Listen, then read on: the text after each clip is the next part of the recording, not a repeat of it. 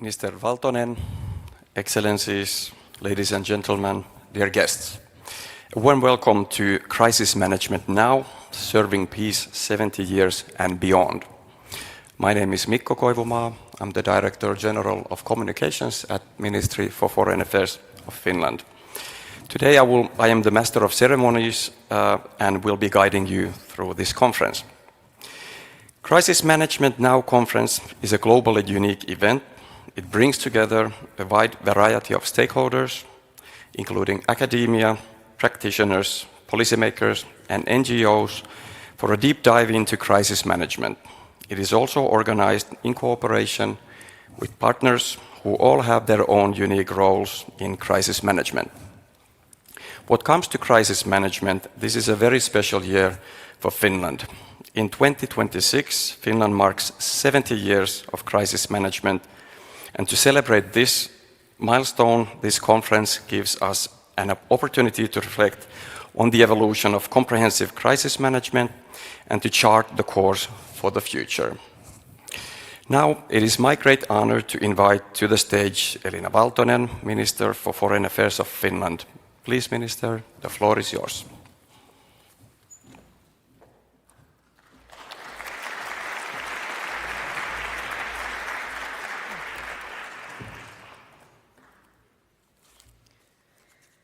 Excellencies, ladies and gentlemen, dear colleagues and friends. It is a great pleasure to welcome you to the Crisis Management Now conference. Today's gathering brings together ambassadors, parliamentarians, crisis management professionals, students, and future international experts. Your presence reflects a shared commitment to peace, security, and international cooperation. We meet here for the fifth time. This year's theme, Serving Peace, 70 Years and Beyond, is both timely and meaningful. This year marks 70 years of Finland's participation in international crisis management. Our journey began in 1956 when Finnish peacekeepers were deployed to Suez under a UN mandate. Since then, more than 60,000 Finns have served in international missions across the world, in Europe, Asia, and Africa, under the UN, the EU, NATO, and the OSCE, as soldiers and as civilian experts. We honor and thank all of those who have served with courage, professionalism, and commitment. Finland's participation in crisis management has not come without sacrifice. 50 Finnish peacekeepers have lost their lives in the line of duty, and dozens more have been wounded. The personal cost of peace has been considerable. Many Finns have also contributed through non-governmental organizations supporting humanitarian relief, education, and post-conflict recovery. Together, these efforts constitute a strong and comprehensive contribution to global stability. Finland is sometimes called a crisis management superpower. For a country of our size, our contribution has indeed been significant, but even more importantly, it has been consistent and value-based. The respect for international law, trust in multilateral cooperation, and a belief in shared responsibility continue to guide our actions. Crisis management remains a key instrument of Finnish foreign security and defense policy. Over the decades, crisis management has evolved. It is no longer about traditional military peacekeeping. Civilian crisis management, police missions, mediation, and support to governance and institutions are now central elements. Sustainable peace requires a comprehensive approach, one that addresses the root causes of conflict and strengthens societies from within. Finland has been among the drivers in this shift. Gender equality is vital in this effort. Women's full, equal and meaningful participation in peace and security is not only a question of rights, but also of effectiveness. Nearly half of Finland's civilian crisis management experts are women, and we continue to support initiatives such as the Women's Military Peace Operations course to promote women's leadership in peace operations.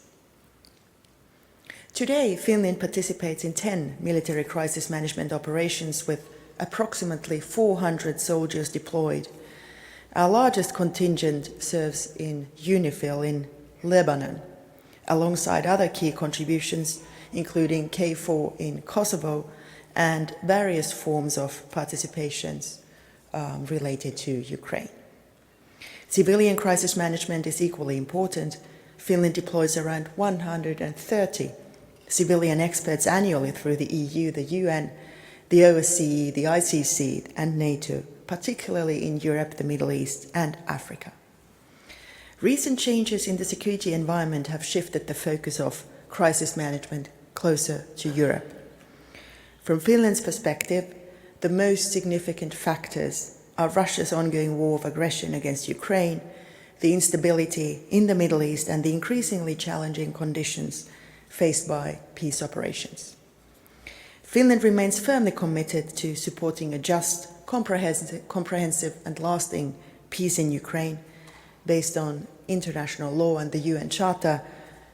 Our support is long-term and responds to the evolving military and civilian needs. In the Middle East, Finnish peacekeepers and experts operate under increasingly difficult conditions. We strongly condemn attacks against UN peacekeepers, including UNIFIL.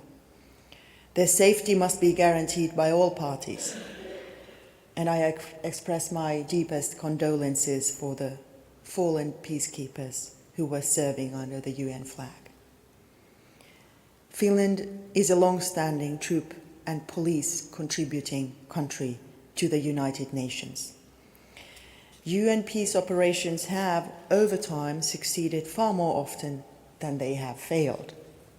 Yet today, geopolitical tensions make consensus and financing more difficult.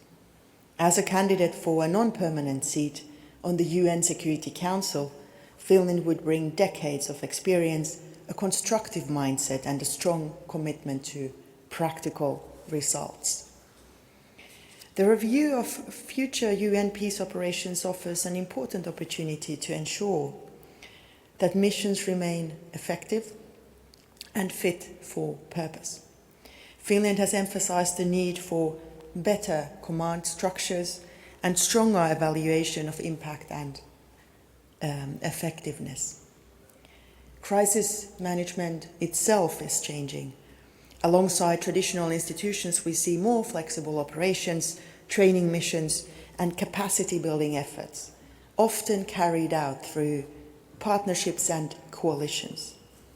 This development is also reflected in the growing role of the European Union. NATO membership also shapes Finland's engagement. Finland participates in NATO crisis management operations and in security assistance and training for Ukraine. Crisis management and prevention remain a core task of the alliance. Dear friends, looking ahead, our commitment remains strong. We need the right capabilities, the willingness to learn, and continuous investment in people. This is why this event matters. To the students and future professionals, you are needed. Crisis management requires skill, resilience, and dedication. And to the practitioners, your work makes a real difference, often under challenging conditions. To our international partners, cooperation is essential. No country can meet today's challenges alone. And to our national partners, Finland's strength lies in close cooperation across authorities and with civil society. 70 years of engagement show what sustained commitment can achieve. But those years also remind us that the task of building peace has so long not been finished. Let us continue working together to strengthen peace, support stability, and uphold the principles that truly matter. Thank you so much.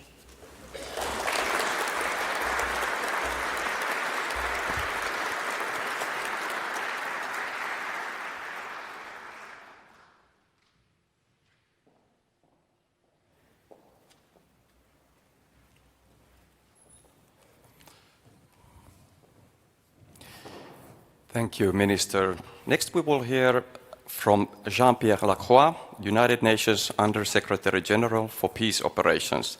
He's delivering his address through a video message.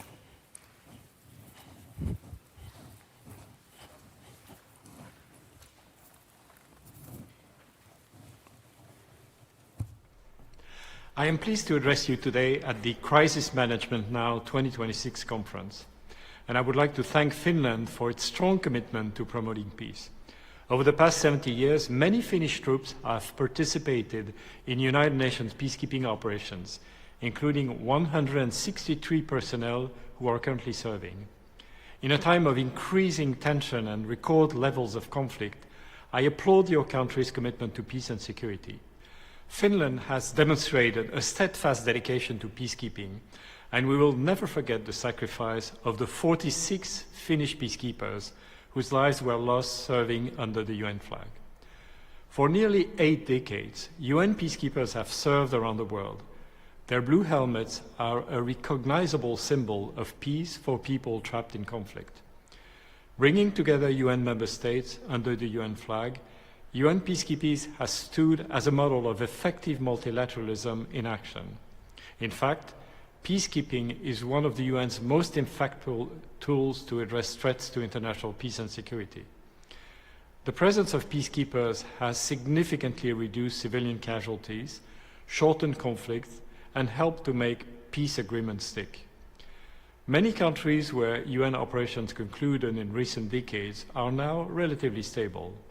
This includes countries such as Cambodia, Angola, Croatia, Timor-Leste, Sierra Leone, El Salvador, Guatemala, Côte d'Ivoire, and Liberia. More recently, in the Central African Republic, UN peacekeepers helped create the conditions for a peace process. This included robust operations against armed groups, leading them to come to the negotiating table and eventually sign on to the 2019 political agreement. The missions was instrumental in helping the country hold wide-scale elections, which began in December 2025 and continued into this month. In South Sudan, where large-scale intercommunal violence erupted in Malakal in 2023, UN peacekeepers rapidly intervened to de-escalate tensions, escort women and children to safety, and conduct rescue operations to extract civilians trapped and targeted inside the camp. Through joint patrols, evacuations, and sustained community engagement, the mission helped stop the violence and saved thousands of lives. In the Democratic Republic of the Congo, during the latter period of 2025, UN peacekeepers supported dialogue to defuse violence in North Kivu and Ituri. They work with the country's armed forces to improve response times to alerts and strengthen patrols and presence in hotspot areas. Looking at the overall record of UN peacekeeping, academics have found that the majority of the over 70 UN peacekeeping missions deployed have succeeded in supporting countries to transition from conflict to peace. Despite its achievements, however, UN peacekeeping today faces many challenges. We are operating in a period of deepening geopolitical fragmentation and divisions among member states. Missions, and more importantly, the political processes they are designed to support, require strong and unified support from the Security Council and the wider UN membership to achieve durable solutions to conflict. The number of active conflicts is currently at its highest level since the end of the Second World War. Moreover, conflicts are evolving. They often cross international borders. They are protracted and marked by political instability, organized crime, and extremism. Many conflicts are shaped by the effects of forced displacement and climate insecurity. At the same time, misinformation and disinformation fuel mistrust and violence, while rapidly evolving technologies, including drones, cyber threats, and AI-powered systems, create new risks for both civilians and peacekeepers. To address these challenges, we are working with member states to continuously strengthen peacekeeping through the Secretary General's Action for Peacekeeping, or A4P, initiative. The current iteration of the A4P implementation plan, A4P Impact, will allow us to build on progress made thus far. Through this initiative, we are enhancing capabilities and performance. By way of example, we issued new operational guidance and guidelines on countering drones. We are also developing climate adaptation measures to ensure missions remain operationally resilient. We are also improving our methodology for evaluating military units. In ongoing conversations with member states and many other stakeholders, we have also been giving careful consideration to the longer-term future of UN peace operations. The Pact for the Future, adopted a year and a half ago, called for a review on the future of all forms of UN peace operations. We consulted widely to gather the views of member states, academia, and civil society. Finland also provided its views, including on the importance of strengthening planning, command and control. The Secretary General will issue their review in a forthcoming report with a number of strategic-level recommendations. At the heart of this vision lie the following points. UN peace operations are a unique and critical instrument in advancing peace processes and lasting political solutions. But they can only be successful when accompanied by unified political engagement from member states, and in particular the Security Council. Second, peace operations need to have realistic, focused and prioritized mandates, as well as commensurate resources and capabilities. Next, as we deploy in fluid and evolving contexts, missions must be more adaptive and agile. It also means we must address obstacles that prevent missions from shifting their posture and operations quickly. Fourth, the UN must maintain its readiness to swiftly mount operational responses along the full spectrum of peace operations. In this regard, there is an urgent need to close the technology and capability gap. Peacekeepers require state-of-the-art equipment to be able to implement their mandates effectively. Fifth, we must operate effectively within a larger ecosystem of partners and actors, such as regional and sub-regional organizations. Where the UN is not in the lead and operations are carried out by other actors, it can still make important contributions. Sixth and lastly, we remain committed to a culture of efficiency across operations. That said, it must be emphasized that UN peace operations are investments in peace whose dividends by far outstrip the cost of non-action. Let me close by noting that since 1948, UN peacekeeping has been a pragmatic and innovative response to peace and security crisis. It has evolved over many decades. At the time of growing uncertainty, readiness must remain a central priority. We cannot predict where the next crisis will emerge or what kind of response will be required. Looking ahead, the legacy of peacekeeping underscores the continued need for adaptability, principled engagement, and collective resolve. If we work together toward a better tomorrow by upholding the principle of the UN Charter, strengthening our united efforts, and investing in peace, we can ensure that today's youth come of age in a world that is more just and more secure. I wish you a fruitful conference. Thank you.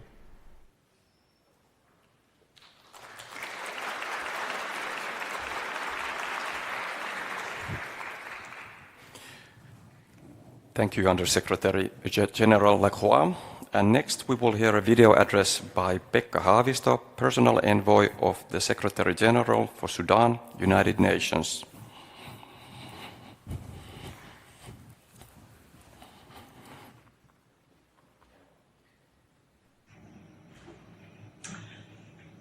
Dear friends and esteemed participants, guests, let me start by wishing you all my very best wishes for this important and timely meeting.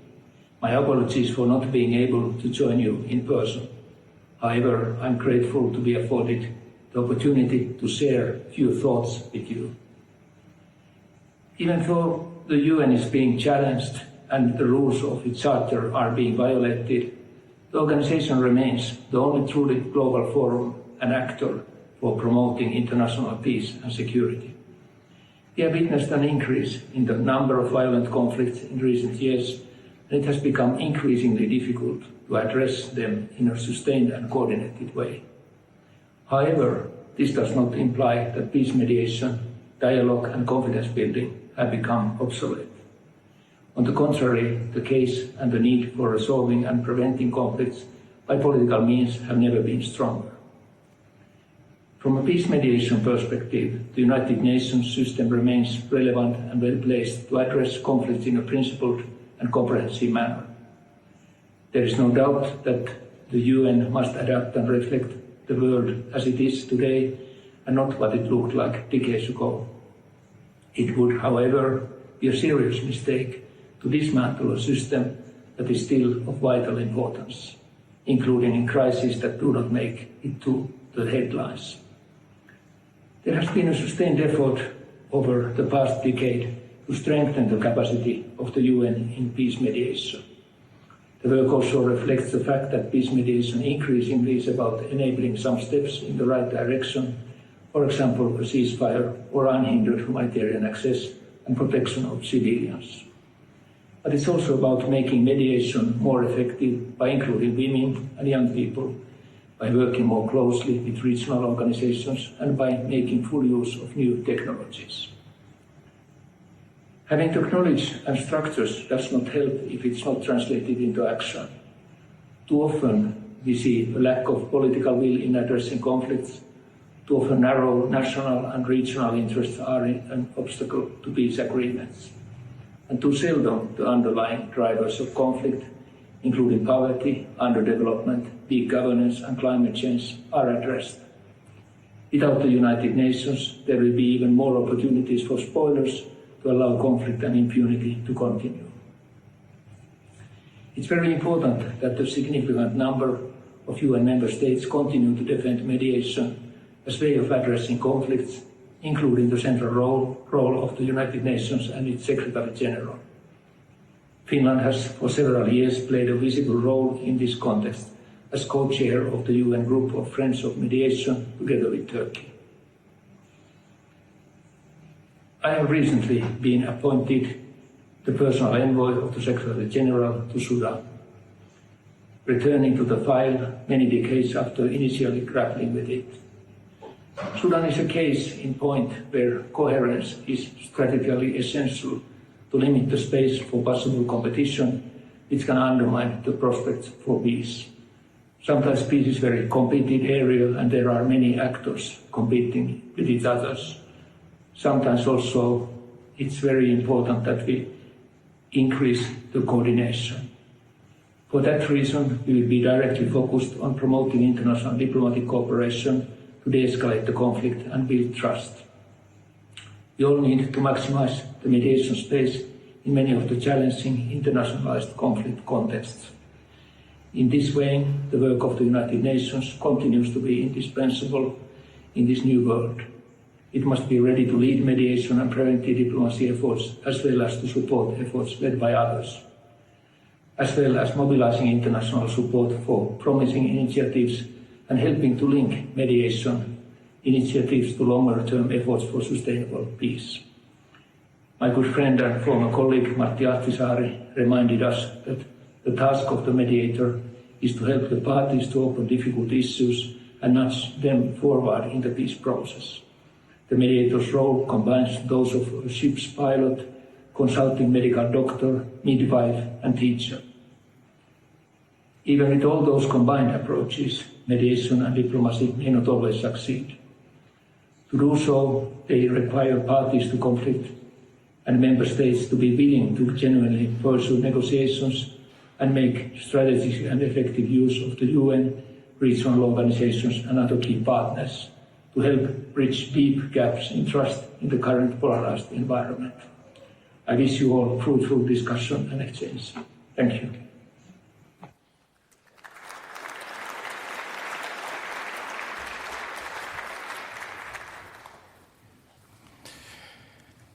Thank you, Personal Envoy Haavisto. From post-World War II peacekeeping to today's multidimensional missions, Finland has played a consistent and innovative role in advancing international stability and comprehensive and inclusive crisis response. Today, through 3 thematic panels, we will explore historical milestones, current challenges, and emerging opportunities shaping crisis management in a rapidly changing world. The discussions aim to provide fresh insights and practical lessons to support a more resilient global cooperation. On top of that, later today we'll also have a chance to hear from crisis management practitioners about their careers and experiences. Now we move directly to our first panel discussion of the day, 70 years of crisis management, lessons from a changing world. Towards the end of the panel discussion, you in the audience will have a chance to deliver comments and pose questions to our speakers. So please keep this in mind already when listening to the panel. Now, without further ado, it is my pleasure to invite first to the stage our moderator, Outi Holopainen, Undersecretary of State at Ministry for Foreign Affairs of Finland, as well as our panelists, Juhana Aunesluoma, Professor of Political History at University of Helsinki, Douglas Carpenter, Head of Division, Civilian Operations Headquarters of European External Action Service, Sari Rautarinta, Police Training Officer at UNMISS South Sudan, and Esa-Pekka Vehkaojo, Colonel and Director at International Center of Defense Forces, FinCENT. Please, the floor is yours. Thank you.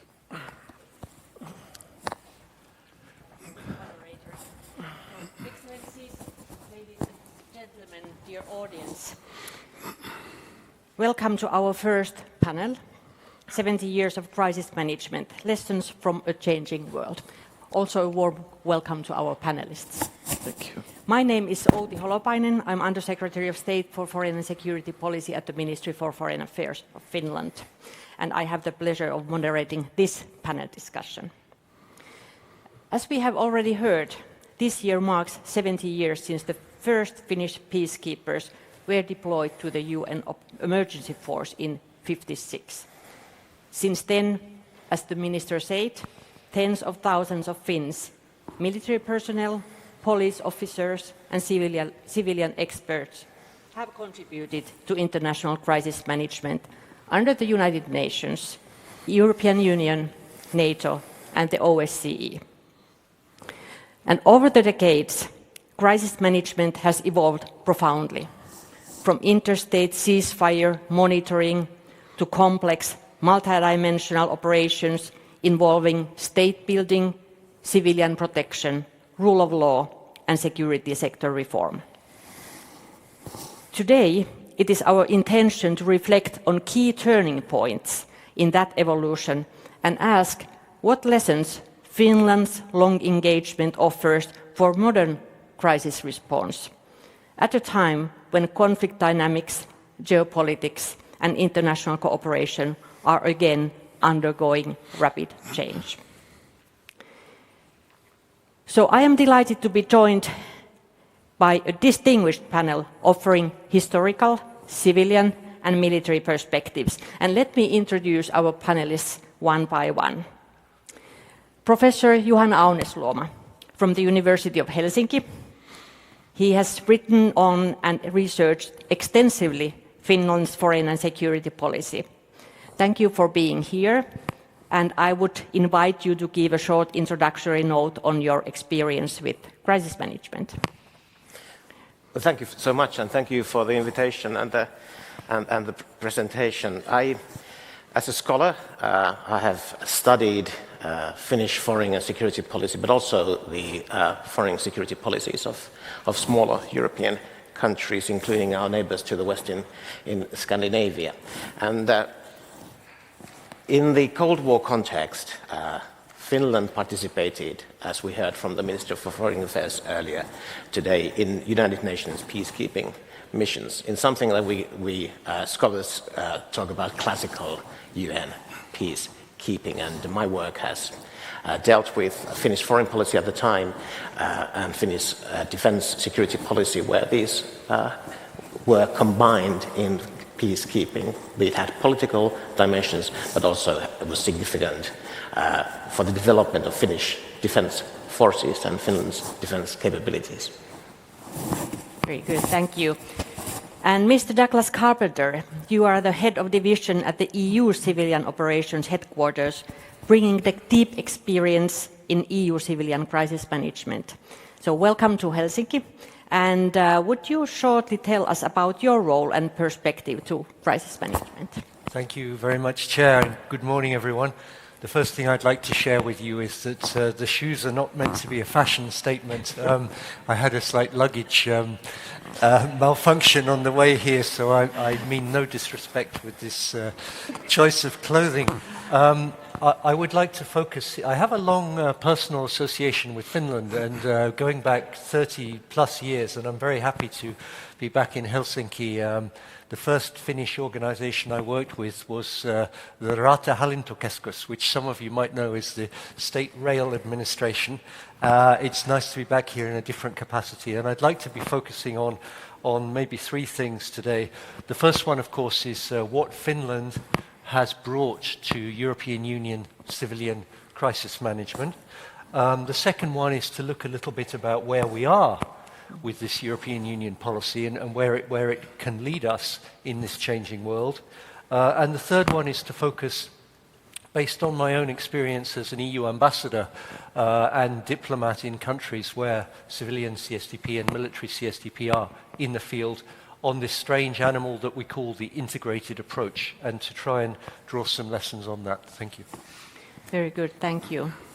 And Sari Rautarinta, police training officer who recently returned from UNMISS in South Sudan, representing the realities of field-level civilian mission. Thank you for being here, and please share with us a little bit of your background with crisis management. Good morning, and thank you for the invitation. I have to say that for today's sake, I actually wish that I would be 90 years old, because then I would have been personally like a person being on the first steps of Finnish peacekeeping or civilian crisis management. And though the hair is quite grey, my story with this international cooperation with UN and EU is only 20 years old. And I have to say that when I went for my first mission, 2007, in UNAMID in Sudan, when it was one Sudan, it was very, very much based all the stories and all the teachings and preparations on peacekeeping the traditional way.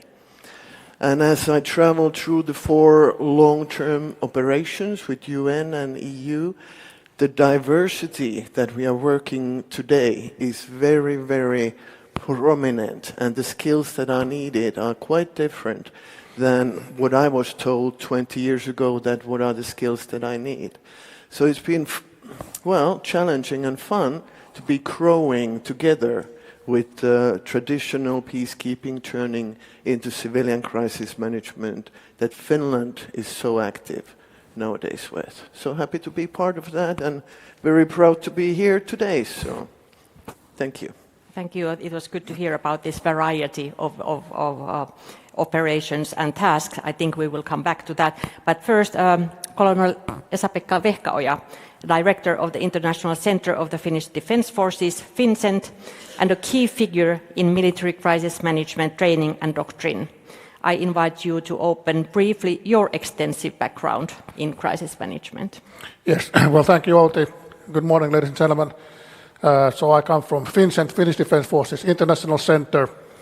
We train individuals and leaders in crisis management, and we deliver courses for United Nations, for NATO, for European Union, and we have been doing this since 1969, when FinCENT was established, and we are the longest-serving peacekeeping training center in the UN.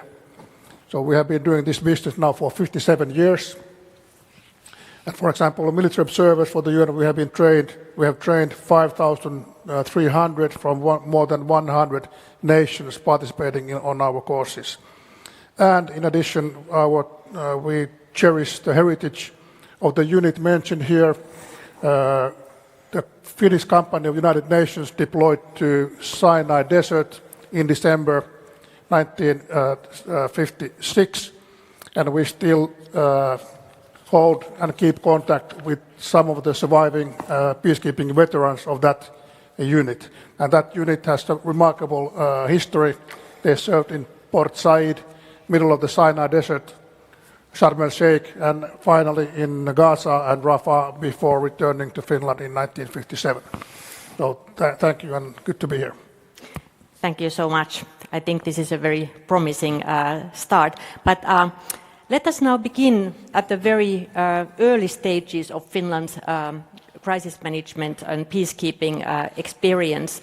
So we joined UN peacekeeping in '56, only roughly a decade after the devastation of the Second World War and our own wars. So, Professor Aunesluoma, you already hinted also to the political dimensions of crisis management. But in your opinion, why did Finland choose to contribute to peacekeeping so soon after the war, and what did participation offer Finland politically and strategically?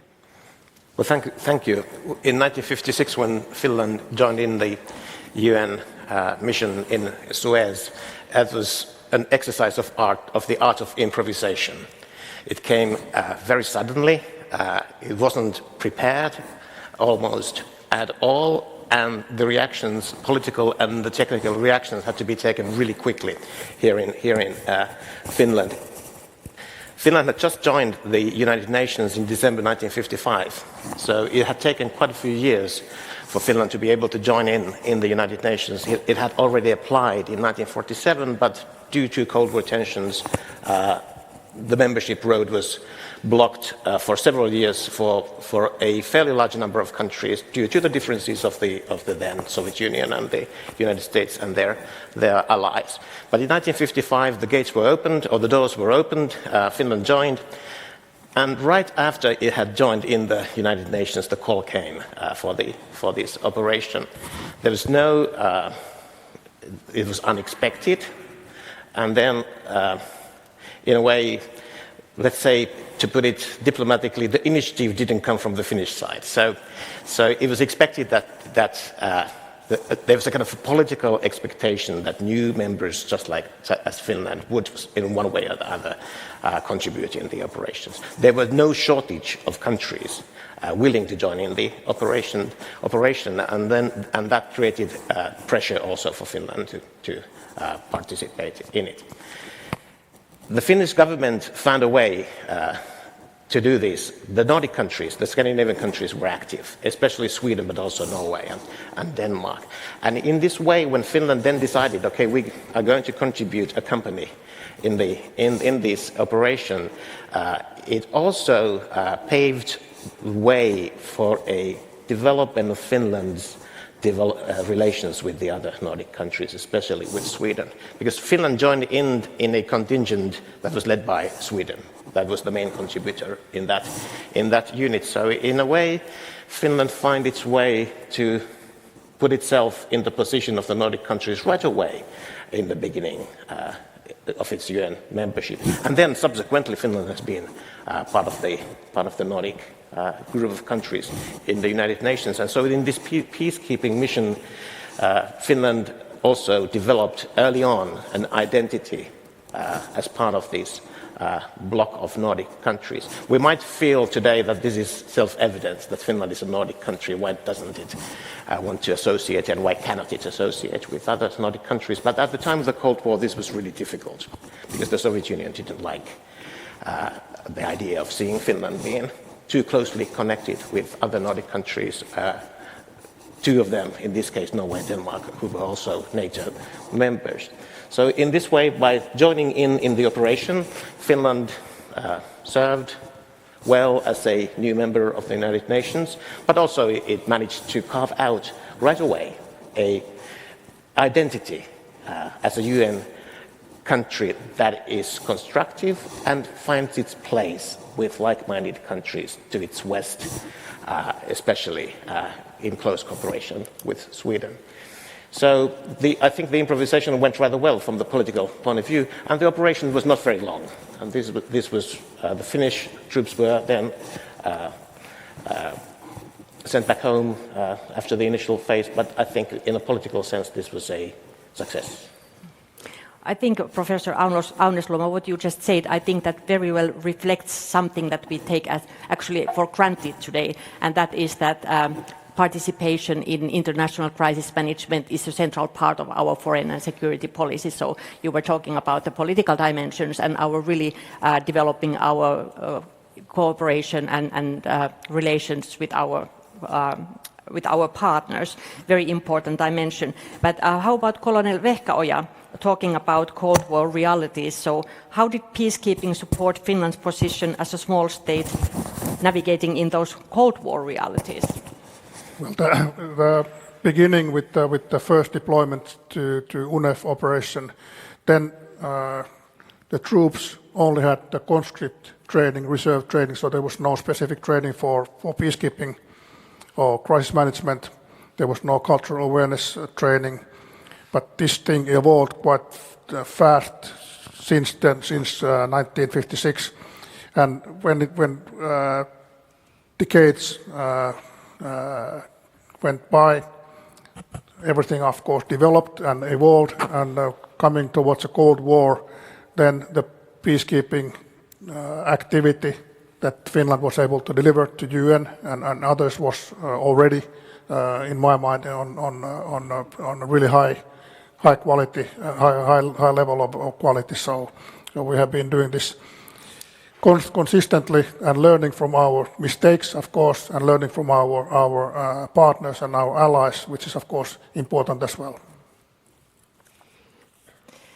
Very good.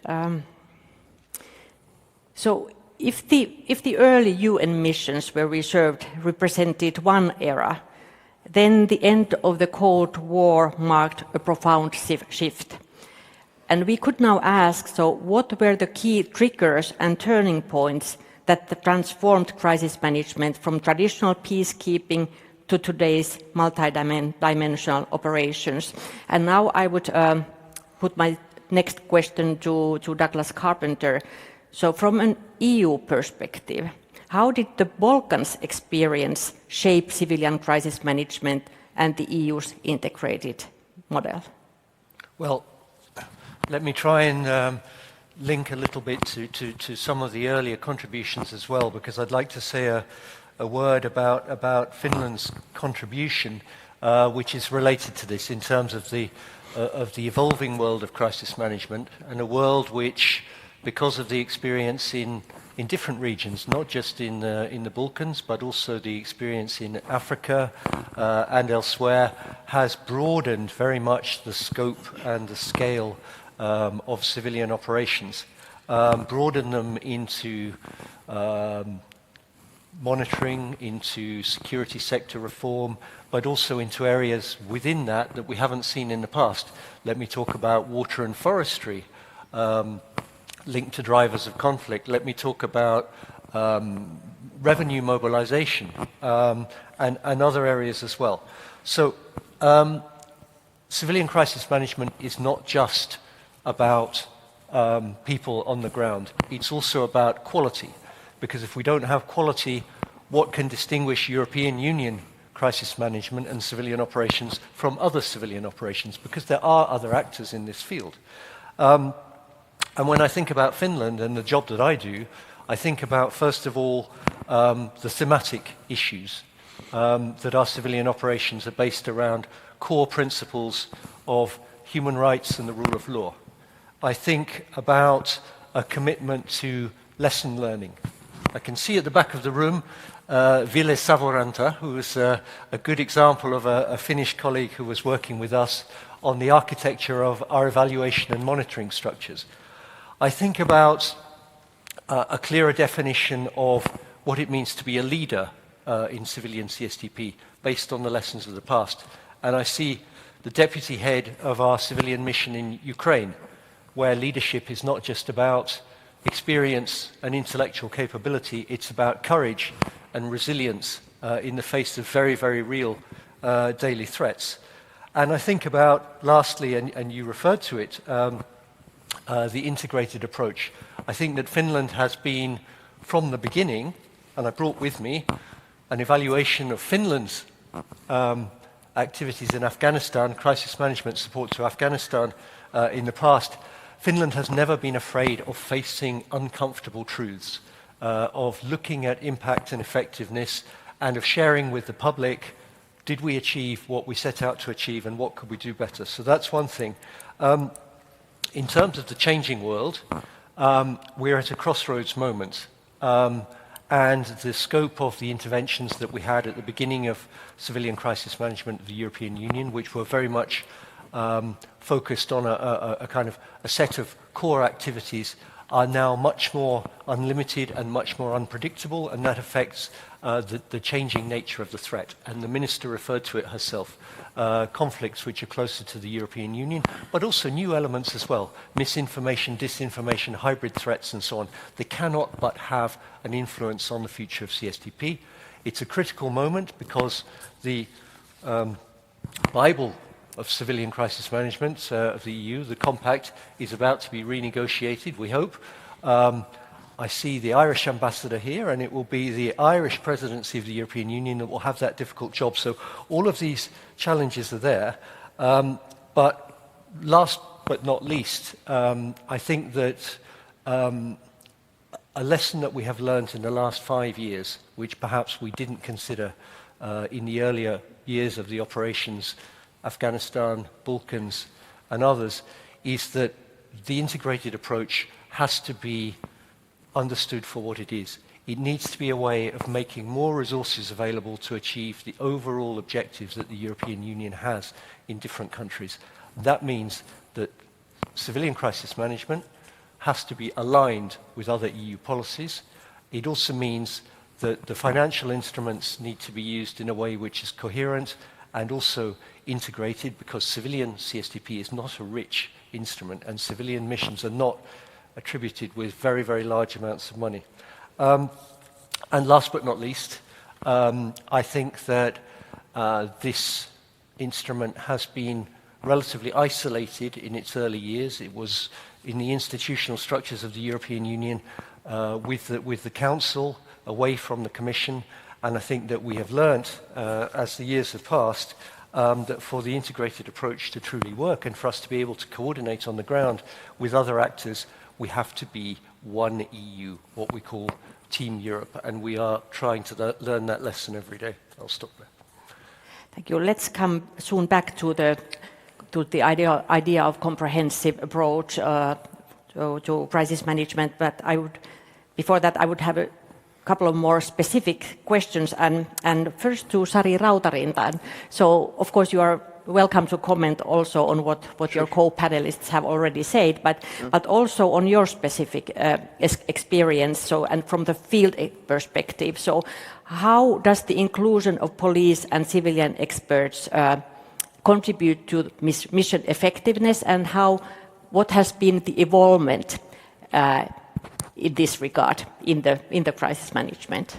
Well, thank you. And I have to first refer a little bit back to the colleagues over here that though nowadays all the planning of the missions, whether EU or UN, is very planned and the mandate are structured and sort of like the work to be done in the host states is very specific.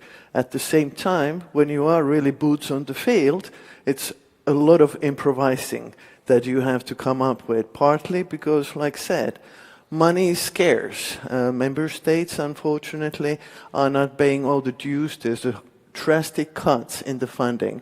And when the people on the field don't have money for the tools that they need for the work, then the work cannot be done. So civilian crisis management, like mentioned, is operating with much less money, for example, compared to the military things. Then to the police side, I mean, nowadays, as we are talking about supporting states that are trying to rebuild themselves from after times of conflict, structures of state, the rule of law chain is completely either destroyed or lacking. And if it's not there, the citizens don't have the security that they deserve and they need to have in order for them to be citizens that are willing and able to rebuild their own states in the long term, or to uphold and keep the results that UN and EU are helping them in the beginning of the restructuring. So we need the whole rule of law chain. It's not only about police.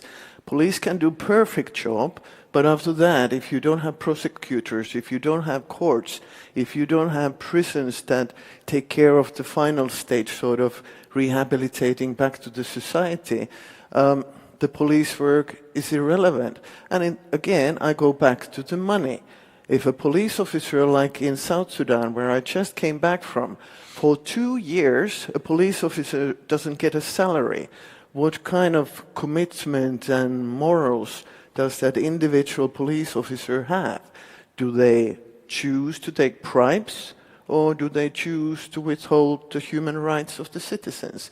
So sometimes the demands and requirements that we, the international organizations, have about uphold human rights and keep our rule of law, it's quite incredibly high when you look from the receiving end, when the dreams and the reality are so far away from each other. So for that, we really need professionally, diversely skilled individuals who can help and support the host state individuals in their work of rebuilding the state again. Thank you. Very good. Colonel Vehkaoja, how did military doctrine and training adapt to increasingly complex mandates and operating environments? Yes, of course, the doctrines have been evolving over the decades, but now you mentioned the multi-domain operations. So this today, it means orchestrating the military instrument of power to deliver effects in all domains, which are land, sea, air, space, and cyber. Plus, in addition to that, synchronize all activity between military and non-military actors. Like we heard, the military or the police are not able to do the job alone. So it needs to be the whole chain to rebuild the society or support the society. So of course, we work together with our other actors in the military.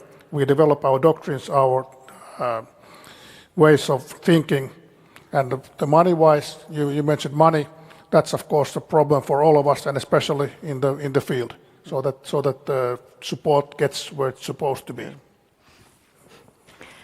I think we, as Finns, and for those who have been involved with crisis management issues, I think we are proud of our ability to understand the interface between military and civilian crisis management and the operations on the ground. But what would you say, especially Sari, with your field experience, and Colonel Vehkaoja as well? So, from your field experience, do we really understand, and do we really work in an effective way in that sense, combining the military or making it smooth, this interface between military and civilian actors on the ground, and also from EU perspective? So how would you say generally at EU, in EU operations, and when you look at what we are doing coming from different member states, so are we good at that?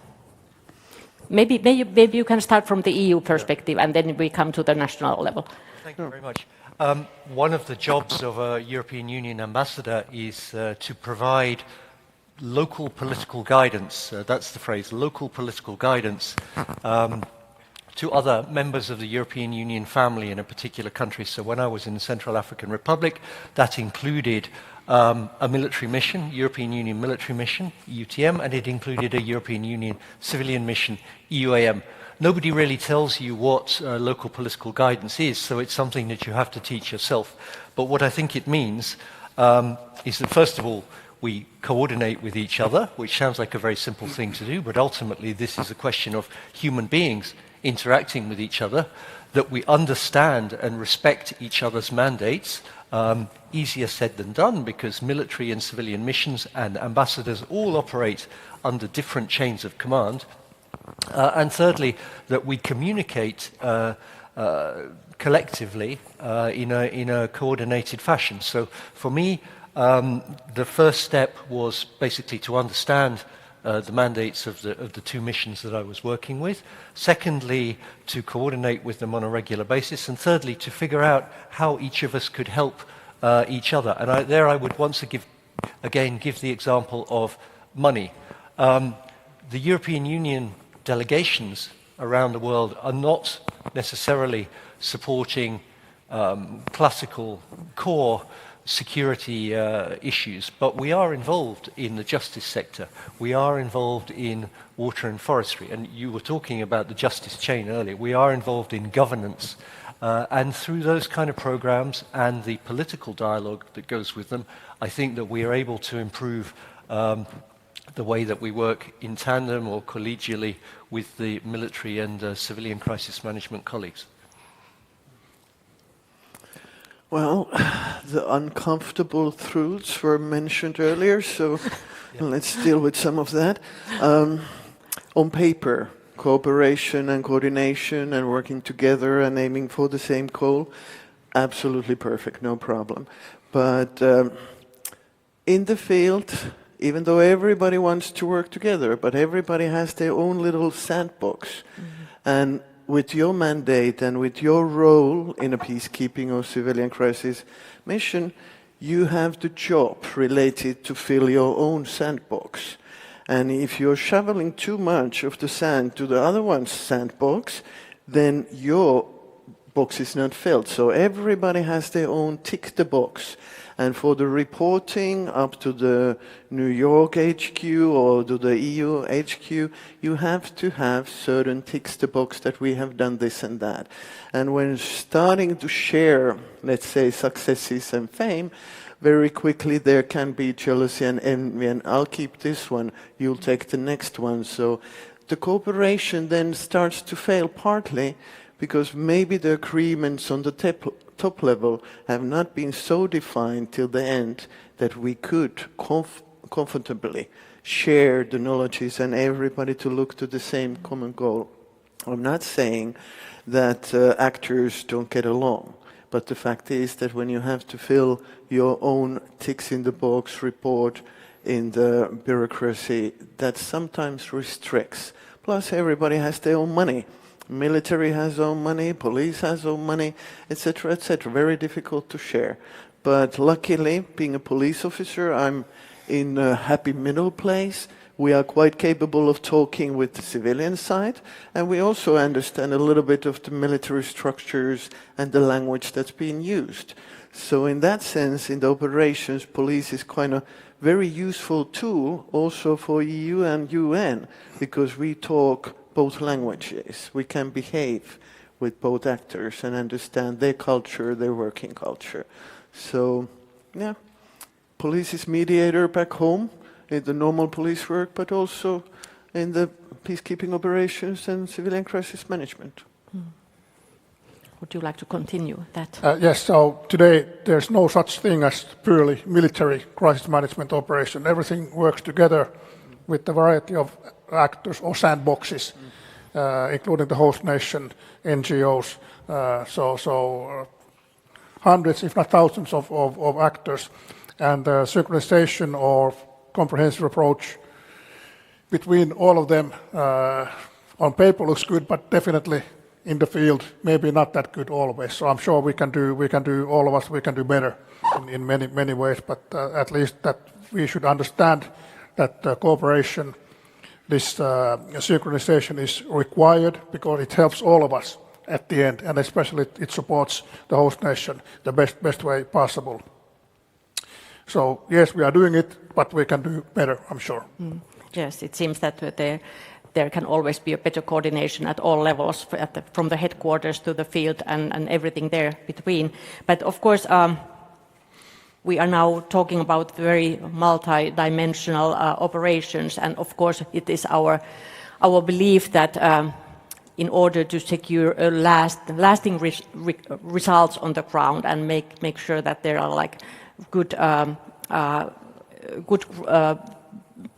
there is a good basis for a future, better future, a more stable future, and so on.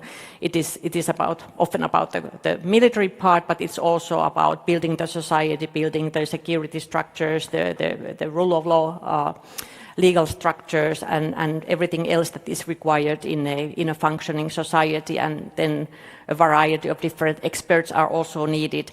And this integrated approach, comprehensive approach, has been like kind of the name of the game of international crisis management for some time already.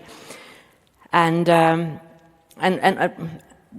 Professor Aunesluoma, how does this look on the paper and from your perspective? So have you followed closely kind of the evolution of crisis management and how it has been evolved towards a more comprehensive approach? Yes, this is of course a key development over the last decades, but also has an even longer history. And by this I refer to that we have the concept of crisis management. And when we talk about crisis management, we talk a lot about management. So we talk about how we do it, or how the actors do it, how they do it together with different branches, with different organizations, vertically, horizontally. But there's also the crisis part in this concept, and that's kind of the second half. And what are the crises like that we are dealing with here, and how have crises changed over time? These two are connected, of course, and the management needs to address the question of the nature of the crisis as well. But at any given point of time, be it peacekeeping in the 1950s or crisis management from the 1990s onwards, there's always been a understanding, also a theoretical understanding of what are the conflicts about and what is peace about. And this has shifted over time. So, of course, we have had traditional conflicts between states, and their peacekeeping proved its worth from the 1950s onwards, when you had organized states engaged in war, or in some cases internal conflicts, but with fairly well organized parties and a structure that it was perhaps less complex than in later conflicts. And now we're talking about conflicts and crises in a kind of a multi-dimensional grid, where you have really different kinds of conflicts in different places. In the duration of the conflicts, you have different phases.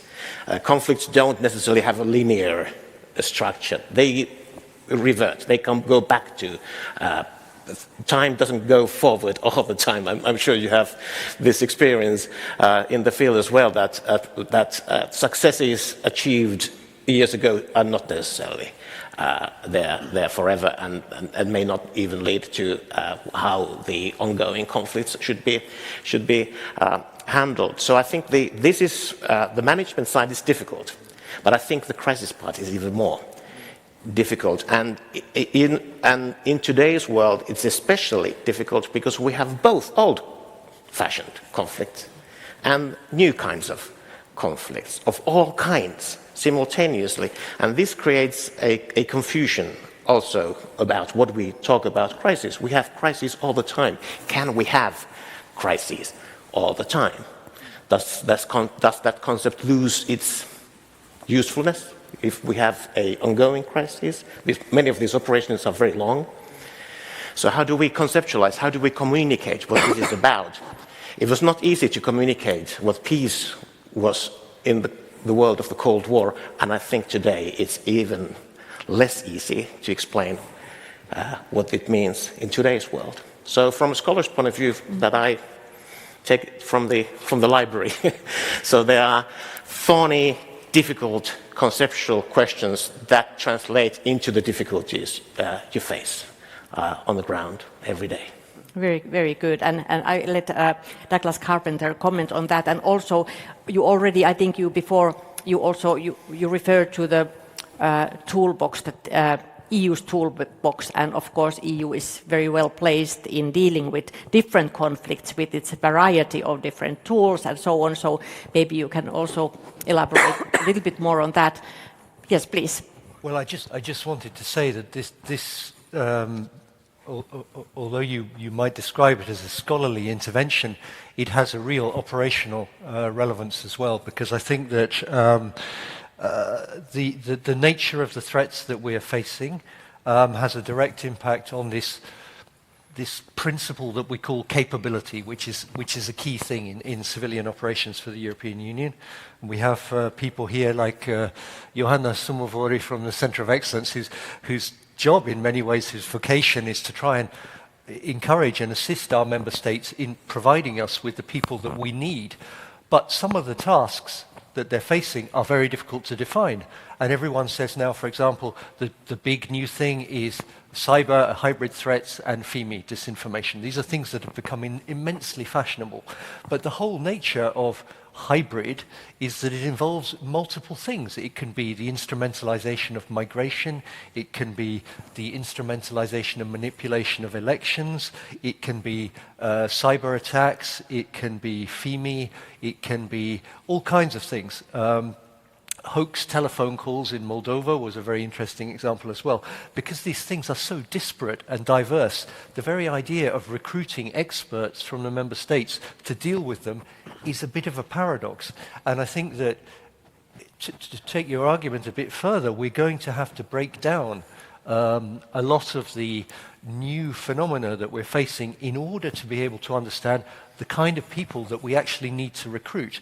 And that, for me, is one of our principal challenges now. I would have a follow-on question on that. So when we now think about the very diverse crises where the EU is also involved and tries to manage those crises, so could you tell an example on where what has worked well, like an example of what has worked well in the integrated approach of the EU, and where maybe the goals have been a bit too unrealistic? Mm-hmm. Oh, yes, okay. I think often the key to success, and it's in this evaluation study and it's in many other studies as well, impact evaluations that we're doing now, is the quality of the partnership and the appropriation of the partners, because fundamentally, particularly in security sector reform, but in other areas as well, even in monitoring, we're working with partner countries, and if that relationship works, then the results will be better. So if we have an advisor who is able to sit in the same corridor as the minister, is able to advise the minister, is brought into discussions, then we're going to have better results than if we have an advisor who the minister only invites to see him or her every 3 months, and the advisor is sitting inside the mission compound. I mean, that for me is a kind of a key aspect of it, the appropriation. But also I think that fundamentally we need partners who know what they want. And we perhaps sometimes give too much attention to our own side of the coin and not enough to the other side. And that's why, and this is where ambassadors come in, a political dialogue to support civilian missions and military missions is absolutely key, because that dialogue is how you find out what the top elected representatives and leaders of the country actually want from you. Mm. Yes. I would really love to support you in that. I mean, even though we and our mandates are evolving and the words are getting finer and nicer and very sophisticated, the needs of the people who are there in the countries, in the host states where we go with our peacekeeping and civilian crisis management missions, they need the same basic things that they have always needed. They need the food, they need the medication, they need education, they need security, very, very basic level needs. And sometimes our more evolved systems are offering things that they don't so much need. So to be able to handle, like in integrated peacekeeping or civilian crisis management, you have the actors who are supporting the needs of the food, medication, humanitarian assistance. You have the actors who work with development issues, which give the tools for the host state to actually become a sustainable state. And then we have the military police, civilian crisis management, different actors from rule of law side, which then give the security in the long term. And as referred, some of the missions are super long, I mean, sometimes overstay their welcome, like it's happening in South Sudan currently. So the thing is that we really have to remember what is the key, to have a sustainable, independent state, which the state can take care of its own citizens, and the citizens actually want to support their own state, whether it's elections or paying taxes. No state functions without taxes. If I would be the high and mighty in peacekeeping or CSDP missions, I would send all the possible taxation advisors, because without the money, the states don't work. So, yeah, thank you. So, Colonel Vehkaoja, the variety of crises, conflicts, and the new different hybrid dimensions of crisis, what does this mean for Finland's comparative advantages? Well, today our advantages are more in specific capacities that we can deliver to the crisis management operations. Earlier, it was more manpower, so it was more heavy on the need of human power and participation. But today, I would say that what we can deliver and support the operations, it's logistics, intelligence, communications, some specific activities like mine clearing type of activity, for example. So more specific, very, let's say, technically more advanced activities than just purely large number of troops, which are still, of course, needed in some operations, but for a case of a small country like us, I think it's wise to concentrate on some specific core tasks. Very good. Then a specific question on something that is our priority as Finland on the paper, in all our policy documents, but also in practice, and something that we want to underline in each and every occasion. That is the concept of women, peace and security in all its dimensions. So I would now put a question to all of you to answer my question, but we would start with Sari Rautarinta. So how do you see the role of women in crisis management missions changing, both as participants, but also from the perspective of the operation on the ground? Okay, thank you. I think the clearest change is numbers. For example, it was very few women 20 years ago in UNAMID mission, and you felt a bit awed. They're surrounded by all the gentlemen. Now there's a lot more female colleagues, but always have to remember that it's still professional colleagues that we are sending, and we need to send. It's not only about the biological sex of those we send. Naturally, in countries that have been in conflict, they are very, very masculine countries usually. A lot of aggression, the history of war, tradition of harmful cultural traditions. And especially female colleagues can be huge role models, not only for the host state actors, the ones that we are trying to do the hard sale of human rights and respecting of human rights and equal opportunities to everybody, but also to our colleague countries, other member states of UN, where the understanding of equality or gender equality or equal opportunities to everybody are quite diverse.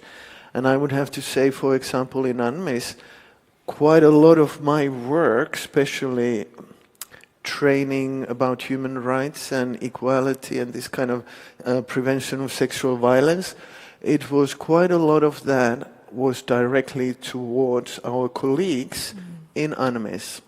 Because the beauty of UN is diversity, and that also brings its own challenges into the UN missions. So that again goes to the improvisation, sometimes when working together. But hey, if we send only one part of our society, all the men, what kind of picture are we representing of a Nordic equal social democratic country? So everybody involved. And the EU perspective. Well,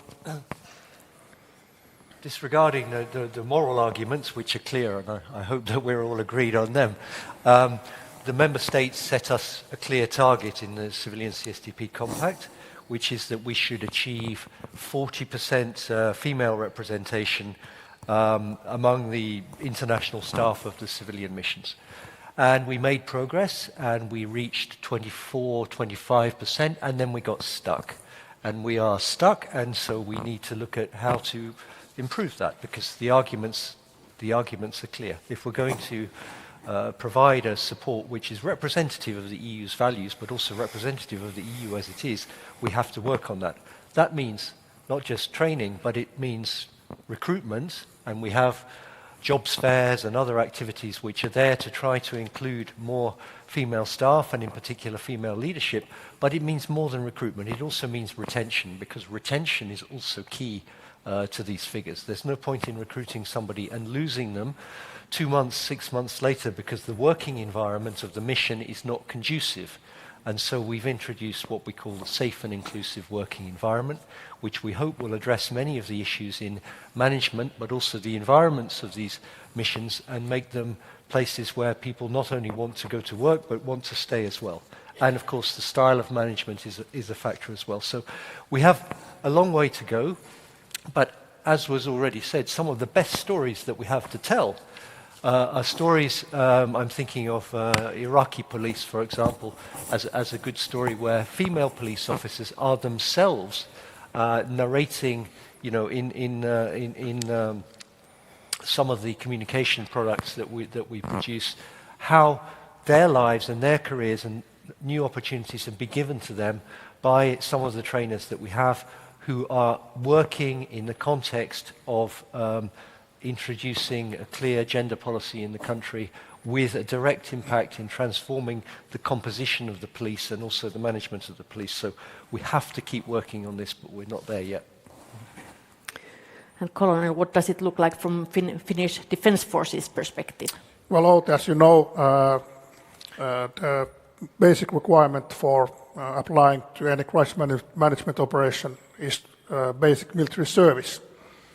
And since Finland has only voluntary conscript service possibility for women, we are simply not able to produce enough women soldiers in Finland who would then be able to apply to crisis management operations. So, and this is different in let's say other Western countries where there's more like professional army and not the conscript service as the basic solution for national defense. So this constitutes a challenge, and at the moment I think for the past 10-20 years out of the Finnish peacekeepers, some 5% have been and are female at the moment. So. Very good. And Professor Aunesluoma, is there something that you would like to add?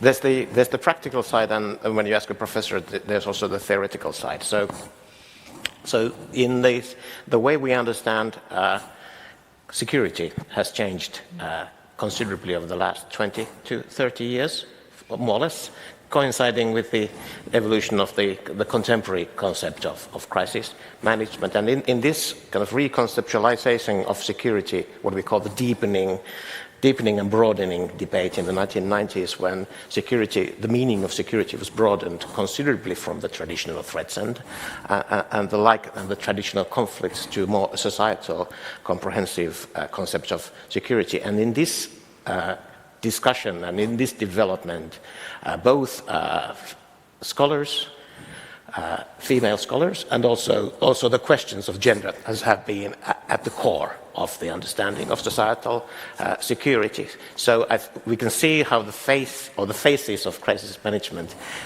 change into a more equal future, but also the face of international diplomacy has changed at the same time. And these are connected, both of what we understand the tasks are, and also who are the people that deliver them. Good.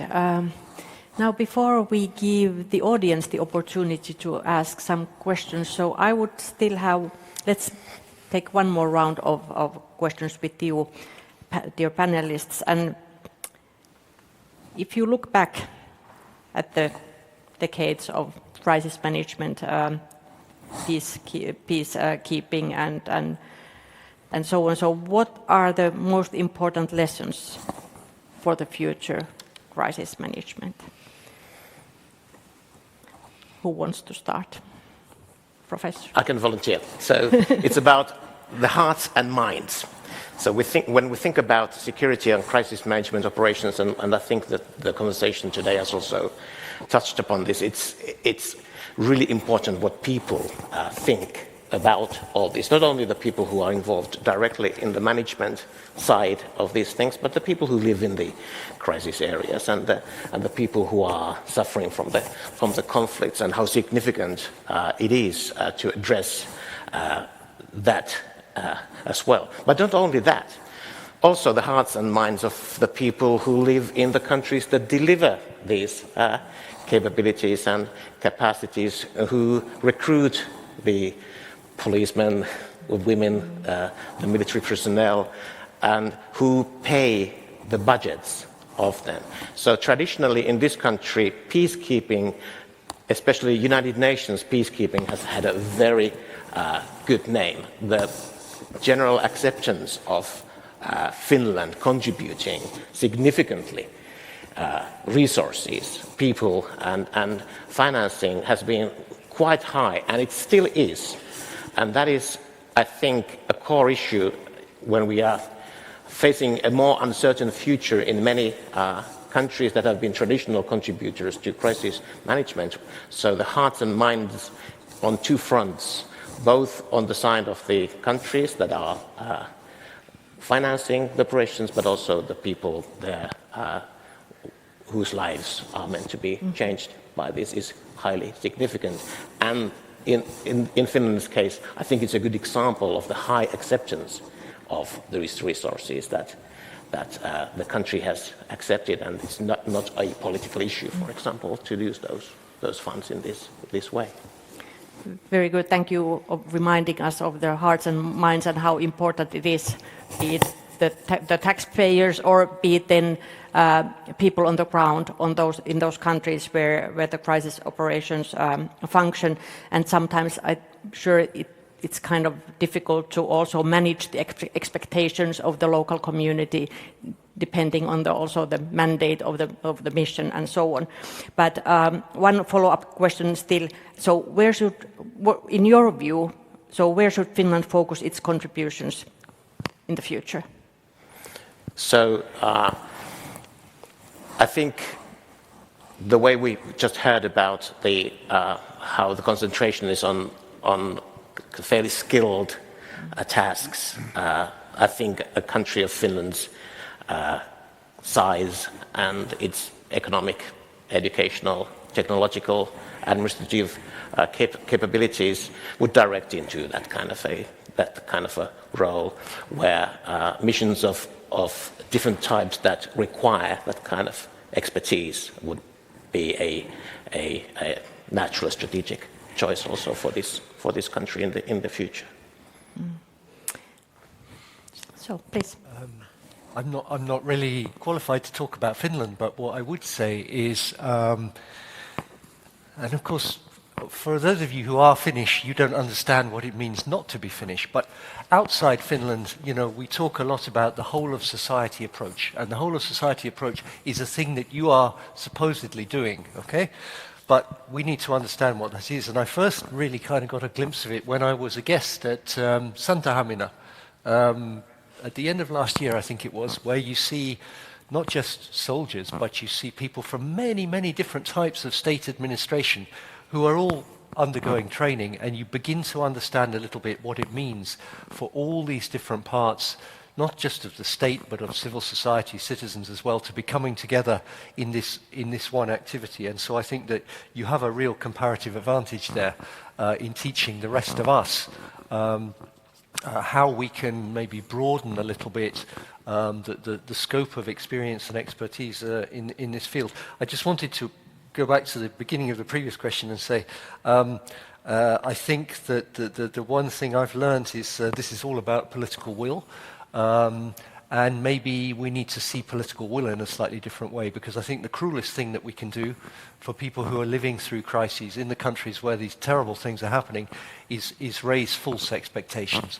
And so that means that we need to, when we take political decisions at the level of the EU, that we want to take action somewhere, we need to understand that that political decision needs to address capability issues from the beginning.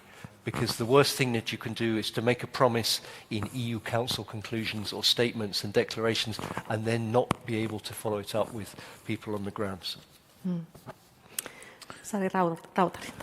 Maybe I continue. You used hearts and minds, so I continue with another phrase, out of sight, out of mind. So both for the commitment of Finland or other member states, it's super important that the political decision makers, the normal citizens who are paying the taxes that pay for the costs of peacekeeping and civilian crisis management, that the people know what they are paying for.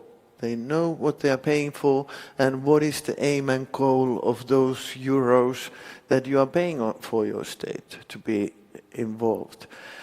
And I believe that the hearts and minds of the Finns are there, though still civilian crisis management, for example, is very, very little known outside of those who are actively involved. That, let's see, I meet somebody who doesn't know about me or doesn't know me from before, and then it comes out, oh, you worked in Sudan, Afghanistan, Ukraine, South Sudan. Like, what in the world do you do? So this is kind of like weird, unknown world to people who are not part of this world. So I think we have a lot to do in making civilian crisis management more known, and then it becomes into the sight. And when it comes into the sight, it's known, then it comes to the mind and people get even more involved. For the host state actors, super important. It's not only the uniformed personnel, military and police, which is easy to identify when they are moving, let's say, for example, in Juba, in South Sudan. Uniformed personnel is easy to identify. And very often also the host state receiving end user, let's call it end users, they don't know about all the rest of the available support. So I think we really, really need to do our work better in informing back home and also where we're going to, because the people often need immediate help. They are hungry, they are sick, and they are being killed and raped. They need immediate help. And then when our capacity building help comes and refines into capabilities of the host state years later, the host state citizens, they don't see that UN, EU is working there because the results come delayed. So we have to make ourselves in sight and thus in mind in order to win the hearts and minds. Thank you. Of course, we hope that also events like this help to raise awareness. Exactly. About the significance of crisis management, but also about the diversity and the needs. The need of different expertise in operations. At Colonel Vehkaoja also about the lessons from the past for the future. Yes, thank you. First, I come back to you, sir. The thing that you're referring to is the comprehensive security model of Finland. So this is exactly what you were saying, and I agree totally with what you said. But from otherwise, so I would say that what we should maintain and develop is the education and training for peacekeeping operations, especially including cultural awareness, which is, well, hearts and minds in a way, but we should always know where we are going, know the area, population, languages, religions, problems, local politics, all actors in the area. So as long as we understand where we're going, so then we're able to help the population and work better with other actors in the area. Excellent. Okay, so we now have time for some questions from the audience. So please raise your hand and wait for the microphone. We could start from the right and then proceed towards the left. But there, yes, please.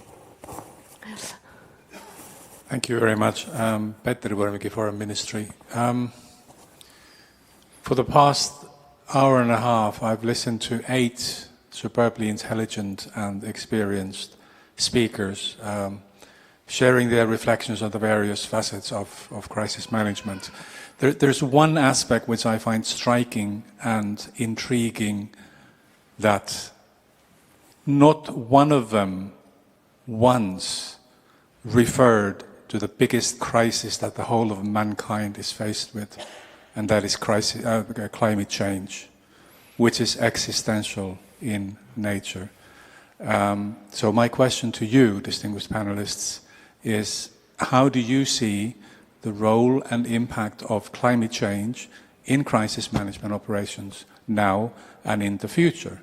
Because it is getting worse and worse on every passing day, a hell of a lot worse. Thank you. If it's okay for you, let's take a couple of questions and then you can answer. So, okay, here, Ambassador here. Tomasz Chłoń, Ambassador, head of the Polish embassy in Finland.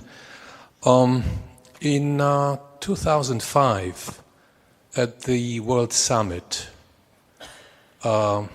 nations endorsed the principle of responsibility to protect. That is, that states have obligation to protect their populations, and when they fail, the international community has the right to intervene. Has this principle been forgotten? Okay, let's take these two very different questions first, the climate change and responsibility to protect. So who would like to start? Okay, let's start from Professor Aunisloma. Yes, thank you very much, and thank you for the question on climate change. The problem with climate change, well, not the problem. One of the problems with climate change is the nature of the crisis, and there we go into the whole concept of what crisis is. It's a slow-moving, actually, from our perspective, a frighteningly fast moving crisis, but for the large part of the world, it creeps slowly. Its effects are felt occasionally.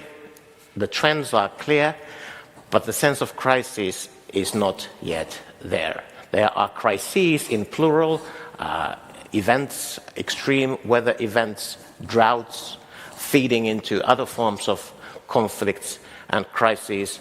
But compared to the traditional tasks of crisis management, this is different. And the magnitude of the problem is also different. So it is difficult to communicate climate change as crisis. I know that there's an active discussion and strong movements and ways to accentuate our understanding of climate change as a climate crisis, but that yet has not gone through in the all right places. Steps have been taken into the right direction, but clearly they are not enough, and things will get a lot worse before they get better in this regard. So I don't know how it should be communicated more effectively. The current way doesn't seem to work. So something else has to come, and well, let's see. But we don't have the pleasure of wait and see in this case. It just has to be communicated, conceptualized more effectively, that people understand that the measures have to be taken here and now in order not to face an even harder situation in the years to come. We are here quite acutely aware of of climate change, and I think all Europeans are, because the warming is fast on our continent, and the further north you go, the more clearly you see the impact of it. But that experience is not yet widely enough shared around the planet, and then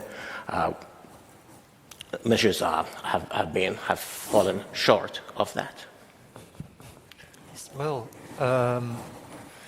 Petteri Vuorimäki, he always asks difficult questions. I think I would try to separate this from into two things. I mean, as a broader issue, obviously this hasn't gone away, and I hope that the EU has managed to retain consistency on the subject of climate change. We are active in the Congo Basin. We are active, I hope, in the Arctic. You can tell me. We are active in the Sahel because we recognize not just the benefit, the need to preserve the planet, but obviously it is one of the drivers of conflict, and we have conflicts which are based on nomadic pastoralism, we have conflicts which are based on water resource disputes, we have conflicts which are based on forestry disputes and so on, so there's clearly a security dimension as well, so we have to keep going. I would say, however, that when you look at it from the perspective purely of operational civilian CSDP, you have to find a niche, because there are a lot of EU actors involved there, and I think that there are a couple of niches. One of them is in strategic advice to the security sector actors, and security sector actors are not just police, gendarmerie, but they're also, for example, forestry guards, helping to organize forestry guard services, as we are in Central African Republic, for example, so that they're able to deal with environmental, natural resource-related crime. I think that's an important contribution that we can make.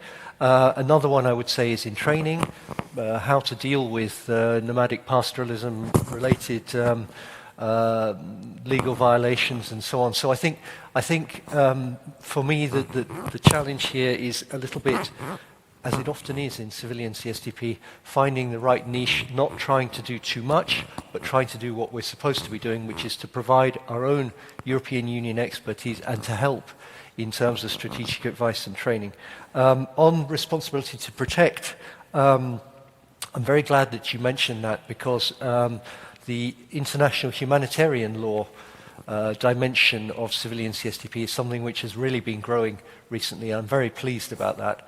And that's particularly, well, just to give one example, when police or gendarmerie are being deployed to areas where there are significant movements of displaced populations, that they actually understand what are their legal responsibilities and their responsibilities under international law as well. It's a relatively new area for us, but one which I think is absolutely vital, given that the EU wants its values and commitments to be reflected in the support that it gives. So we now work actively with ECHO, the EU Humanitarian Office, and we now work actively as well on all of the legislation and guidance which is given within the EU family on international humanitarian law. Would you like to comment on the climate change, from what's the impact on the ground? Well, maybe I would say that when the worries of the people are in today, for the host state actors, it's difficult to think the effects of a climate change 10 or 20 years later, when your needs are surviving today. So thus fighting climate change globally, and for example with the host state counterparts, it's one of these hard sales like human rights and gender mainstreaming, climate change, when we are not talking about surviving today. But again, the people in UN missions, EU missions, we can be role models. We behave the way that shows how you can do baby steps and small steps in your everyday life to protect and to prevent climate change, not throw the empty Coca-Cola bottle out of the UN car, put it in the trash, recycle it, like small role model things like we do in everything else also. And then for the protection of responsibility to protect, absolutely not forgotten. For me, for example, it is such a self-evident part of the big picture of protecting the human rights, striving for the equal opportunities, rights of the women, it's self-evident there. And in the peacekeeping missions, we do it just with the different tools, depending what is each other's role in the responsibility to protect. And for example, UNMISS, very strong on protection of civilians.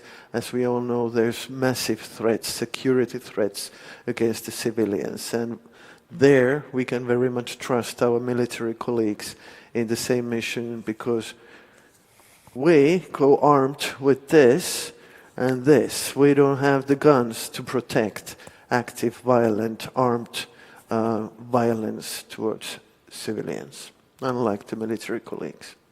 Thank you. Okay, let's take the next two questions. There, with the white shirt. Thank you. I work on the educational field here in Finland, and which we are very proud of. Not that I work there, but generally, of course, educational field. But this question goes to Juhana Aunesluoma, but the others can answer this question as well. And from a policy perspective, what are the most effective proactive strategies for governments and international organizations to reduce the risk of religion-based conflicts before they emerge?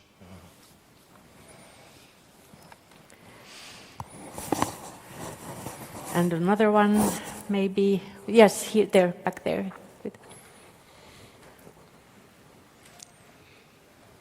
Yes, hello, Jan Elena. I'm legal advisor in the Finnish Red Cross. I work with international humanitarian law, so I was very happy to hear that. But before coming to the Red Cross, I in fact worked for the EU as a civilian crisis management monitor, etc. And from that, I wanted to ask something that Ms. Rautarinta very well picked up.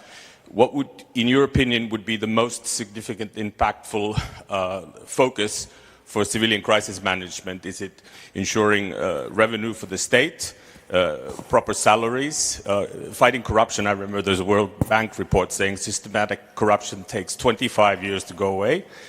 Mediation or political peace building, local democracy, physical security, civil society, freedom of speech.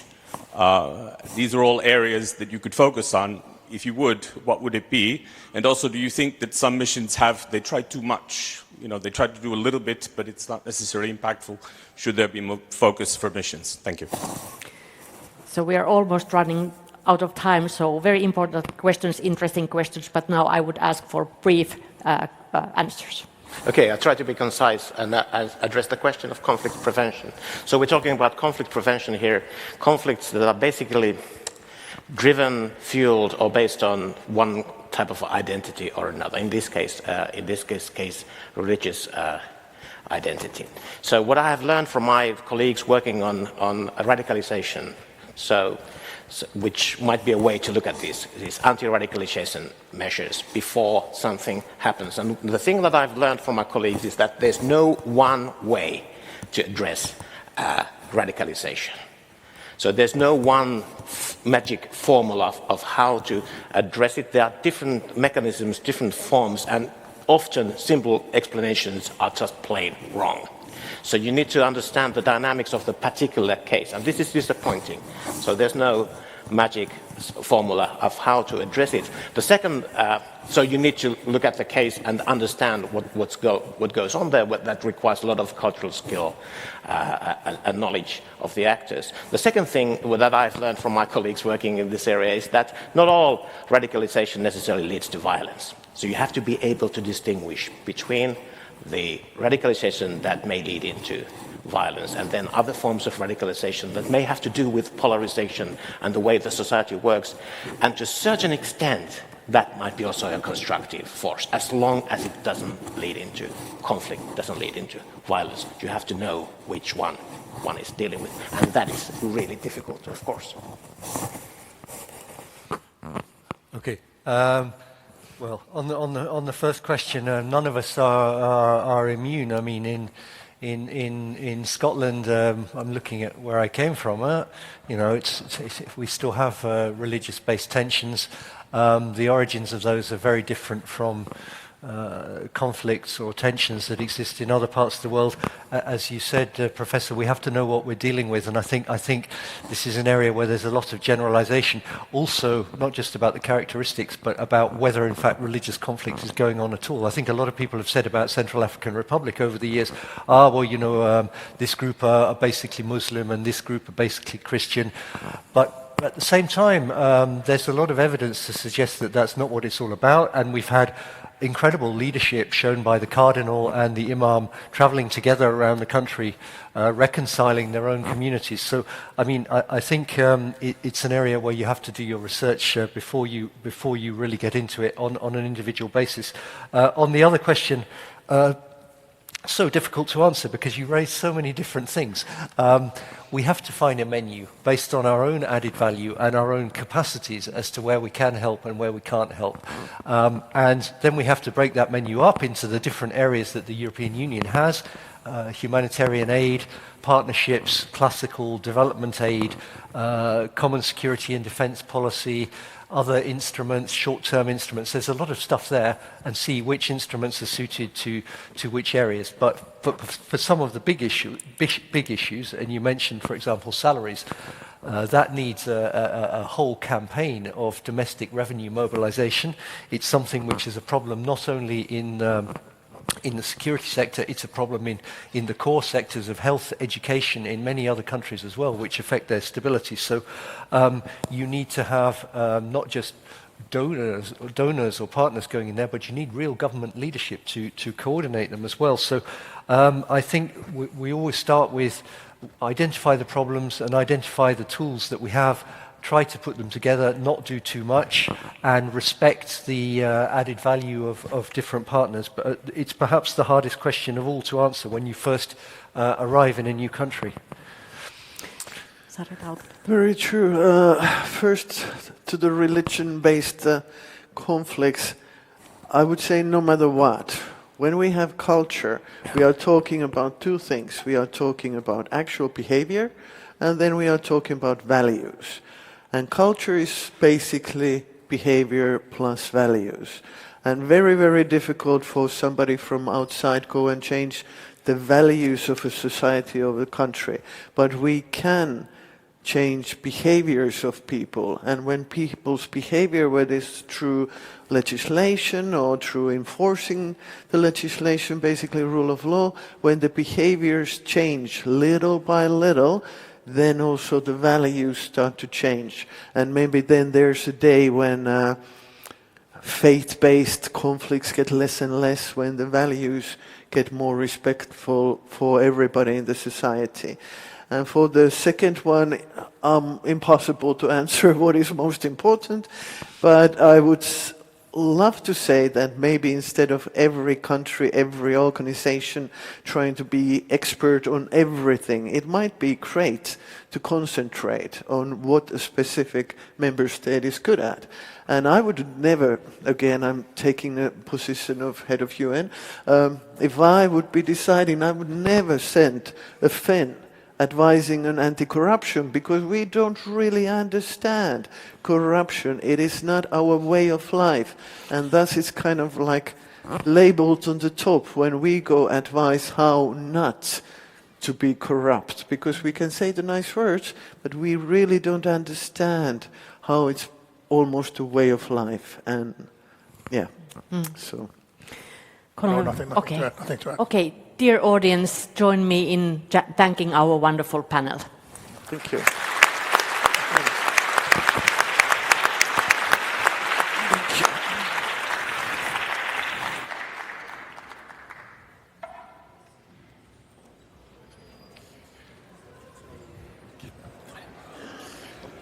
Many thanks to our moderator, all the speakers and everyone for great discussion. We will now have a technical break of about 10-15 minutes, and we'll try to continue at 11:30, so please be back in time.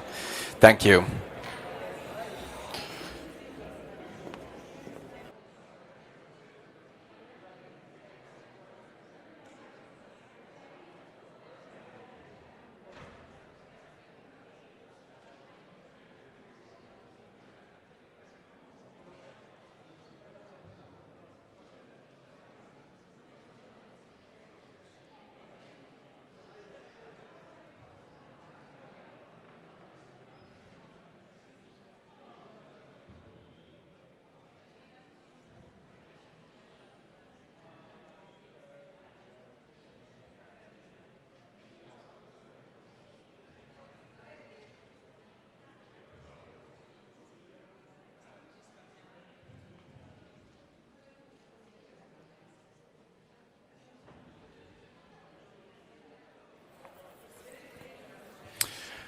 Welcome back. I hope you feel refreshed after the rather short break. We will now move on to our next panel, the state and challenges of global crisis management in 2026. Again, you will have a chance to ask questions towards the end of the discussion. It is my pleasure to invite to the stage first our moderator, Johanna Sumuvuori, Director of European Centre of Excellence for Civilian Crisis Management, as well as the panelists Vianney Bisimba, Advisor at CMI Martti Ahtisaari Peace Foundation, Petteri Kajanmaa, Colonel retired and Special Researcher at National Defense University, Marko Lehti, Research Director at Tampere Peace Research Institute, and Mia Rahunen, Specialist in Civilian Crisis Management. Please, the floor is yours. Thank you very much, Mikko, and I hope you can all hear me. So, good morning, distinguished audience, and welcome to our distinguished panel to this second session of today's Crisis Management Now conference. My name is Johanna Sumuvuori, like presented, and I'm currently have been 1 year working as a director for the European Centre of Excellence for Civilian Crisis Management. It's a long word, but in brief, we are a member organization for 25 EU member states, established by Germany in the year of 2020, in the middle of COVID pandemic. And what we do, we are actually working together with our 25 member states and in close cooperation with the EU External Action Service to advance and develop national crisis management capabilities in all our member countries. And as Douglas Carpenter from the EU Operations Headquarters mentioned in the previous panel, it is a task that needs special focus in today's world when crises are getting more complex, the security and operational environment is getting more complex, geopolitical reality is getting more complex. So it also needs all the member states who are providing seconded national experts for different missions, be them UN or civilian CSDP missions, needs them really to think how they can develop their national capabilities also in terms of personnel, recruitments, finding the right people with right skills for these situations that we are facing now in many operations.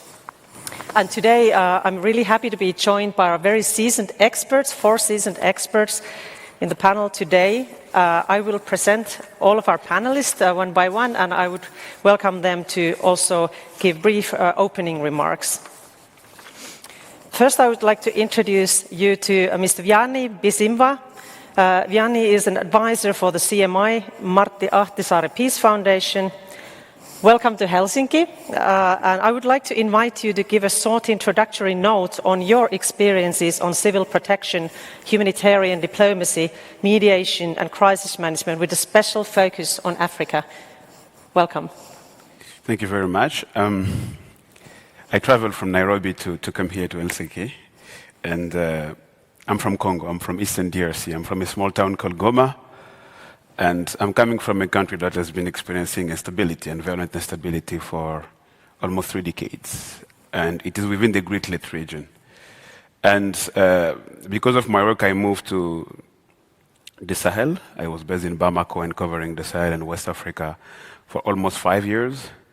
And there I was also, being able to see and to live somehow almost 5 military coups happening in that area. And now from Nairobi, where I'm covering Horn and also East African countries, so I've been able to see Africa from different perspectives. And there's a lot we can share about that. Few things here is, one of them, I want to say that if you look at our current realities, my feeling is that we are more still trying to manage a lot of crises, and we are not being very successful in resolving them. My feeling is that we are trying, again, to contain fire and not be able to address what is making this fire happening. And if you look at the Sahel or DRC, you will also understand that most of our approaches to crisis management has been more tactical and very less strategic. All these mining deals, for example, between the US and Congo can tell you a lot about that, for example. We also see that, as I said in the previous panel, that very old conflicts still remain. Some of them remain very active and very complex, while new conflicts are coming in. So the complexity of the conflicts is becoming very, very complicated and very hard. I was in Munich, I think 2 years ago, during the Munich Security Conference, and I was facilitating a meeting with a dozen of senior military officers, from a dozen of African countries. And they said something very interesting during that panel. They say, you who are able to talk to some of those political actors, can you tell them that military or the force are not Doliprane? So if you look at many African countries, whenever there is a political tension between two political forces, they will send military. When there is community tensions and community conflict, they will send military. When there is a student unrest and they're not happy with anything, they will send military. There is this big use of force that we have been saying, which is not resolving conflict, actually. It's even fueling it. And when issues happen about civilian harm due to military intervention, military say they leave us alone, blaming us for what is happening there. We also see that institutions that are supposed to be the one managing conflict are becoming more weaker. In the West Africa, for example, you see that the Sahelian country, Mali, Niger, and Burkina Faso, has left the West Africa bloc, which is supposed to be one of the instruments to help them deal with the conflict. The African Union, for example, and intervention has been weakened, and they are not able even to address some of the conflict happening. And from the Sahel to DRC to Somalia to Sudan, responses to the crisis are not inclusive. Civil society, women, and youth are not included. This is a continent, Africa, where 70% of the population are young, and they are not involved, into those responses to the crisis. And we are not finding them where they are. There were these issues I was discussing with one of the president of an African body, and I was telling him, how far do you want to include young people? And I was suggesting to him, do you want to go to a Facebook Live and discuss with them? And he told me, I think my first meeting, they will try to insult me. I will say, perhaps, after that, the second or the fourth or the 10th one, you will establish some common ground with them. And also, finally, I want to say that we are very, very weak in providing early response, even if early warning information is becoming there. If you ask me today, what are the next upcoming conflicts in the continent, I can tell you. Look at the tension between Ethiopia and Eritrea. Look at the tensions between different countries that, that now is not yet a very active conflict. But our ability to be able to provide early responses are very, very low. And then finally, there is this issue of, and speaking, from Helsinki, this issue of double standard. In the past, when you want to advance issues like civilian protection, humanitarian diplomacy, you will rely mostly on Western actors. But now, people are questioning their ability, to apply their own standards that they've been, for the last decade pushing for, including in African context. And those will be linked to civilian protection, for example. How far, as we are supporting intervention and forces, we are able to make sure that protecting civilians is not only kind of like law-based, but it's really very strategic. And the way people see us including them, in the responses we're providing will depend on how legitimate our crisis management response will be accepted. I will stop by there for now. Thank you very much. And this is a great remark you said about we are trying to manage the conflicts, but we are not resolving them. And this is an interesting takeaway from your introductory remarks. And maybe something you said about the Western approach. We are discussing, and the previous panel discussed a lot about Finland, and maybe a European also approach. And there's a war in Europe, obviously, and conflicts in the Middle East that dominate the European media landscape. But there are also other situations and conflicts, for example, situations in Sudan, Myanmar, and the Sahel region, and in the Democratic Republic of Congo as well. So we are now in this panel trying to look at the global stage, coming a little bit further from Finland and Europe, but also looking what the global crisis management looks like.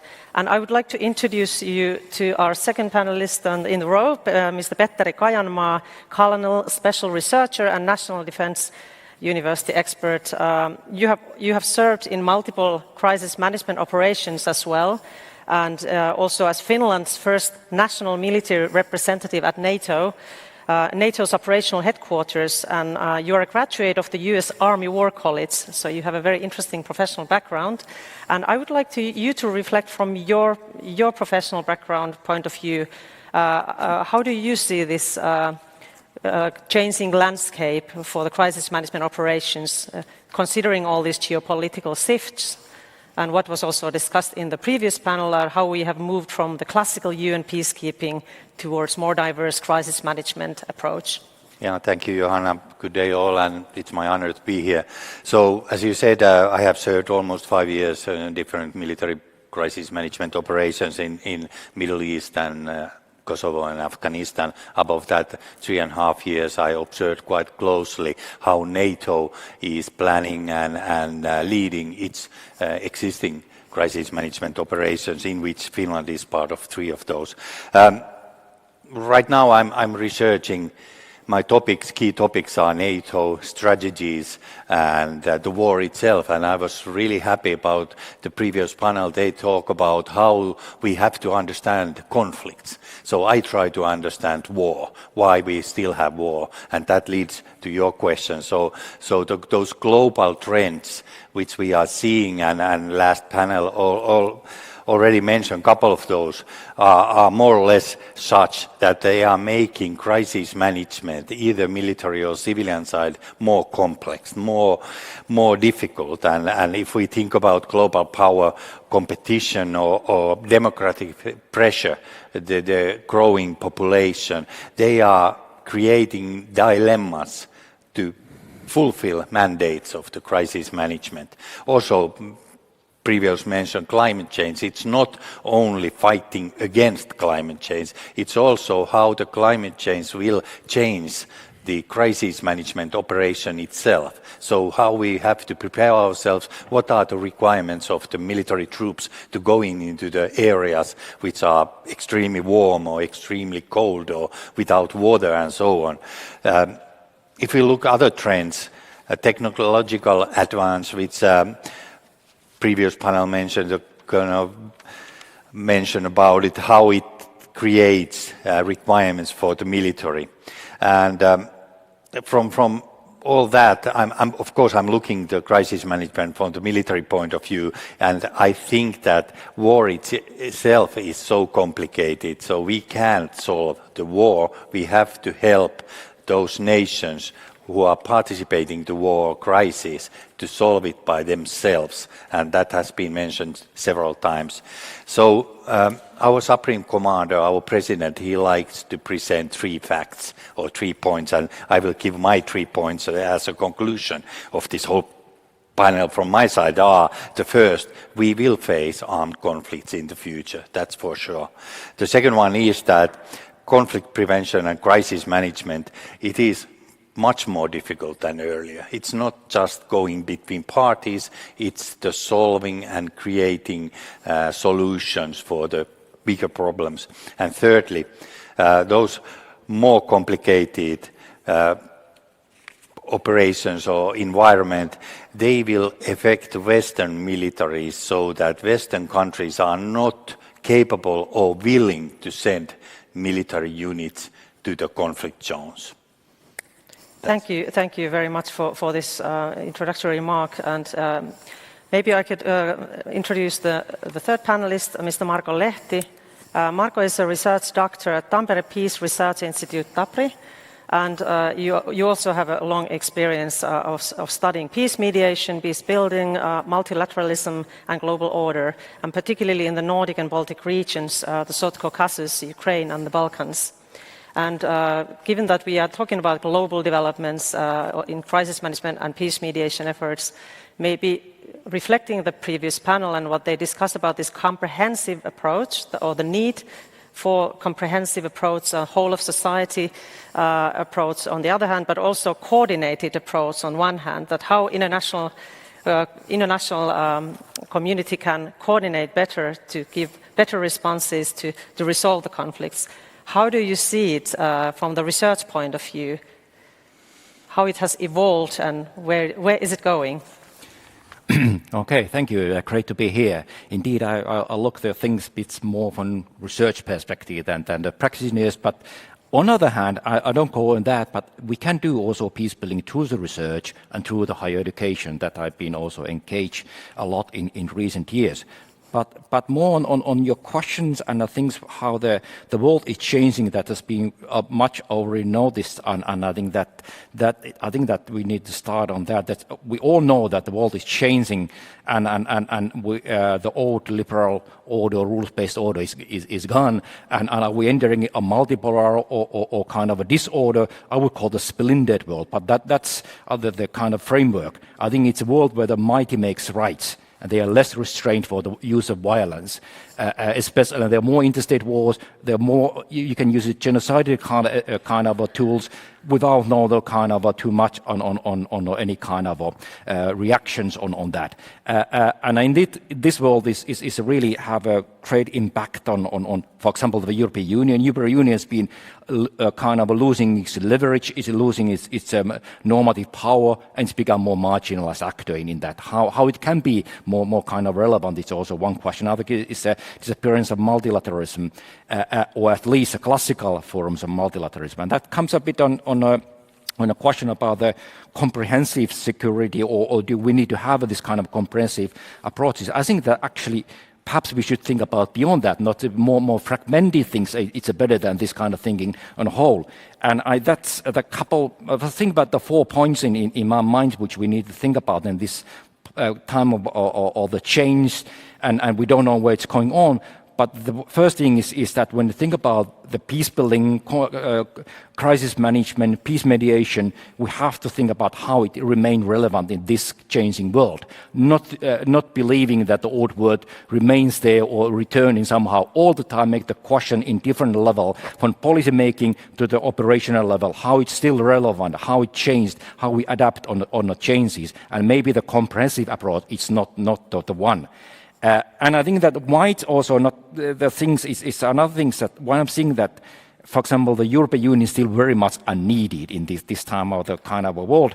Is if you look about the world at how there's a lot of peacemakers there, a lot of peace brokers in this world, or talk about the peace, but there are a lot of a kind of transactionalism. There are this kind of a deals making. There are autocratic conflict management, and this is a very different kind of a peace, and it's not very inclusive. It's not engaging civil society, it's excluding civil society actors. And the EU has been good on that. It's engaging with the inclusivity. It have its own peace ecosystems with the linking the EU states, non-governmental actors, local actors. This is the richness of this is something which are valuable, because the peace is locally built, locally owned, and it cannot be really orchestrated in that way. You have to support it that. And that way also, I think, against a bit of comprehensive approach, that we have to accept also epistemic plurality for the peace, so that we don't have all knowledge and hear what is needed for peace, how it's promoted the peace. We have to accept that there are different understanding what peace means, how to achieve the peace, and to respect that. It's not easy but it's really context specific, it's sensitive, but I think it needs adaptive operation. It needs a very pragmatic approach, because only then you can understand that they are different and this is a bit against the comprehensive also. And the last point, which a bit also I challenge the comprehensive in that way, is that if you look about the current kind of peacemaking, I not call the peace mediation, but peace diplomacy, it's become power politics. You look about the US, you look about the China, Russia, it's a part of power politics. And I'm a bit afraid that what is EU doing? If you're seeing also the crisis management only through the kind of a national security thinking, then we're doing also power politics. And that it's a bit the kind of someone need really talking about the peace, a local peace. And the big thing is, in my opinion, the question that we cannot separate it, how we build a peace within Europe, how we understand it on our own peace, and how we kind of promoted peace elsewhere. And we are now completely changing this kind of, I call it armed peace.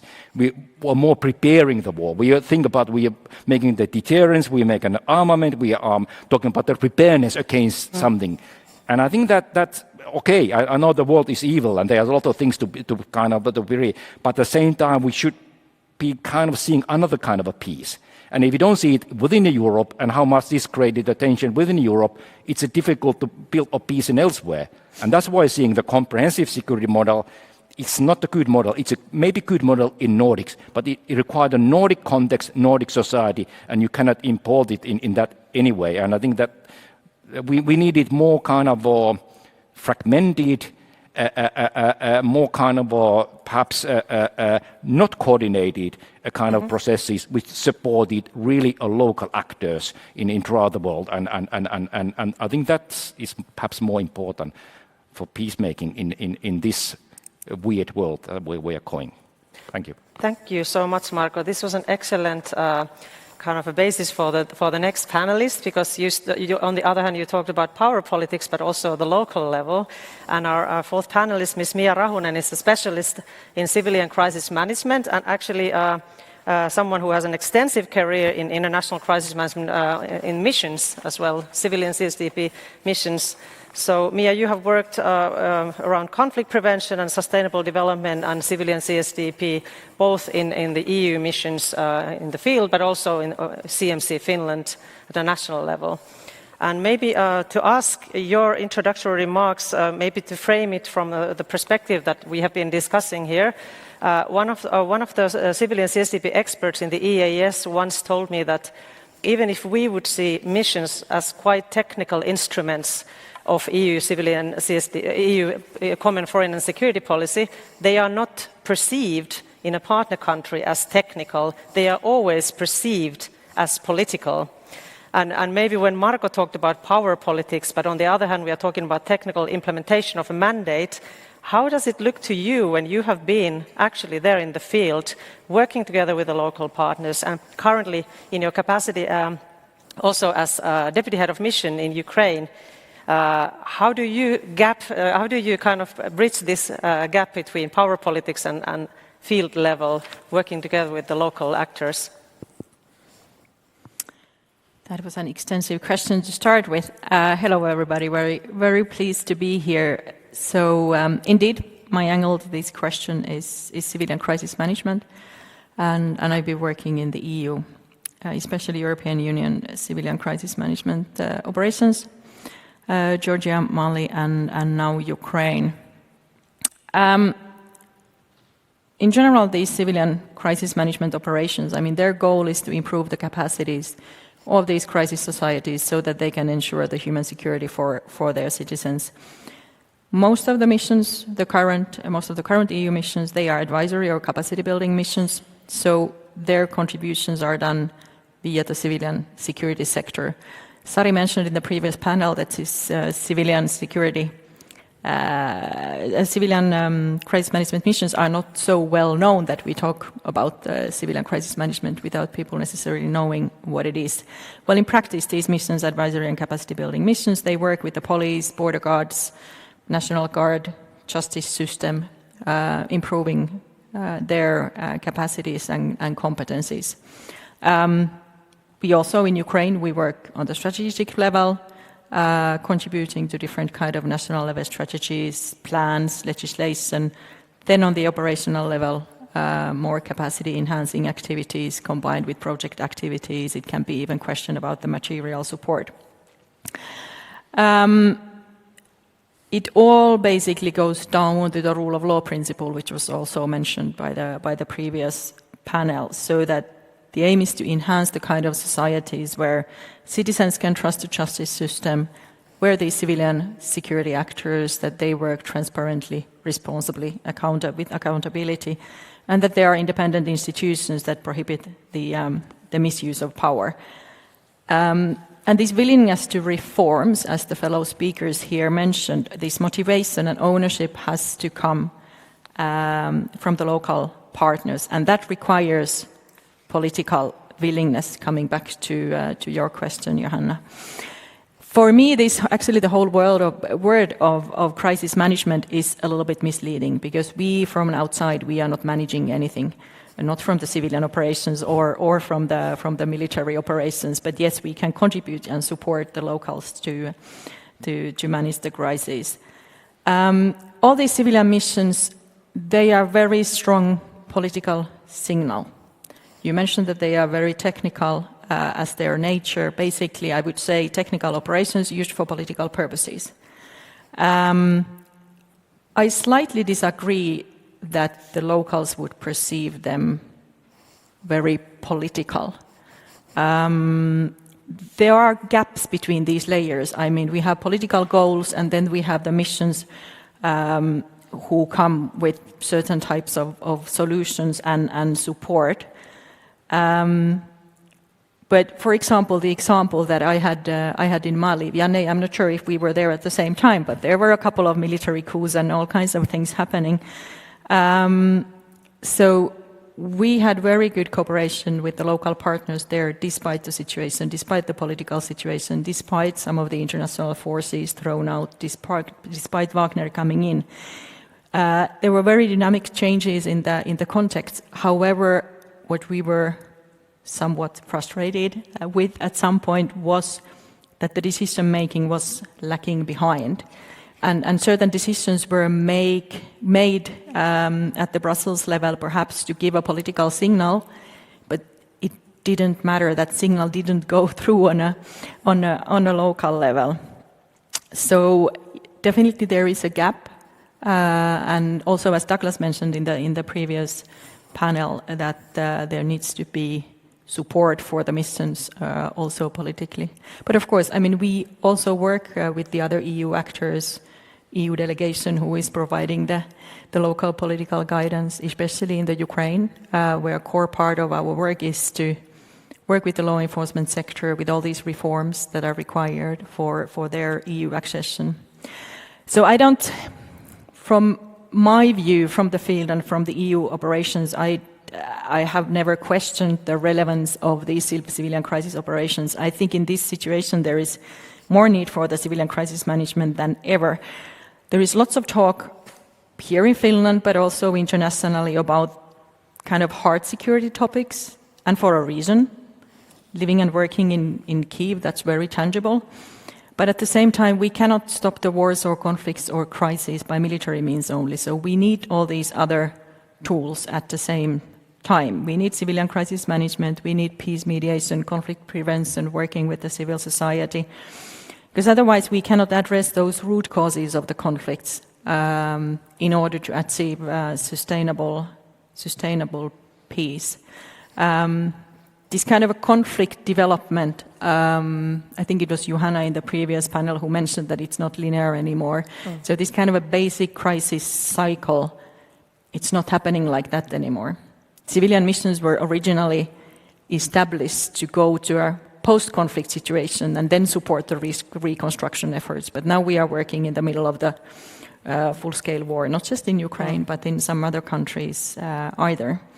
So these different tools are very much needed and still very much relevant at the same time. Thank you. And can I maybe ask a follow-up question? I remember Ms. Rautarinta mentioned that it's really hard sometimes to explain civilian crisis management or missions to someone who is not from this bubble, who is not from this crisis management expert bubble. How do you feel when you are discussing your work outside of your own professional surroundings? Do you feel the same challenge? Yes, I do. So then, I mean, we just have to be as concrete as enough explaining what we are doing in practice on the field. But another thing is also that in the discussions when we are talking about the crisis management or Finland's contribution to the crisis management, that we do not forget the civilian part. Petteri talked about the willingness to send people abroad under these hard conditions. We have in Finland already years, luckily, ministries and CMC Finland has had the willingness. We have had civilians in much harder places where Finland have never sent soldiers or peacekeepers. Thank you. And I believe it's if people who really work on missions and have that first-hand experience from how they work with the locals, this information is quite important also at the national level, so that the hearts and minds, what Professor Aune Slomo mentioned, can be also one to understand what the reality is. Maybe I would like to continue by asking a little bit similar question from Petteri, you from military side of view, it's maybe it's easier to understand maybe peacekeeping operations or military operations than civilian crisis management operations? Or do you face similar challenges when you discuss this topic? What is the role of current military crisis management? It is quite easy to understand what militaries are doing in crisis management or peacekeeping operations, because there's a long tradition of that. It started all with military, and still, as mentioned, the military is needed on the field. But that the role of the military has changed, as previous panel already explained, that previously we were sitting or standing there between parties, we were ready to use our weapons to defend someone or something. But nowadays it's more or less sending experts and trainers and advisors to provide support to the nation, which is building their security and self-defense capabilities.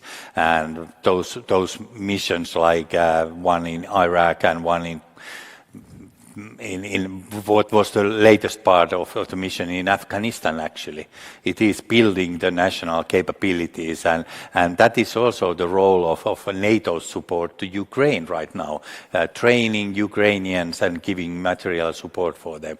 And that has changed also how we see the military crisis management. We are not sending in large troops and units, we are sending experts.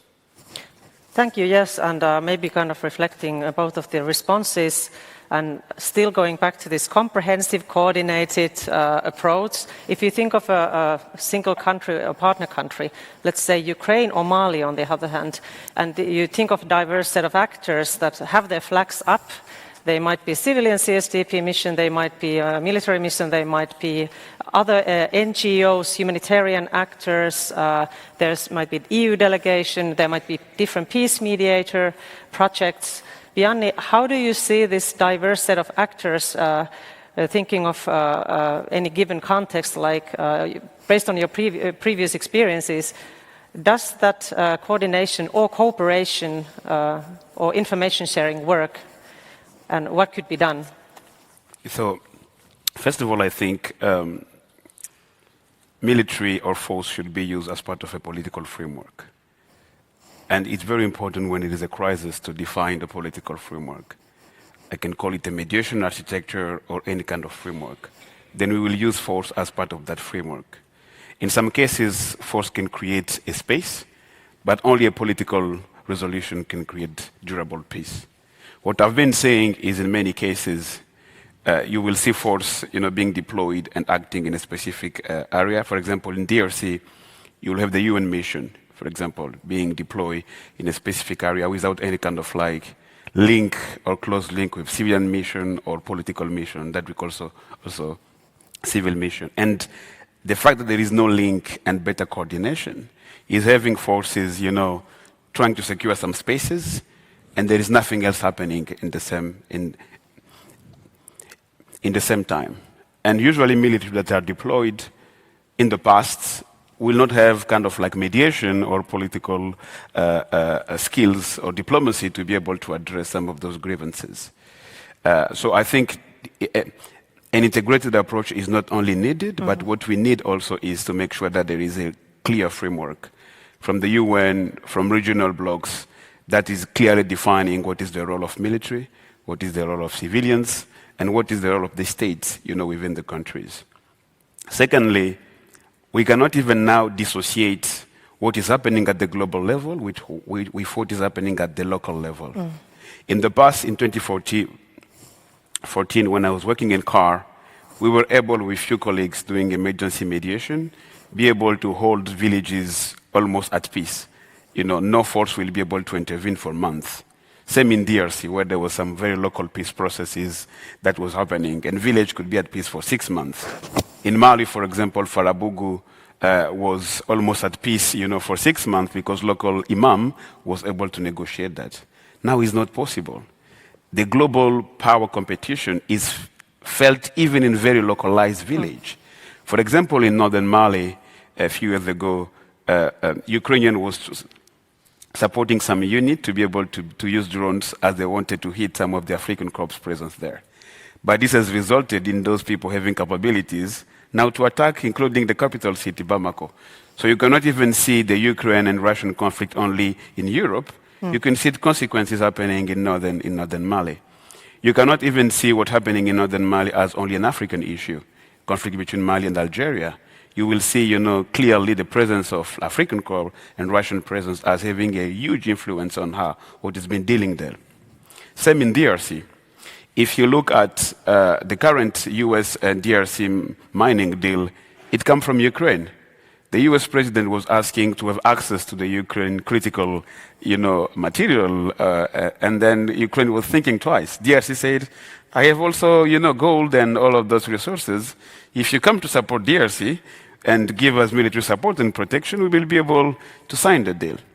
So it's very hard now to hold some very localized, peace effort without linking them with global power competition. Even Sudan, for example, these days, there is no way you can have peace in Sudan or even stop, the killings in El Fasher, for example, if you do not engage with Qatar or with Saudi Arabia or UAE. So even those middle power actors are coming into those very localized, village dynamics. So yes, there is a need to have a global new ways of putting in place frameworks to deal with conflict. Secondly, we need to have them at regional level. Because again, you will see that in many contexts, it will be regional tensions, Rwanda and DRC, as part of the same East African region. Or you will see Mali accusing his neighbor, Cote d'Ivoire or others as fueling the tensions.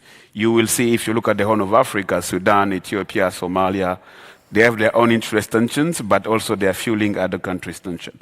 We need a regional framework. How we can support the African Union, East African Community, the ECOWAS or other institutions to put in place very strong framework, that any outside intervention from military, from civilians, from Europe and others will be able to support. And finally, when it comes to the military and the use of force, we usually see, part of my time also work with Center for Civilian Conflict, and we engage a lot with military.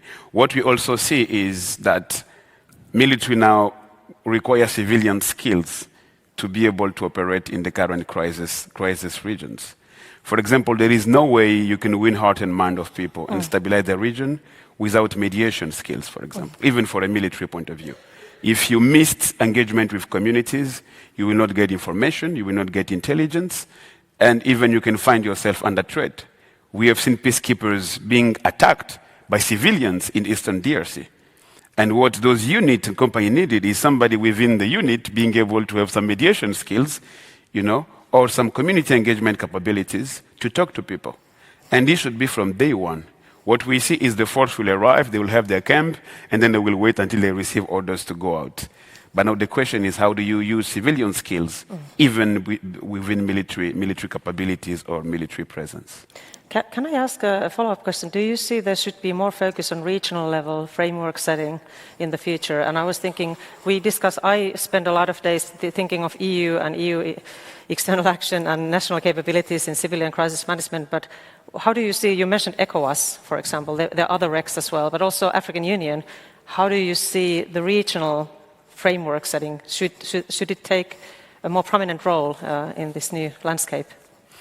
I believe so, and the reality have shown us that if we fail to support those regional bodies, countries will come to their same kind of like ad hoc partnerships. You will have Rwandan being deployed in Mozambique as a bilateral partnership between Rwanda and Mozambique to intervene. None of this conflict is national. All of these conflicts are transnational. Like the Sahel conflict, the three countries that has been affected is Mali, Niger, and Burkina Faso. Now you saw that, the spillover of the Sahel conflict is affecting Benin and Togo.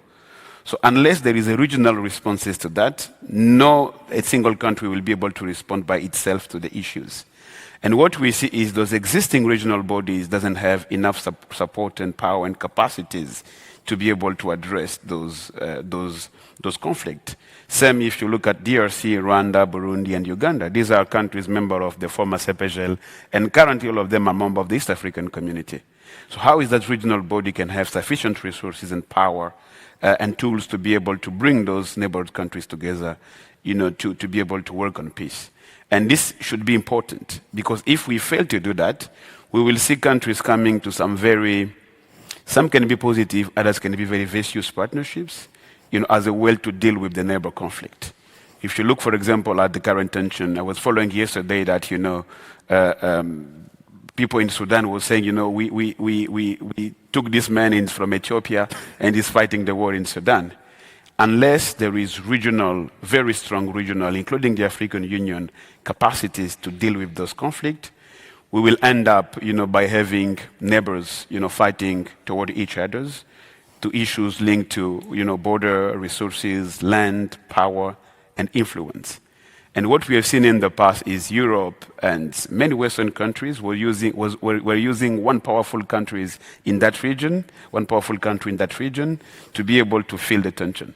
For longer, Zaire, which was now currently DRC, was the big brother in that region, forcing peace. Nigeria was for longer the big brother in the ECOWAS to impose peace. Now, even if Nigeria says something, the Sahelian countries will not follow. So it needs to be regional, and they need to have capacities to really address those kind of tensions. So these fragmented approaches are also applying to the regional level on African continent? Exactly. Yes. Yeah.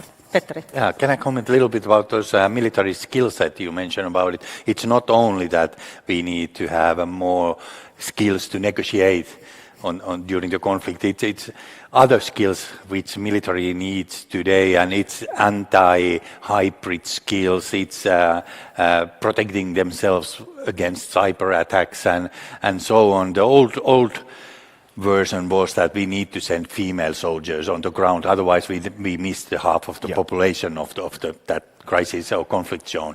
But nowadays you need such amount of experts that the solution is not to send in mechanized brigade.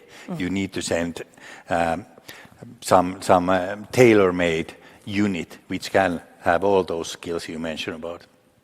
This is interesting when I reflect on everything that has been said before the previous panel, but also we talk about fragmentation. There's maybe political fragmentation, the national approaches, a lot of national focus also in Europe, currently on defense spending and so on. But at the same time, there's talk about better coordination or comprehensive approach and need for more specialized skill sets. And I wanted to ask also from academic perspective, if you think of this kind of a UN development from this classical peacekeeping that was mentioned, and also what UN Undersecretary of State Mr. Lacroix mentioned about the reform, the need for more efficient operations and approaches, which is actually, if we're blunt, it's also about budgets and national budgets. How do you see from academic perspective this a long line of UN peacekeeping or crisis management evolving right now? Is it changing more rapidly than ever before? And how does this fragmentation look like? Yeah, I think that if you look about the kind of a last 30, 40 years, the kind of the golden age of a liberal peace era, when the era about the peace operation, peace building was created in late 90s, and that followed by in early 2000s a kind of a really big operations and they created this kind of idea of a comprehensive kind of operation where they have a military component, a civil component in together, and I think in many terms, this era is certainly gone. We don't have any huge operations to come with a huge kind of peacekeepers. I think that it is gone and not operation. So there will be much more a limited operation which needed more on cooperation and engaging with the local actors and build up on the local kind of a knowledge, not coming on this. I think the whole kind of a niche about if you look at 20 years back in early 2010, it was kind of based on idea that in peace builders have some kind of a knowledge or capability to kind of know what was needed for the peace. They can recognize the root causes. And actually, I don't believe that root causes can never be kind of solved, because maybe some researchers can know that this was a cause which created of a conflict, but it's a part of a conflict. I think that more it's a question about the living with these causes, living without the violence. And I think that this kind of operation is gone, which really built up kind of becoming a state building, and how they kind of starting to look like they are very diversified, because, for example, UN doesn't have a mandate for many conflicts. It is not there really working in Lebanon, or it have, of course, peacekeeping operation, but it's had nothing to do there, and it's not in that way present in Ukraine either. So we have a lesser kind of a mandating power on these, and that's why we needed a lot of different kind of actors in the field, those who can be there, but we needed also local actors. We needed a private kind of peacemaking actors, revealing like this kind of a CMI and others to kind of complement all these, go there where the other actors cannot go. So how we work with Afghanistan now, we kind of certainly would not make another kind of intervention there. It's not, but it's good that it supported the local actors there, or in Myanmar. So that is highly important, and that we have to think about this more diverse way than this kind of rather it's kind of well structured, well orchestrated process. Of course, that is needed somewhere, and it's a good thing about that. But I think that it's also good to give a space for creativity, kind of thinking, and kind of a bit kind of creative local actors to kind of really make a new kind of initiatives, and that is not going to be planned. It's more or less, when I have to think about on actually the Ukraine example, that not everything need to be kind of coordinated, or not everything need to be kind of a bit adopted down as a comprehensive kind of approach. It would be needed that they are somehow linked in everything, or from the top level to the very local level. I have been kind of engaged with Ukrainian local dialogue builders, and it's a lot of different kind of NGO actors working with kind of inside mediation, peace building, mediation, and within Ukraine, and they are very much kind of engaged on Ukraine cause and supporting Ukraine and all their effort. But the way what they are doing, for example, I have been engaged with a kind of those who've been organizing a dialogue between two branches of Ukrainian Orthodox churches.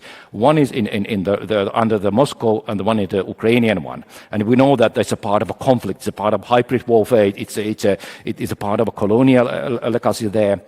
But that started because of the local priests generated that they needed to want to just live together, somehow coping with the conflict. It was not the aim to solve it. It was a kind of aim to live with this kind of tensions. And it kind of brought up a bit larger kind of a dialogue with in upper level.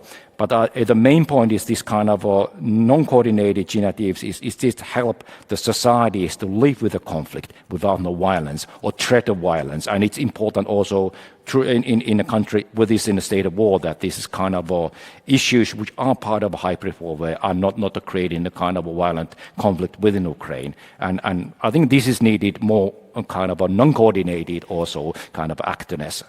But this is not the solving. They are transforming and connecting and making the kind of a coexisting perhaps possible within the different parties in this.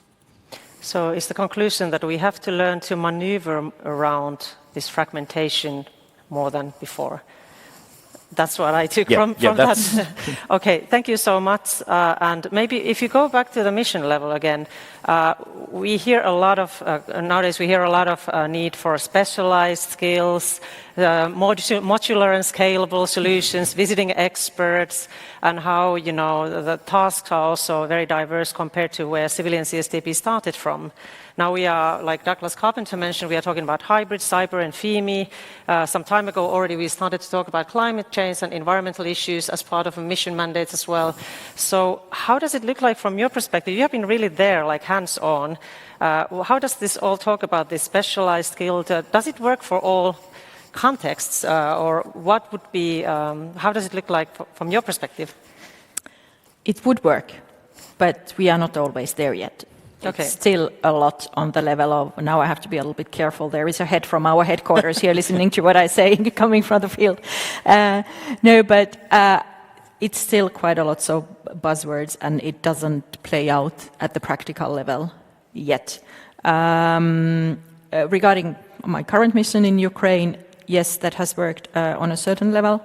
For example, the mandate has been changed when the context has changed, so we have been able to adapt our activities.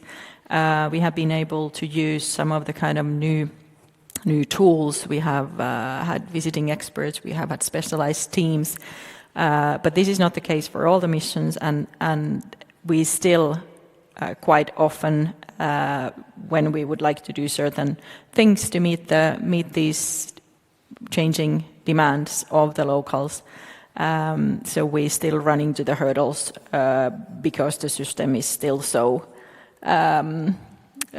hierarchic, still so there are lots of kind of administrational burdens which do not reflect the realities of the current mission, and that's something that should really be put into the practice. So Douglas mentioned the civilian compact and so on. So when these new steering documents are written, so I really hope that it's not just the words, but then it kind of comes to the member states' decision making as well.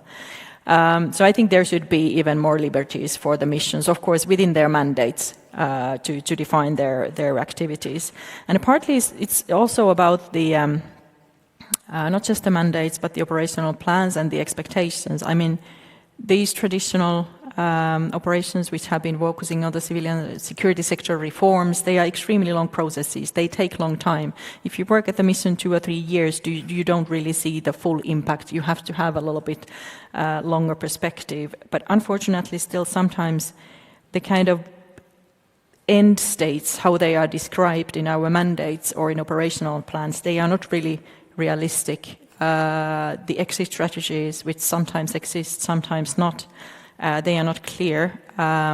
So if you don't have these kind of, and those should be updated as well, but unfortunately there has been reluctance to touch those parts of the mandate often.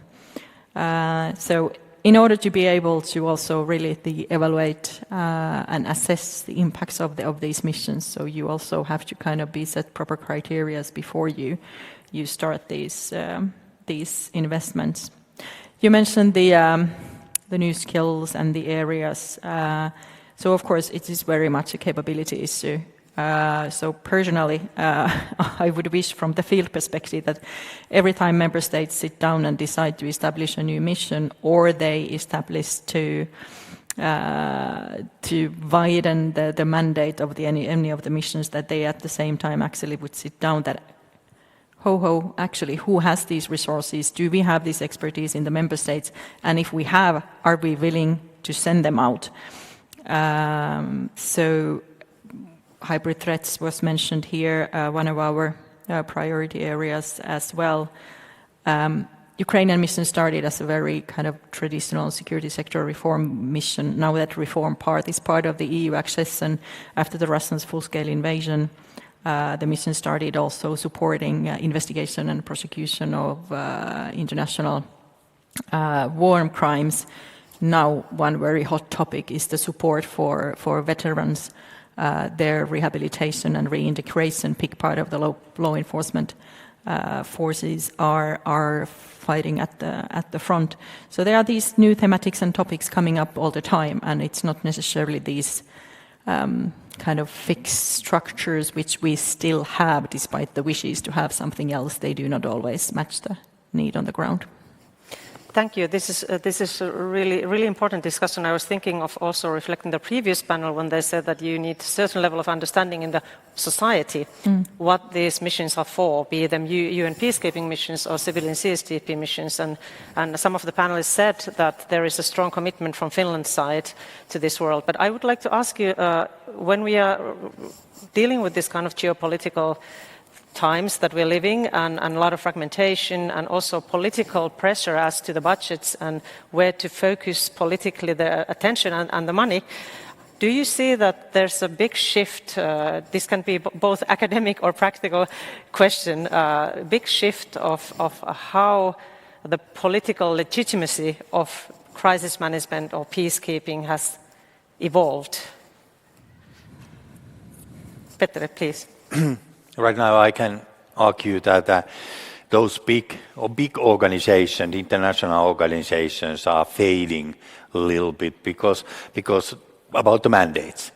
If we take UN, it's very hard to receive mandate from the UN because some of the great powers are always tackling the mandate out, and right now they are struggling with that. And right now we have to be prepared to receive more independent, non-governmental actors on the field who are actually doing the crisis management operations even, and using coalition of willingness to operate on the field. And that's quite huge change, especially if we think about Finland. We used to send our personnel to the crisis management operations under the flag of some big organization. That has been the tradition in Finland. How to make political decision to send crisis management people to the crisis management operation, which is run by some individual organization or big coalition. That's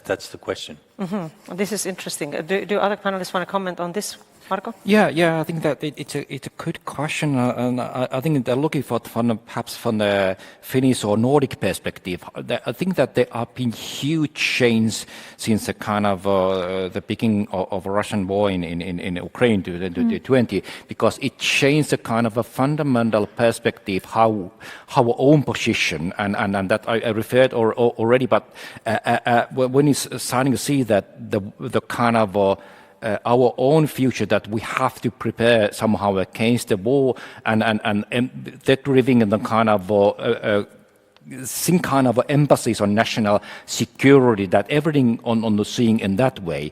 And we previously in the Nordics, we used to be this kind of area of kind of known for the peace promoter, the peacemakers, but also area of the deep peace. This is, and we're seeing that we then the kind of peace building, crisis management were used as a kind of a long tool to be relevant actors in in international kind of fora, and to get the prestige on that would be really, and that is gone now is not in a general political rhetoric. No one is supporting peace. We are talking about the kind of things through our own national security. And I think that takes it away a legitimacy from the peace building and changing it something differently. And this is really kind of drastic change and need to be kind of discussed clearly that what it means for crisis management operations. Mia wants to comment on that as well. Yeah, I would like to add that also on a practical level, I mean, it's not kind of the one-way contribution. It's very tangible, especially regarding the Ukraine mission, that this know-how goes both ways.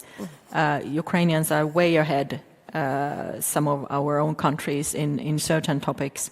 So it's extremely important to learn about their solutions, the work, all the different kind of systems and tools that they are doing at the moment to our own countries, to Finland, but also to some other EU member states. So there is also kind of skills and know-how and capacity building that we can take from them. And luckily they are extremely helpful and willing to support that, so that then we can be better prepared and have better resilience in our own societies.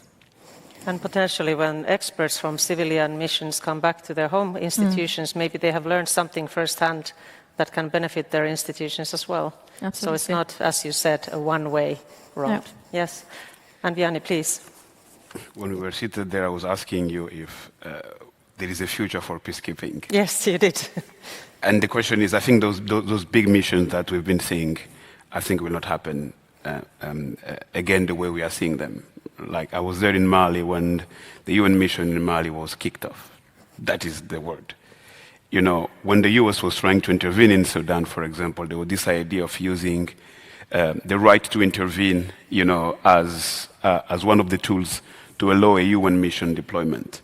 Both the Sudan Armed Forces and both the RSF was totally saying no. And they were even threatening any mission to be deployed to be attacked. And you can see that there are very different level of interest there. The UN mission in Congo has been there for more than 3 decades. And still, you know, civilians are keep questioning their relevance there. So I think we'll not see big peacekeeping missions as we keep seeing them. So it's important that whenever we are deploying kind of crisis management missions or unit, we need to be very agile and using, you know, existing peacemaking or crisis management resources. You know, using local actors. There are still existing women groups, for example, that in Nigeria are able to secure their own villages. But how far, when we think of it, you know, we think of it of not sending US troops in Nigeria, but supporting local women groups that are able, you know, to do peace in their own villages. And we can use the small examples everywhere. But we've also reduced resources. We also need to be very, you know, agile as we are doing it. And we've also seen that those big powers competitions, you know, and players are somehow influencing local actors, you know, as a way they will be responding to those missions. So yeah, very agile missions with, you know, very different capacities, including, you know, counter mis and disinformation abilities to be able to work with local peacemakers, peace builders, and mediators can be one of the solutions as we are deploying or supporting new crisis management missions. So there is a future for the peacekeeping. Yes, right. Exactly. I would like to, at this stage, provide an opportunity with the audience as well to ask some questions if they may have some. Maybe I take 2 or 3 questions in one go, and then I provide the panel the opportunity to respond. There, I see one hand up there. Maybe there's someone with the microphone. Yes. Thank you so much. My name is Emma Winnicki. I'm the head of communications and advocacy for UN Women Finland. And thank you for the panel and very kind of thought-provoking comments. But the one thing that was largely missing was women and gender equality. Petteri, you did bring it up, the role of female soldiers, which is a really important issue. But at the same time, of course, we know, and I know that you also know and agree with me, that the role of women in all stages of crisis management is crucial.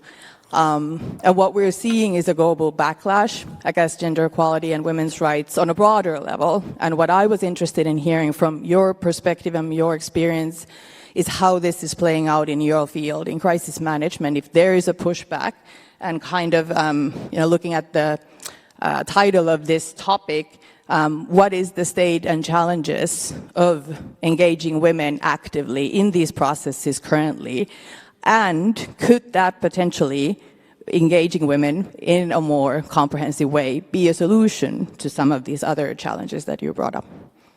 Thank you so much, Emma. And then we have a couple of more questions before we go to the... let's take civil society. I see a civil society representative over there. It has been mentioned quite a few times by both panels. I see Anne Palm from the WISE network. Thank you. Yeah, Anne Palm from Wider Security Network. Thank you for excellent panel. I think all the speeches have been really interesting. And I think that we have now seen the change of the nature of crisis management in the future. And also it came up in the previous panel by Douglas and Sari and the others that there are situations when the member states are not so willing to participate anymore, only if there is a direct link to their own security. But if there is no direct link, then many of the UN EU member states are saying that no, we want to step out. And I'm very worried about this situation. What can we do with this? How do we change the crisis management, especially civilian crisis management, so that it's more EU member states are participating in it? And also, I think what Kajamaa-Petteri took up, that in the military side it's not so obvious that there still are willingness, but that the nature of the military crisis management is also changing from the big missions or operations to smaller. And I think that in the civilian crisis management, we are also going to that direction, that we are talking more and more of coalition willings. So how do you see the situation? What is the situation now, and what can we do to still keep up the crisis management? Because I think we all believe in it. Otherwise, we wouldn't be sitting here. Thank you. There's two more short questions from the front row. I would like to provide these two members of the audience to address the panel as well. And then I give the panelists the final remarks, answering all the relevant questions that you feel that you want to respond to. Yes, please. Thank you for the mic. Ambassador of Chile, I want to tell Vianney, thank you so much for bringing up critical mineral diplomacy. I want to ask you, even though DRC didn't sign the Pax Silica, they secured an agreement with the US that you have very duly mentioned. So what is your take on the impact of this critical mineral diplomacy on missions? There's this assessment that this might lead to a withdrawal of MONUSCO in the near future. And how do you see that impact on the, reducing the capacities of the missions? Maybe this would be a way to go. Thank you very much. Thank you very much, Manuel Montovio, Ambassador of Spain. I would like to put all what you have said in the grand angular, because a crisis management operation is an operation carried out from the international community, but what affects the action of the international community is much more of this crisis management operation. We have a challenge of coherence of policies. So the effect is not just what's done and how this operation is adapted to this fragmentation, to all the challenges you have said, but also how are foreign policies, trade policies, development policies implemented by all the relevant actors, because otherwise this crisis management may be very well designed, very well adapted to new threats and all the challenges you have described, but we are not going to be able to build peace. The question is not just to manage the crisis, but to solve the crisis and to put the society on track of peace. And among these policies, now we have really a crisis on development aid. In many cases, historically, peace operations have been accompanied or development aid packages and efforts. So how do you see this relationship between peace and development? Because finally, we are not going to achieve positive peace if we don't promote development at the same time. It's not only development, but it's something to take into account also. Thank you very much. Thank you very much. And the last question was also maybe referring to the nexus of different realms. I would like now to thank you, ambassadors and other members of the audience, for excellent questions. And I know that we are running out of time, so I would like to provide our panelists with the last word, maybe responding to these questions and also responding to what is the future of crisis management in one sentence.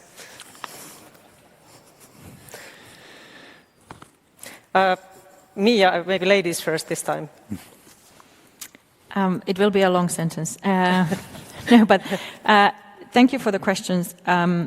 The Gender was mentioned in the previous panel, but of course, I mean the gender mainstreaming, not just within the mission, but with the local partners, increasing women participation in the civilian security sector. That's very core part of all the missions, at least all the missions where I have been.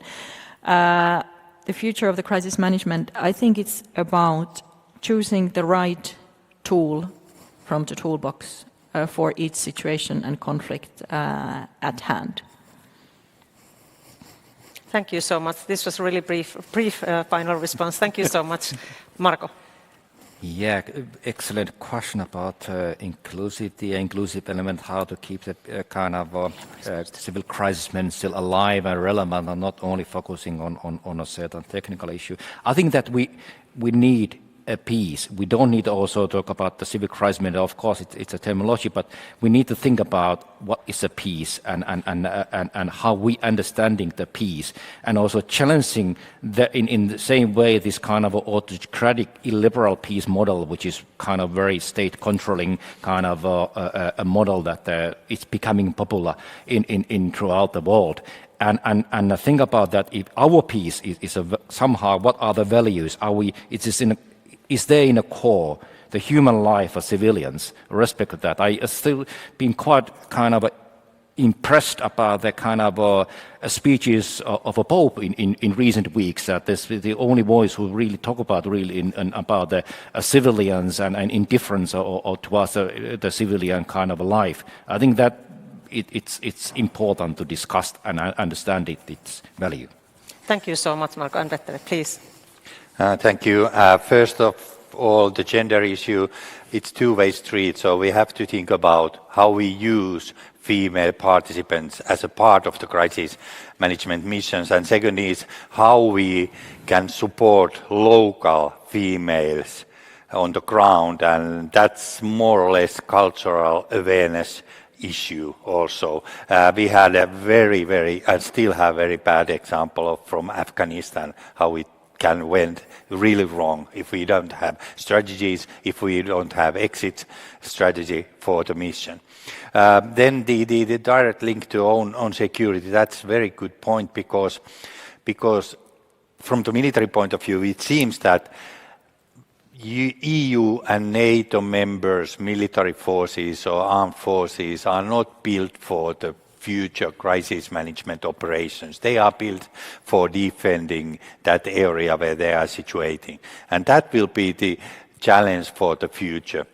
How to solve that, there's no silver bullet for that, but maybe we need to give more role for the local actors and those independent actors who are doing the actual peacekeeping or crisis management. Thank you so much. And Vianney, please, you have the last word. I think we cannot build a peace through fear. And the theory behind, the rationale behind the choice of having the US having access to the critical mining in DRC, from the DRC government perspective, is they will impose fear to Rwanda and to other groups, so that, with their support, they will leave the country or somehow, not be able to continue the operations. But we all know that this is a very tactical and very short-term process. Even the minings that has been secured, many US mining or companies will not be able to be deployed there, because mining are still one of the areas where we have a lot of armed actors, fueling, child labor, gender-based violence and other things. So this can only give a very short-term kind of like peace, but will not really be able to provide very short-term calm, but will not really be able to provide peace. And I'm still doubting that we'll see a lot of US companies going there. Many of them are still questioning their ability to be able to operate in those very fragile way. So to respond to your question, and this is the link with that question, I think for me the future is about building trust. And it's important, and you cannot build trust through fears. I will impose, I will bomb you, or I will sanction you, for you to be able to come to the table to discuss. We need to find a way of looking opportunities to build trust. Secondly, it's about linking the very local to the very global. Someone speak about coalitions. How are we making, very strong coalition, with very local women organizations to the very global, women organizations as a way to push the last things, which is political courage. Martti Ahtisaari, which is the Finnish president, says that peace, require political willingness, and we need to push within local actors, regional actors, and global powers at every level for the political courage for people to build peace. Thank you. Thank you. This is an excellent way to kind of complete this panel. Thank you for the audience. Thank you for excellent panelists for your contributions. I think my key takeaways from your discussion is that we need more focus on the local level, more power to the local level. We need to learn how to maneuver around this fragmentation, and we need to trust more that things can also be solved, and we need more political will. I think this is a strong message from this panel, and I think all of us can leave this stage by believing that we still need crisis management, and we should be more efficient and better at it in the future. Thank you so much. A big hand to our panelists.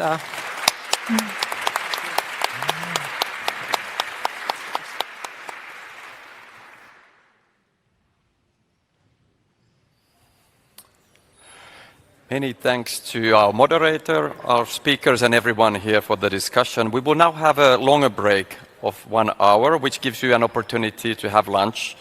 I also recommend for you to visit the Expo of Crisis Management Organizations in Agora Hall and equipment display on Senate Square. We will continue this program at 1:45 in Finnish, when the stage will be filled with different kinds of practitioners of crisis management. This part of conduct will be in Finnish, so if Finnish is not one of your languages, you might want to come back at 2:45 for the English program. Thank you.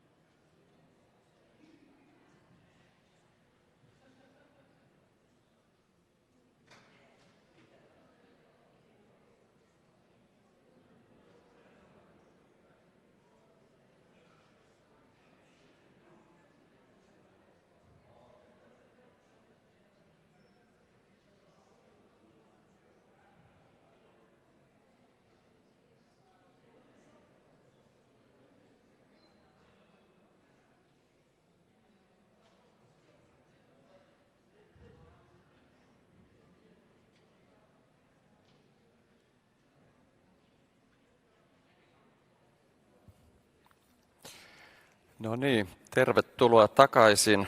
Ja ohjelman seuraava osio on tosiaankin suomeksi.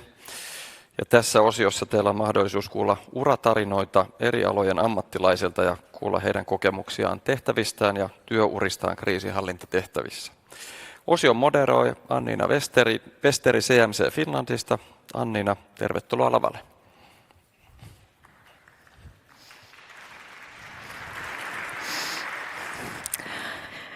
Hyvää iltapäivää kaikki täällä Helsingin yliopistolla olevat sekä siellä streamin välityksellä seuraajat. Ja tervetuloa kuuntelemaan tätä Asiantuntijat lavalla erilaiset urapolut kriisinhallinnassa -paneelikeskustelua.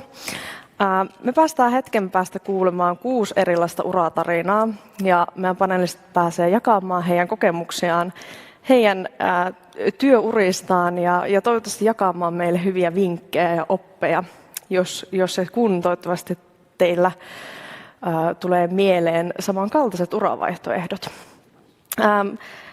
Jos teillä herää kysymyksiä tämän paneelikeskustelun aikana, että mitä haluaisitte ehkä mahdollisesti kysyä meidän panelisteille, niin teillä on mahdollisuus siihen tämän paneelin jälkeen tuolla viereisessä lämpiöhuoneessa, niin pääsette tapaamaan meidän asiantuntijoita sitten halutessanne.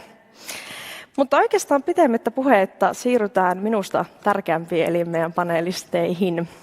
Ensimmäisenä meillä olisi vuorossa Oskari Eronen, CMI:n ohjelmajohtaja, jolla on yli 20 vuoden kokemus konfliktien hallinnasta ja rauhanvälityksestä. Tervetuloa, Oskari. Kiitos paljon. Sä oot ollut CMI:llä vuodesta 2012 lukien, niin miten sä kuvailisit sun työtä rauhanvälityksen parissa, jos täällä nyt on ihmisiä, joille ei välttämättä tällainen ura ole entuudestaan tuttu? No, tämä on se kysymys, mitä sukulaiset kysyy tietysti aika usein. Mitä teet ihan oikeasti ja käytännössä? Sitä voisi ehkä kuvailla niin, että meidän työ on ihmisten saattamista yhteen järjestelmällisesti. Luodaan sellainen turvallinen tai hyvä tila, jossa voi kohdata toisen, joka ajattelee ehkä radikaalisti toisella tavalla, on asioista täysin eri mieltä. Ja meidän työ on sitten saada nämä ihmiset kohtaamaan toisensa, keskustelemaan, kuuntelemaan ja ennen kaikkea ajattelemaan tulevaisuutta jollain uudella tavalla. Okei, kiitos. Sitten seuraavana lavalle toivotan tervetulleeksi Jyri Haimakaisen, joka on työskennellyt useissa eri kansainvälisissä sotilaisen kriisinhallinnan operaatioissa ja vuoden rauhanturvan palkinnonkin saanut juuri, onneksi olkoon siitä. Kiitos, kiitos.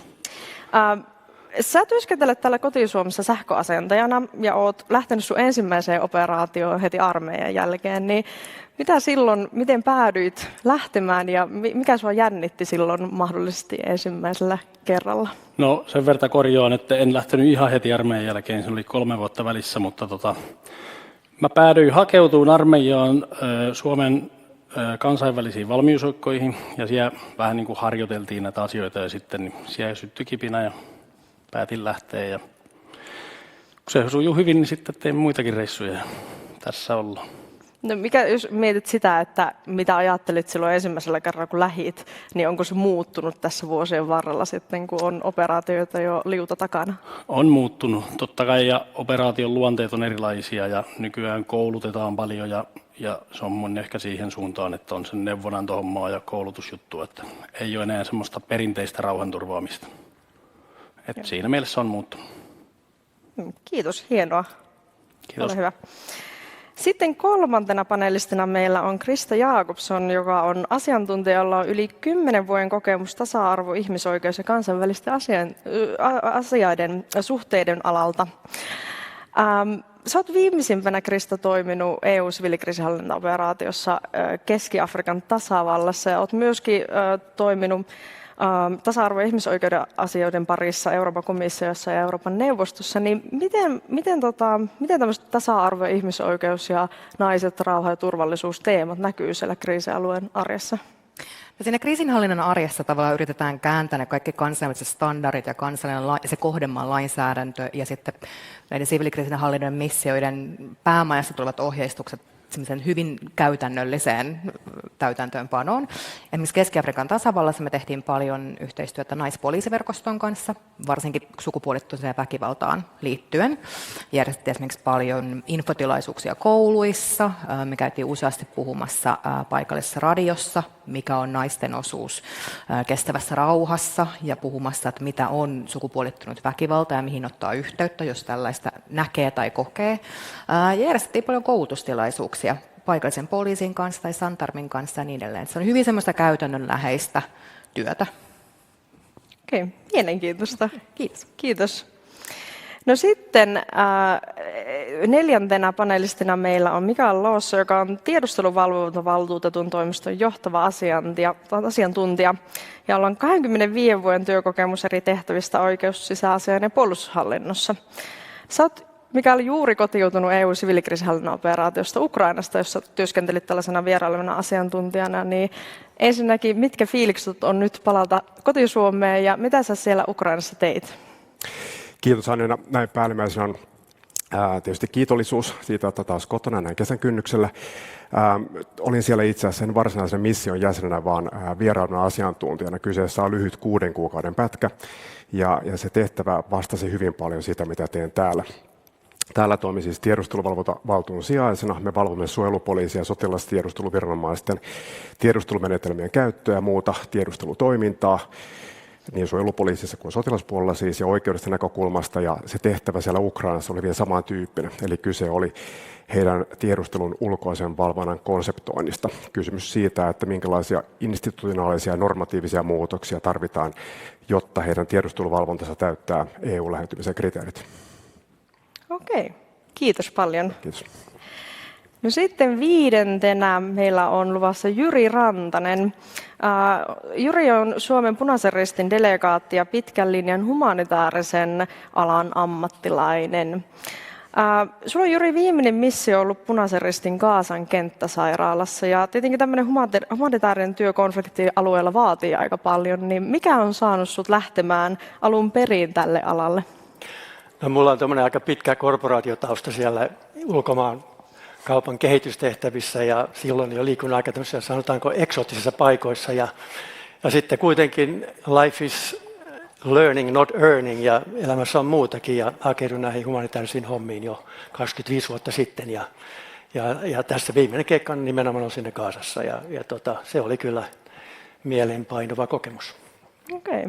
Ja mikä on saanut niin kuin tavallaan jatkamaan sua siinä niin kuin koko ajan? No kyllä se sitten alkaa olla semmoisia niin kuin ihmissuhteita, ja aina oppii jotain uutta. Samaan jokeen ei voi hypätä kahdesti, ja vaikka olisi sama katastrofi tai konflikti samassa maassa vuosia myöhemmin, aivan kuitenkin saattaa olla eri tilanne. Niin se on hyvin semmoista dynaamista se toiminta. Ja sitten kun mä oon tämmöinen aika utelias ja vähän seikkailuhaluinenkin, niin tämmöistä asioista se johtuu. Hienoa, kiitos. Sitten viimeisimpänä, mutta ei vähäisimpänä, niin meillä on Evelina Valtonen. Evelina on vanhempi konstaapeli, jolla on mittavan poliisiuran lisäksi myös kansainvälistä kriisinhallinnan kokemusta. Evelina, mikä on saanut sut lähtemään sieltä niin kuin poliisiuralta sitten kohti sitä kansainvälistä kriisinhallintatyötä, ja mitä sä oot kaikkea tehnyt? No, mä oon ollut siis ensin tuolla niin puolustusvoimien kautta, eli siis rauhanturvaajana, ja sitten sen jälkeen lähdin poliisiuralle ja päätin jo silloin, että kun mahdollisuus on, niin lähden siviilikriisinhallinnan puolelle. Ja sitten kun 8 vuotta virkaulaa tuli täyteen, niin kävin sitten siviilikriisinhallinnan peruskurssin ja hakeuduin tehtäviin. Ja olen nyt ollut 2 kertaa Etelä-Sudanissa poliisiasiantuntijana. Joo. Kerro, mitä sä siellä Etelä-Sudanissa varsinaisesti teit? No, mä olin semmoista SGBV-ryhmässä, joka on niin kuin poliisiasiantuntijoista koostuva tavallaan niin kuin koulutusyksikkö. Ja meidän tärkein tehtävä on se, että me tehtäisiin itsemme niin kuin olemattomiksi. Eli siis koulutetaan paikallispoliiseja siihen, miten pitäisi seksirikoksia tutkia, ja eritoten se, että miten uhreja pitäisi ottaa huomioon tässä tutkinnassa ja muistaa se heidän niin kuin jälkihoito. Kiitos. Kiitos kaikille alkuhaastatteluista. Päästiin jo kuulemaan hyvin teidän kaikki erilaiset taustat, ja olette kaikki tehnyt äärimmäisen tärkeää ja teette äärimmäisen tärkeää työtä kriisinhallinnan parissa. Ja voin siirtyä ehkä seuraavaksi enemmän keskittyä siihen, että minkälaista mahdollista osaamista näissä tehtävissä tarvitaan, minkälaisia haasteita olette ehkä mahdollisesti kohdannut ja minkälaisia oppeja te olette kerryttänyt matkan varrella. Niin Oskari, Mikael ja Krista, niin miten te koette, että teidän työ on enemmän ihmisten kanssa toimimista, jos te vertaat siihen enemmän siihen, mitä tarvitaan substanssiosaamista, tästä teknistä osaamista? Jos lähdetään, Oskari, susta liikkeelle ensimmäisenä. Tämä on tosi vaikea kysymys, koska ehkä omalla alalla on hirveän vaikea erotella niitä täysin toisistaan. Se on itse asiassa tiimityötä, eli sekä että tiimeissä on rooleja ja tehtäviä, joissa tarvitaan hyvin vahvaa, syvää substanssiosaamista, mutta keneltäkään ei voi odottaa eikä odoteta, että osaa sen työn kaikki eri osa-alueita, että sille tiimille kuuluvat kaikki eri tehtävät. Me tarvitaan ymmärrystä kulttuureista ja yhteiskunnasta, ja tarvitaan niitä, jotka avaa ovia korkeisiin toimistoihin, ja tarvitaan niitä, jotka pystyy vetämään, fasilitoimaan keskusteluita, ja jonkun pitää ymmärtää tilit, että rahat ei lopu, ja hotellit pitää pystyä varaamaan ja varmistamaan, että kaikilla on turvallista ja hyvä olla. Ne on kaikki eri rooleja. CMI-perustaja presidentti Ahtisaari sanoo usein, että kukaan ei pysty yksin hittojakaan, ja se pätee mun mielestä yhtä hyvin rauhanvälitystyöhön kuin kriisinhallintaan. Kiitos. Tuo oli hyvin kiteytetty. Miten Mikael itse ajattelet tämän? No, tässä on sellainen vertaileva elementti. Tämänhetkisessä työpaikassa meillä on varmaan Suomen pieni viranomainen, on 4 henkilöä. Ja missio, mistä mä tulin, niin siellä on vahvuus 400. Taitaa olla suurin ja kaunein missio, EU-missio tällä hetkellä. Ja jo tätä vasten on selvää, että vuorovaikutus, sosiaaliset taidot korostuu missiossa. Mä haluaisin tuoda esille sen, että se on käytännössä, jos nyt ei mahdotonta, niin hyvin vaikeaa työskennellä, jos ei saa paikallisia työntekijöitä kuvannollista konkreettisesti avaamaan ovia. Ja tämä korostuu esimerkiksi mun omassa tehtävässä, jossa vastinparit olivat Ukrainan turvallisuuspalvelu ja sitten Verkhovna Radan, eli parlamentin kansallisen turvallisuuden, puolustuksen ja tiedusteluvaliokunta. Näihin on aivan käytännössä päästä 6 kuukauden sisällä mielekkääseen vuorovaikutukseen. Ja itse asiassa kun mä tein sinne Ukrainaan, mä kotiuduin sieltä siis 8 viikkoa takaperin ja olin nyt 10 viikon koulutusmatkalla, palasin sieltä viime viikolla, niin tämän lyhyen visitin aikana mä tapasin ainoastaan mun paikallisia kumppaneita. Me muodostettiin vähän semmoinen sherppujen ryhmä, joka teki sitten tämmöisen study-visitin opintovierailun Suomeen ja Norjaan. Ja mä oon ikuisesti kiitollinen kyllä sille, että siitä ajasta tuli niinkin tuottoisa ja hedelmällinen. Joo. No entä Krista, miten ajattelet sun työn näkökulmasta?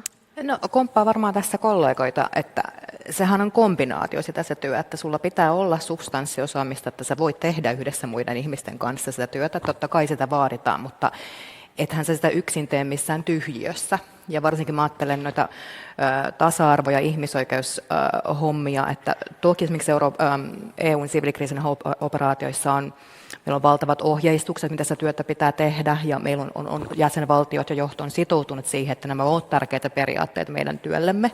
Mutta se, miten se sitten käytäntöön välittyy, niin kyllä se hyvin vahvasti riippuu henkilökemioista, että miten sä saat myös myytyä tavallaan se sun oman agendasi.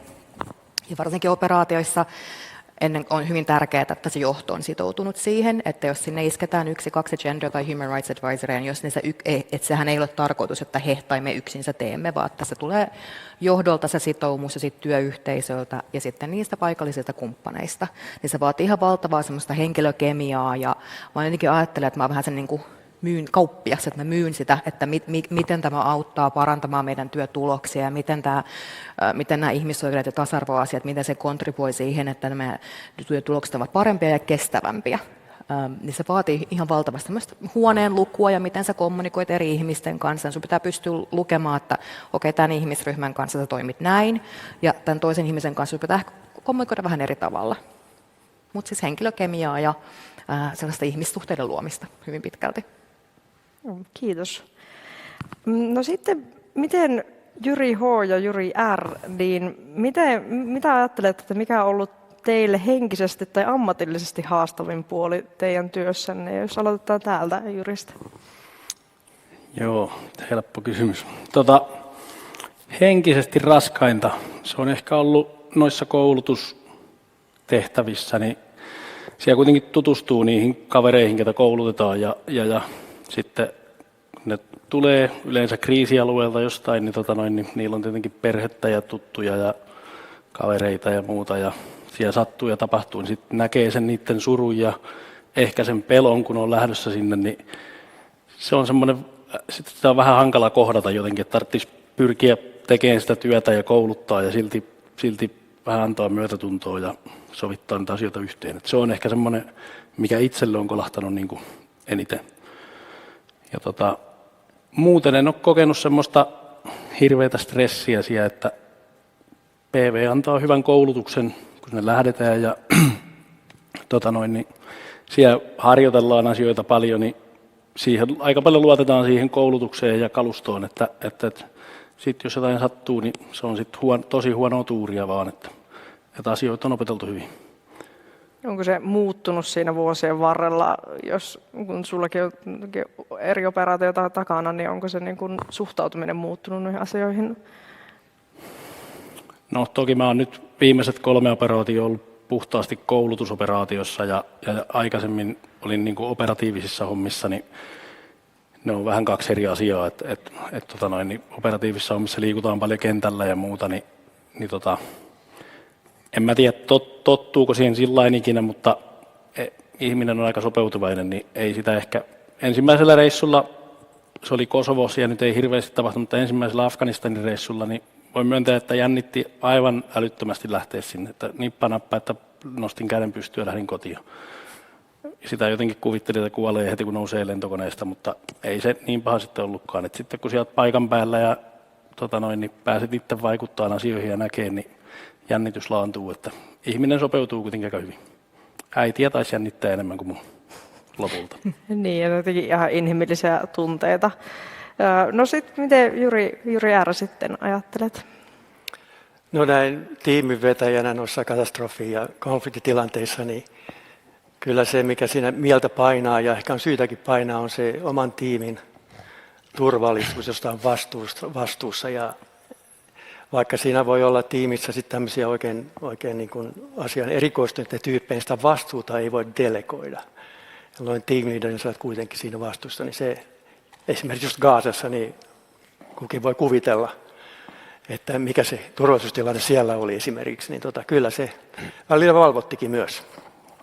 Toinen ehkä noissa luonnonkatastrofitilanteissa, vaikkapa maanjäristyksen jälkeen, niin siinä kovinkin pikaisesti pitää saada jonkunlainen toimintasuunnitelma aikaan, jotta saadaan rahoitusta ja saadaan operaatiot kunnolla käyntiin, niin siinä on kiirettä 24/7 ja se kyllä stressaa. Nämä on ne kaksi tilannetta, jossa niin kuin kysytään turnauskestävyyttä. No entä sitten Eveliina, niin minkälaisia taitoja sun on täytynyt sitten opetella? Tai mitä koet, että on sellaisia taitoja, mitä olet joutunut opettelemaan tai päässyt opettelemaan vasta sitten siellä operaatiossa? No ensimmäisenä tietenkin tulee se, että se on ihan erilainen se ympäristö, missä toimitaan, ja se, että kun Suomessa poliisi menee ulos, niin hänellä kuitenkin on yleensä aina virka-ase mukana, ja tuolla sitten missiolla ei ole, että se on hyvin erilaista. Ja sitten tietenkin se byrokratia, mikä tulee niin kuin sen mission puolelta, että siinä on paljon opeteltavaa ja ymmärrettävä, niin kuin, että asiat ei välttämättä tapahdu sillä tavalla, kun ne täällä meillä Suomessa tapahtuu hyvinkin niin kuin jouhevasti. Ja sitten se tietenkin, että koska se on monikansallinen yhteisö, niin ymmärtää ja käsitellä sitten myöskin muita kulttuureja ja sitten tietenkin se kielitaito, että siinä varmaan tärkeimmät. Kiitos. No miten sitten, jos ajatellaan tämmöisiä harhakäsityksiä, niin Oskari, Krista ja Jyri R, niin mitä on semmoisia yleisiä harhakäsityksiä teidän työstä, mitä olette kohdannut ehkä? Jos aloitetaan Oskari susta. Yhtä mä jo vähän sivusinkin, eli sellaista, että työ on jonkun yhden suuren tähden yksinäistä onnistumista. Siitä ei kyse, vaan kyse on tiimityöstä. Sitten toinen tyypillinen harhakäsitys on se, että rauhanvälitys tapahtuu vain vanhojen pukupäällä hienoissa hotelleissa yhden pöydän ympärillä istuvien miesten kesken. Sitäkin tapahtuu ja se saa tällä hetkellä ehkä enemmän mediassa näkyvyyttä kuin moneen vuoteen, pitkiin aikoihin. On hirveän paljon tämmöistä hyvin korkean tason neuvottelua ja rauhanprosesseista näkyy tällä hetkellä se puoli, mutta se on sillä tavalla harhakäsitys, että se ei suinkaan ole se koko todellisuus, vaan se on jonkinlainen jäävuoren huippu, jonka media kyllä löytää, mutta sitten on hyvin paljon muuta työtä, joka on vähemmän ehkä näyttävää, mutta pitkäjänteistä, jatkuvaa, paikkaa niitä aukkoja, jotta tämä korkein taso ja kansainvälinen järjestelmä jättää jälkeensä YK:sta lähtien. Kansainvälinen diplomatia ja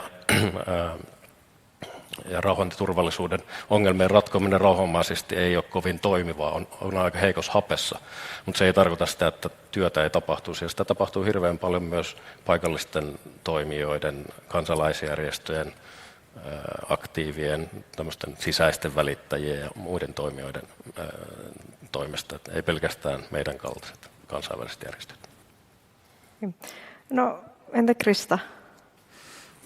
No ehkä usein törmää siihen, että kun puhutaan tasa-arvoasioista ja sukupuoleen liittyvistä asioista, niin puhutaan näistä gender-asioista, että se koskisi nimenomaan vain naisia, mutta sehän ei pidä paikkaansa. Että siinähän tarkoitus nimenomaan on, että katsotaan, mikä se sukupuolen vaikutus on isossa mittakaavassa niin eri ilmiöihin. Jos me katsotaan vaikka väkivaltaisia konflikteja, niin meidän pitää nimenomaan katsoa sitä sukupuolilinssin kautta. Saattaa esimerkiksi olla, että ne on nimenomaan ne pojat ja nuoret miehet, jotka ovat niin kuin ensimmäisenä sen tavallaan väkivallan tulilinjalla, tai että heitä yritetään rekrytoida vaikka aseistettuihin kapinallisjoukkoihin. Ja on hyvin tärkeää käyttää sitä sukupuolilinssiä, että me nähdään, että me ymmärretään, että mitkä on ne eri riskit eri ihmisryhmille. Me tiedetään, että seksuaalinen väkivalta, molemmat naiset ja miehet voivat olla uhreja, toki enemmänkin naiset kuin miehet, mutta kun me katsotaan esimerkiksi sitä ilmiötä, niin mikä se stigma on eri esimerkiksi miehillä, jotka ovat saattaneet joutua raiskauksen uhriksi. Että se on tosi tärkeää katsoa sitä kokonaiskuvaa, että se ei ole vain naisia, vaan tarkoitus on katsoa sitä yleistä kuvaa, ja se on äärettömän hyvä työkalu siihen työn suunnitteluun, sen työn operationaalistamiseen, ja katsotaan riskiarviointeja ja suunnitellaan sitä kestävyyttä niissä meidän niin kuin toimenpiteissä. Että se ei todellakaan ole vain naisiin liittyvään työtä. Sitten ehkä joskus voi törmätä myös sellaista, että ihmisoikeus- ja tasa-arvoasiat, että se on vähän semmoista niin kuin pehmeää työtä ja pehmeää tietoa, mutta tämähän on siis valtava yhteiskunnallisen tutkimuksen ala, että meillä on aivan valtavasti tietoa ja niin kvantitatiivista kuin kvalitatiivista tutkimustietoa. Meillä on valtavasti erilaisia työkaluja, mitä ollaan testattu ja metodeja, miten me voidaan työskennellä tämän aihepiirin parissa. Että kyllä se vaatii semmoista niin kuin teknistä osaamista. Toki toivotan kaikki, jotka ovat asiasta kiinnostuneita, niin työskentelemään kyseisen tematiikan parissa. Ei tarvitse olla akateemista tutkintoa asian alalta, mutta että se vaatii semmoista teknistä osaamista. Ja ehkä semmoisena loppukaneettina, että ne operaatioissa toimivat ihmisoikeusasiantuntijat, tasa-arvoasiantuntijat ei ole semmoisia lääkkeitä, millä me saadaan yhtäkkiä sitten kaikki meidän operaatiot jotenkin ottamaan hirveän hyvin huomioon ne tasa-arvo- ja ihmisoikeusasiat, vaan se vaatii sitä, niin kuin Oskarikin mainitsi, sitä niin kuin tiimityötä, ja tehdään yhdessä työtä ja tavallaan, että kaikki ovat sitoutuneet niihin yhteisiin tavoitteisiin. Sitten se on niiden neuvonantajien, se on meidän työtä tarjota se asiantuntijuus, että miten se työtä voidaan tehdä, mutta se sitoutuminen tulee muualta, tai ei vain meistä, vaan meistä kaikista. Joo. No entä sitten Jyri R., mitä ajattelet tästä? Harhakuvittelen. No, mä sanoisin, että mikä liittyy noihin toimintaympäristöön, jos nyt mennään tämmöinen sotatila, konfliktialueelle, niin tämmöinen vastuullinen media yleensä kertoo asioista siinä mielessä oikein, että vaikeita on ja paikalliset kärsii ja niin poispäin, mutta se useinkaan, ehkä Gazaa lukuun ottamatta, niin ei lainkaan ole se koko totuus, mitä mediasta kuulee, vaan kyllä siellä semmoinen suhteellisen normielämäkin kulkee rinnalla. Kaikkihan jotenkin kärsii siitä, mutta kuitenkin on mun mielestä alkujaan, kun näissä hommissa aloittelin, niin ihmetteli sitä, että miten kuitenkin se niin kuin normaali elämääkin on. Ehkä suurimmaltakin osin monissa tilanteissa, vaikka media lukuttaa ymmärrettävästi ehkä, vaan sitä pommitusta ja ihmisiä kuolee rintamalla ja niin poispäin. Toinen asia ehkä, muistelen tätä tilannetta silloin 25 vuotta sitten, kun näihin hommiin ryhdyin. Ja niin kuin sanoin, niin tulin korporaatiomaailmasta, niin mietin, että millaistakaan porukkaa siellä on töissä näissä humanitaarisissa hommissa. Ja tokihan ollaan sitten töissä vierassa kulttuureissa ja tiimit on kovinkin kansainvälisiä. Et jos on vaikka 12 hengen tiimi, saattaa sulla on tiimissä 12 kansallisuutta edustettuna. Mutta kuitenkin niin kuin aika tavallisia tyyppejä, eri alojen ammattilaisia. Ja jos sulla on hyvät ihmissuhdetaidot, kommunikointi, myös kielitaitoa riittävästi ja tämmöistä turnauskestävyyttä, niin kyllä ne hommat voi olla vaikeita, mutta yleensä niistä selviää ja ainakin tähän mennessä on selvitty. Se on hyvä kuulla. No entä sitten Eveliina, sama kysymys sulle, minkälaisia harhakäsityksiä sä oot kohdannut, mutta ehkä semmoista niin poliisiympäristöstä, että onko niin kuin tavallaan siinä poliisikentällä tullut sitten niin kuin poliisilta sitten jotakin tämmöisiä vastaan harhakäsityksiä sit siitä sun niin kuin poliisityöstä sit siellä niin kuin kansainvälisessä kriisinhallinnassa? No toki, niin kuin tuossa otin aikaisemmin, kerroin jo siitä, että kyseessä on niin kuin aseeton palvelus yleensä. Ja sitten tietysti se, että he ehkä kuvittelee sitä, että me mennään sinne enemmänkin niin kuin viettämään aikaa, eikä niinkään tekemään töitä. Että kyllä mun täytyy omasta niin kuin henkilökohtaisesta kokemuksesta sanoa, että mä oon tehnyt enemmän töitä tuolla kuin ikinä niin kuin poliisihommissa Suomessa, että sinä aikana. Että kyllä se vaatii niin kuin pitkää pinnaa ja tosiaan niin kuin sitä mukautuvuutta ja sopeutuvuutta. Just niin kuin tässä kollegat on kertoneet tässä muut, että minkälaista se on olla monikansallisessa tehtävissä. Kiitos. No sitten Jyri H., Mikael ja Eveliina, niin teillä on, jos mietitään tätä teidän panelistikokoonpanoa, niin teillä 3 on työt täällä Suomessa ja te olette käynyt sitten operaatiossa sitten pyörähtämässä ja tullut takaisin tekemään niitä teidän töitä tänne Suomeen, niin miten koette, että miten nämä kriisinhallintakokemus on auttanut teitä siinä niin kotimaan tehtävissä, minkälaisia oppeja te olette sieltä saanut, miten te olette pystyneet hyödyntämään sitten kotimaassa, niin jos aloitetaan Jyri H. susta. No, teen tosiaan sähkötöitä, että ihan suoranaisia semmoisia ei ole, mutta toki on ollut paljon tuolla niin kuin ryhmänjohtajana ja semmoisena, niin semmoista organisointikykyä on varmaan tullut aika paljon ja niin, sitten kun paljon joutunut olemaan niin kuin muiden maiden kansalaisten kanssa tekemisissä ulkomailla ja kohdannut paljon ihmisiä, niin ei niin hirveästi on sillain aika avoin ja uskaltaa mennä juttelemaan ihmisille ja sitten siellä eletään tosi tiiviissä yhteisössä ja ollaan niin kuin yksityisyyttä on todella vähän, niin on oppinut varmasti sosiaalisia taitoja aika hyvin, että pärjää erilaisten ihmisten kanssa ja on tavallaan sen oman pienen elämänsä kriisihallitsija myös sillä lailla, että sen ne on varmaan ne tärkeimmät. Mut ei nyt suoranaista ammatillista oppia ehkä ole tullut. Mutta. Joo. Miten sitten Mikael? Pääosin vähän samalla linjalla kuin Jyri, että mä oon toiminut siis puolet urasta syyttäjänä ja sen jälkeen sitten tiedusteluvalvonnan puolella varsinaista substanssiosaamista näistä missioista ei ole tullut, että olisi voinut hyödyntää näissä tehtävissä Suomessa. Mutta jos laajentaa vähän perspektiiviä, niin toki tämmöistä niin kuin, ehkä sinnikkyyttä, mistä on puhuttu, ja priorisointikykyä on oppinut. Missä on mitään tyypillistä se, että on annettu joku tietty tehtävä, mutta se ei välttämättä ollenkaan se, mikä toteutuu. Mä muistan esimerkiksi Eupol Copsista miehitytytä palestiinalaisalueelta. Meillä oli 3 hengen tiimi, joka työskenteli sisäministeriön, palestiinalaishallinnon sisäministeriön kanssa.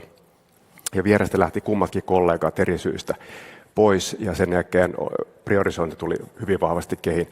Meillä oli muistaakseni lainsäädäntöfaili, vastuullisuuskysymykset ja kansainvälinen yhteistyö, ja sitten lähdin tekemään niitä asioita, missä oli paras pito, missä oli parhaat odotukset siitä, että pääsee eteenpäin. Eli tämän tyyppisiä ehkä niin kuin metataitoja on kyllä. Ja sitten on ehkä sanottava, että se, missä missiot on aika hyviä, on suunnittelu ja raportointi. Ja ne on ehkä sellaisia asioita, joita olen pyrkinyt tuomaan mukaan myöskin meidän nykyiseen työpaikkaan. Hyvä, kiitos. Miten Eveliina? No, ihan samoja asioita, mutta sitten vielä myöskin se niin kuin, tavallaan se kulttuurien kohtaaminen, eli on ehkä helpompi niin kuin, kohdata eri kulttuureista tulevia ihmisiä. Toki myöskin se englannin kielen taidon niin kuin, käyttäminen, niin se on myöskin niin kuin, parantunut huomattavasti.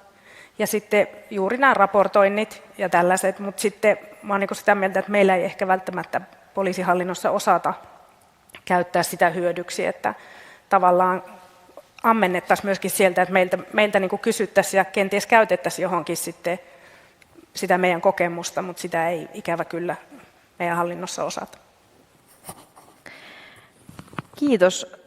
Tässä on kuultu aika hyvin nyt sitä, tuon hyvin esille, ehkä kiteytettynä, että ei ole yhtä tietä onneen, että aika paljon erilaista osaamista tarvitaan ja tavallaan sitä yhdessä tekemistä, nimenomaan vuorovaikutustaitoja ja tiimipelaamista. Mutta miten sitten, jos käydään semmoinen kierros, että miten teidän oma ajattelu on vuosien varrella ja teidän uran aikana, niin ehkä muuttunut, onko arvomaailma muuttunut jollain tavalla näiden tehtävien aikana ja uran aikana ylipäätänsä, niin jos lähdetään Oskari susta ensimmäisenä liikkeelle. Jos lapsilta kysyttäisiin, niin varmaan he toivoisivat, että tämmöisiä dialogitaitoja käytettäisiin kotona vielä lisää. Sitähän opiskelen koko ajan, se on semmoinen loppumaton polku. Varmaan perspektiiviä, kohtuullisuutta, armollisuutta itseä kohtaan ja sitä, miten moninaisia ihmiskohtaloita, tilanteita ja näkökulmia ja tarpeita voi olla. Että kuvittelisin, että on vähän vähemmän mustavalkoinen kuin olin silloin 2006 kesällä, kun lähdin Afganistaniin. Hyvä. Jyri?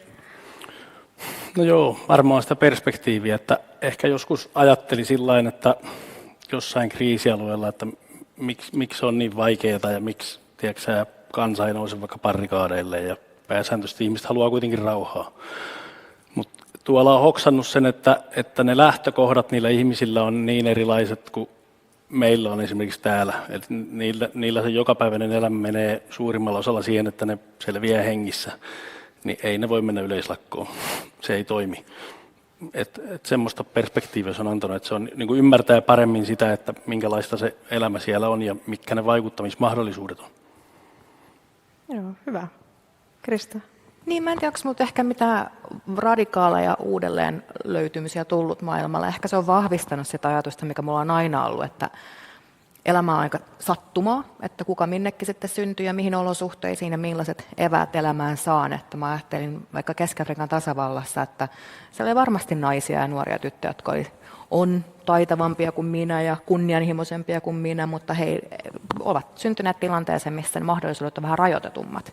Niin ehkä se siitä, että tajuaa, että se elämä on vähän semmoista sattuman kauppaa, niin jotenkin se ehkä ainakin se oma sitoutuminen siihen, että kuinka tärkeää on, että me jatketaan ja rahoitetaan sitä työtä koskien rauhaa ja demokratiaa ja ihmisoikeuksia ja oikeusvaltioperiaatteita, että se on aivan ensiluokkaisen tärkeää, että tavallaan mitä me tässä sitten puolustamme, jos emme niin kuin näitä perusarvoja, että siihen on vahva sitoutuminen niin kuin jatkunut ja ehkä voimistunutkin.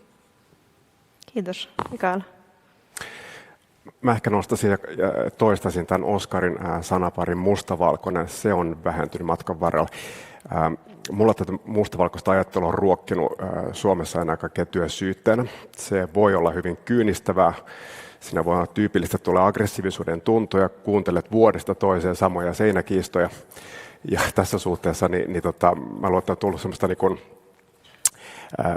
joustavuutta selkeästi enemmän ja en missään tapauksessa arvostan sitä työtä kyllä rikosvastuun toteuttajana, mutta en palaisi siihen. Eli mustavalkoisuus ja ikään kuin joustavuus, ne on selkeästi kyllä kasvanut tässä vuosien saatossa ja näiden krihatehtävien myötä. Hyvä. Jyri? Joo, miten tämä mikki tässä toimii? No niin. Tässä kun tullaan tämmöistä hyvinvointivaltiosta Suomesta, jossa on demokratiaa ja ihmistä pidetään huolta, niin täytyy sitten, kun usein ollaan töissä maissa, jossa tällä hetkellä menee huonosti, niin ehkä kuitenkin tuonut sitä perspektiiviä. Mä viimeisen 10 vuotta asunut tuolla Lähi-idässä, niin sehän on tämä länsimaisen sivilisaation kehto, niin vaikka siellä on haasteita, niin se tuntuu siinä, se näkyy se yksilötason ja kollektiivisen tason identiteetissä, joka on hyvin vahva.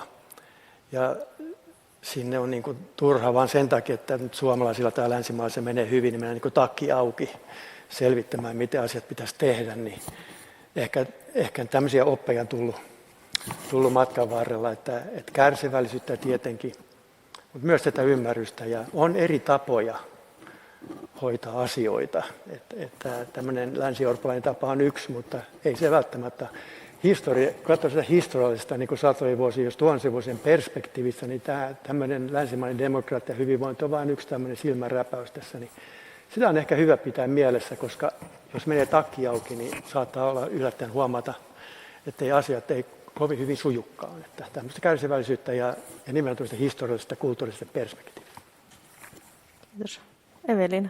Niin, kyllä tässä tuli aika pitkälle varmasti kaikkien suusta jo sanottua se, mutta että omassa elämässäni ihan varmasti tiimityöskentely ja sitten ymmärrys erilaisia asioita kohtaan ja se juuri mitä tässä kerrottiin, että asioita voi tehdä niin monella tavalla ja silti päätyä siihen samaan maaliin. Kiitos. Tässä oli aika hyvät myyntipuheet, että kyllä niin kuin, vaikka haastavia töitä ja haastavia alueita, missä olette ollut töissä, niin sieltä on jäänyt kätteen ja varmasti koko ajan yhäkin kehitytte ja opitte myöskin, että se opinpolku ei lopu siihen tiettyyn pisteeseen. No ehkä sitten viimeisempänä voisin tämmöisen lyhyen kierroksen tähän loppuun kysyä, että minkälaisia, jos nyt meidän striimin välityksellä täällä paikan päällä on ihmisiä, jotka nyt miettii täällä, että kiinnostaisi teidänlaiset työurat, niin minkälaisia vinkkejä te antaisitte ihmisille hakeutumiseen tai muuta? Oskari. Tartu omaan uteliaisuuteesi. Uteliaisuus on hieno voimavara ja sitä pitää käyttää. Optimismi, semmoisen mahdollisuuksien näkeminen ei ole naivismia, vaan optimismi on työväline. Juri. Mulla olisi ehkä semmoinen, että jos vähänkin harkitsee ja tuommoinen kriisinhallintatyö kiinnostaa, niin sitä ei kannata jännittää. Toki nyt puhun pelkästään sotilaallisesta näkökulmasta, mutta siellä ei tarvitse olla mikään supersotilas. Että maalaisjärjellä ja avoimin mielin niin mennään tosi pitkälle.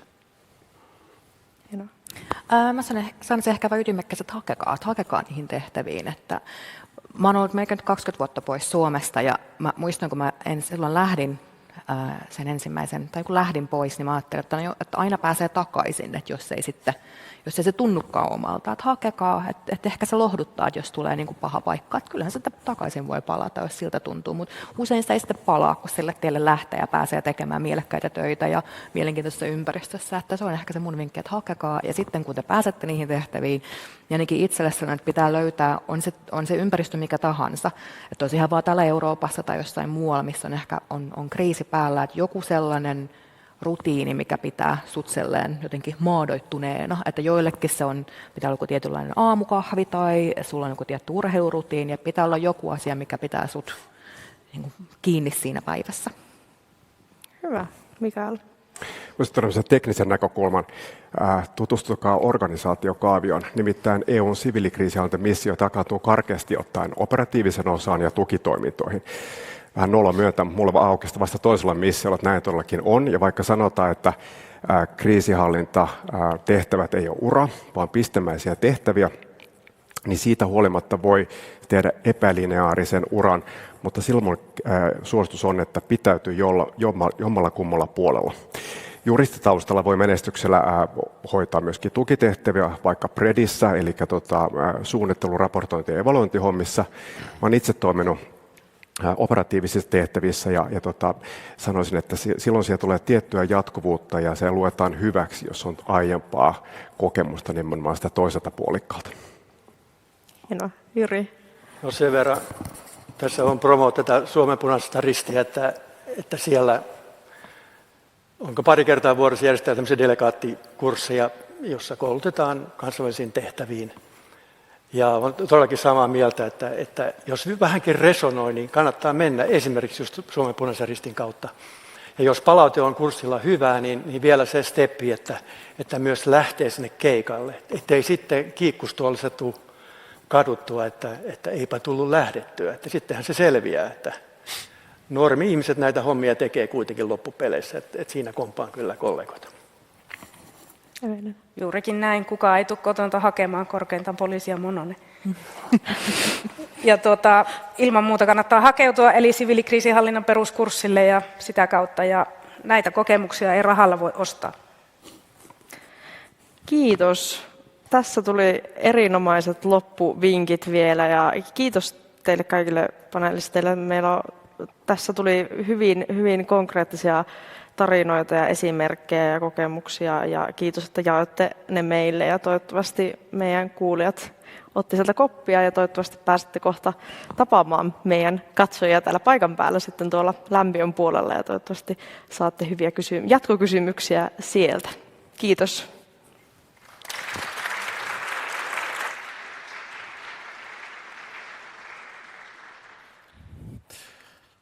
Kiitos kaikille puhujillemme. Ja kuten Anniina tosiaan mainitsi, niin mikäli haluatte keskustella tarkemmin jonkun tai useamman heistä kanssa, niin se on mahdollista tuolla lämpiössä. Nyt siirrytään pienelle tauolle ja palataan ohjelman parin tässä salissa kello 14.45. Kiitos.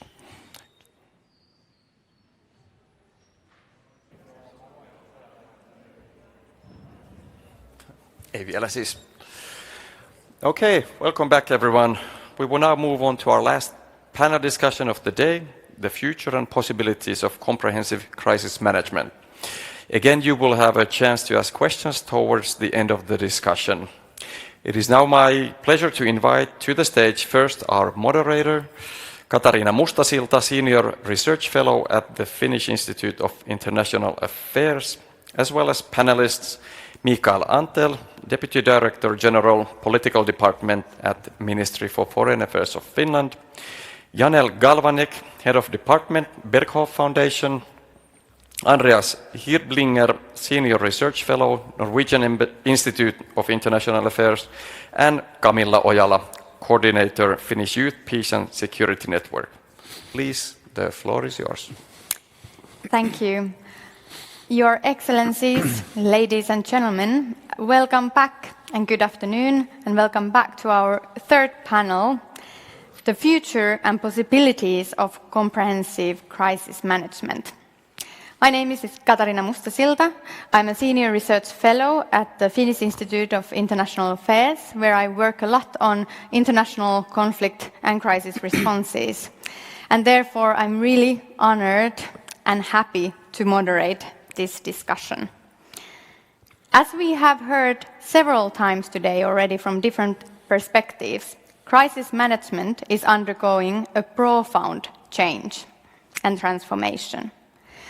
Traditional UN-mandated and UN-led big peace operations are in decline, yet the demand for coordinated and cooperative crisis responses is only increasing.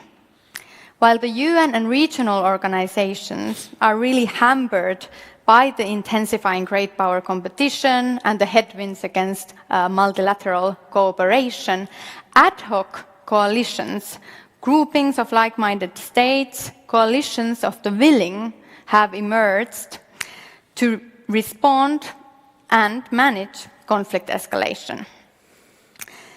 These, however, raise some questions regarding their legitimacy, accountability, and comprehensiveness when it comes to crisis management and its future.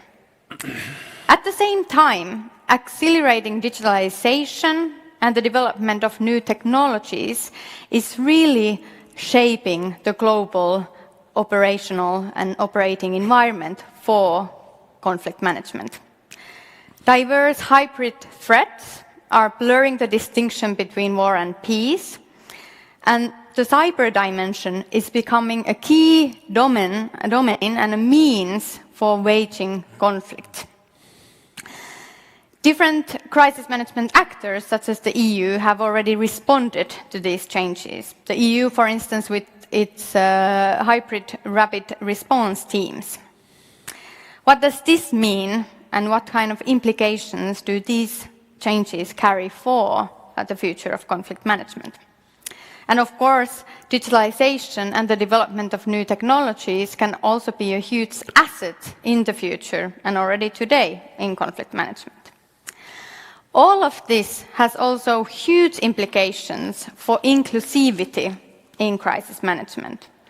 There's a wide-scale acknowledgement that local ownership, as has been discussed many times today already, the role of women and youth is essential if we want to build sustainable peace. However, effective implementation of inclusivity continues to be a challenge, and one could even say or ask whether it's becoming even more difficult in today's environment and in the future, given the emphasis on elite-level peace deals, security and defense cooperation, and a general focus on states' security and defense in particular. So going forward, this as well needs to be addressed. Finland, as the first country to have adopted National Action Plan on Youth, Peace and Security, is in this matter as well in a good position to take action and lead even. So, considering all this, our panel will now discuss how the future of conflict management and crisis responses looks like. And I'm delighted to be joined by such a distinguished panel offering extensive experience and expertise from mediation and peace building, crisis management, security partnerships, civilian and military sides both. I will now first introduce all of our panelists shortly, and we will then jump right into our big themes to discuss today. So first up, we have Mikael Antell, who is the Deputy Director General for Political Affairs at the Ministry for Foreign Affairs. Mikael has extensive experience from the ministry with a focus on security policy, Nordic cooperation and European affairs. And you have hence witnessed very closely the shifting landscape when it comes to international conflict and crisis management and cooperation in security and defense. For example, you were the chief negotiator in the DCA negotiations between Finland and the US just recently. We are very delighted to have you in this panel. Next, we have Janelle Kalvanek, who is the head of the Regional Peace Support Department at Berkhoff Foundation. There, Janelle oversees programs in Sub-Saharan Africa, Latin America, Europe, and Central Asia. With 17 years of experience at the Berkhoff Foundation already, you've worked on various contexts ranging from Somalia to Nicaragua, Ukraine, and Afghanistan.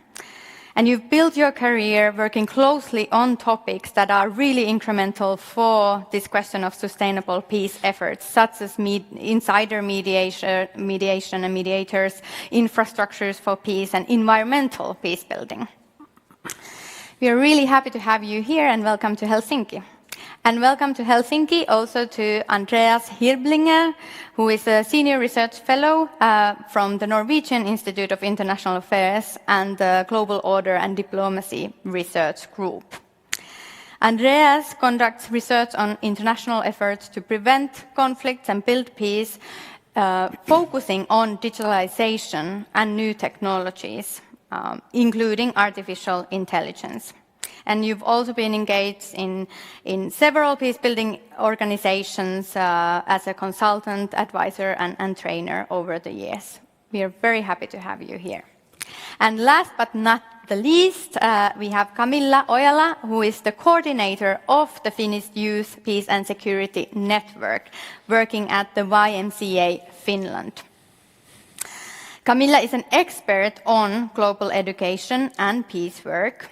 And in your current role, you've prepared and implemented youth consultations as part of the preparation of the second National Action Plan that Finland just recently adopted on youth, peace and security. And over the years, you have worked on this thematic in various professional positions as well as positions of trust already since the first National Action Plan was adopted. We are really, really happy to have you here, and I'm very happy to be able to now pick your brains when it comes to the future of conflict management and crisis responses. So let's start with this shifting landscape, and particularly this trend that we are witnessing now, and that seems to be strengthening, of more and more ad hocness instead of multilateral and institutionalized responses to conflicts and crisis situations. What are the implications? What are the challenges? And perhaps also, what are some of the opportunities that this change is bringing? Mikael, let's start from you. From your perspective of having followed Finland's security policy evolution and foreign policy evolution and the recent bilateral and multilateral development, defense cooperation developments, you have been able to witness this changing international landscape of responses to conflicts and crises. What type of challenges and opportunities do you identify in this trend of more ad hocness, perhaps also more bilateralism rather than multilateralism when it comes to crisis and conflict responses? Well, first of all, very nice to be here, and I'm grateful to all my colleagues who have worked hard to get this together. If anybody is wondering why this guy is all the time staring only to that direction, it's because I'm quite well wired with the microphone, so it's not easy to turn the head. But now to your question. It's true. I mean, if you first look at the big picture in general when it comes to foreign and security policy, so we have seen a lot more of more permanent and more, say, ad hoc arrangements, bilaterally, minilaterally, trilaterally, etc. For us in Finland, it has been important to be around the tables where things move forward and where things are decided. And just to take one example, the coalition of the willing has been very important for us in the Ukraine question. But having said that, I think it's important that it doesn't happen at the cost of the strength and unity of the multilateral organizations, for example, UN, EU, NATO, in this case. And then again, when it comes to your real question concerning and why we are here today, the crisis management, I have to say, first of all, that our policy is not trend-driven here. It's quite consistent, and it's based on our national security, our international responsibility that we feel since we started to be an active part in all of this. And also, of course, and maybe this is the most important thing to repeat today, based on our support for the rules-based international order. Basically, the most significant shift that we see in our view now is that we kind of miss traditional large-scale operations. You see that also on the UN front, it has declined, while there is a need for rapid crisis response, that need has increased. And this has exactly led to what you said, more ad hoc coalitions, different arrangements, more flexible formats. And of course there are pros and cons in all of this, as always. But maybe particularly here. And the opportunity, as I see it, is that you can have faster deployment, political agility, and also the ability to tailor response to specific cases. But then on the downside, or maybe downside is the wrong word, but the risks, basically, as I see it, is the erosion of legitimacy, and also the fragmentation of the international response as a whole, and maybe also in the long run a loss of institutional memory and some kind of accountability also. So just to round up, I think that we should see all these ad hoc arrangements more as complements to rather than substitutes to multilateral crisis management. And of course, and this is important to point out, they should also be aligned with the UN Charter principles and international law, and they should also be built in a clear mechanism for how you then early enough hand over to the more traditional multilateral organizations like UN, EU, AU, etc. And maybe also stronger bridging mechanisms overall. Yes. Thank you, Mikael. That was an excellent start to our discussion. Thank you for pointing out the sort of importance and possibilities of complementarity, indeed, between the ad hoc responses and multilateral responses. We shouldn't look at them, at least from the outset, as something automatically incompatible. But then also thank you for a very clear analysis of the pros as well.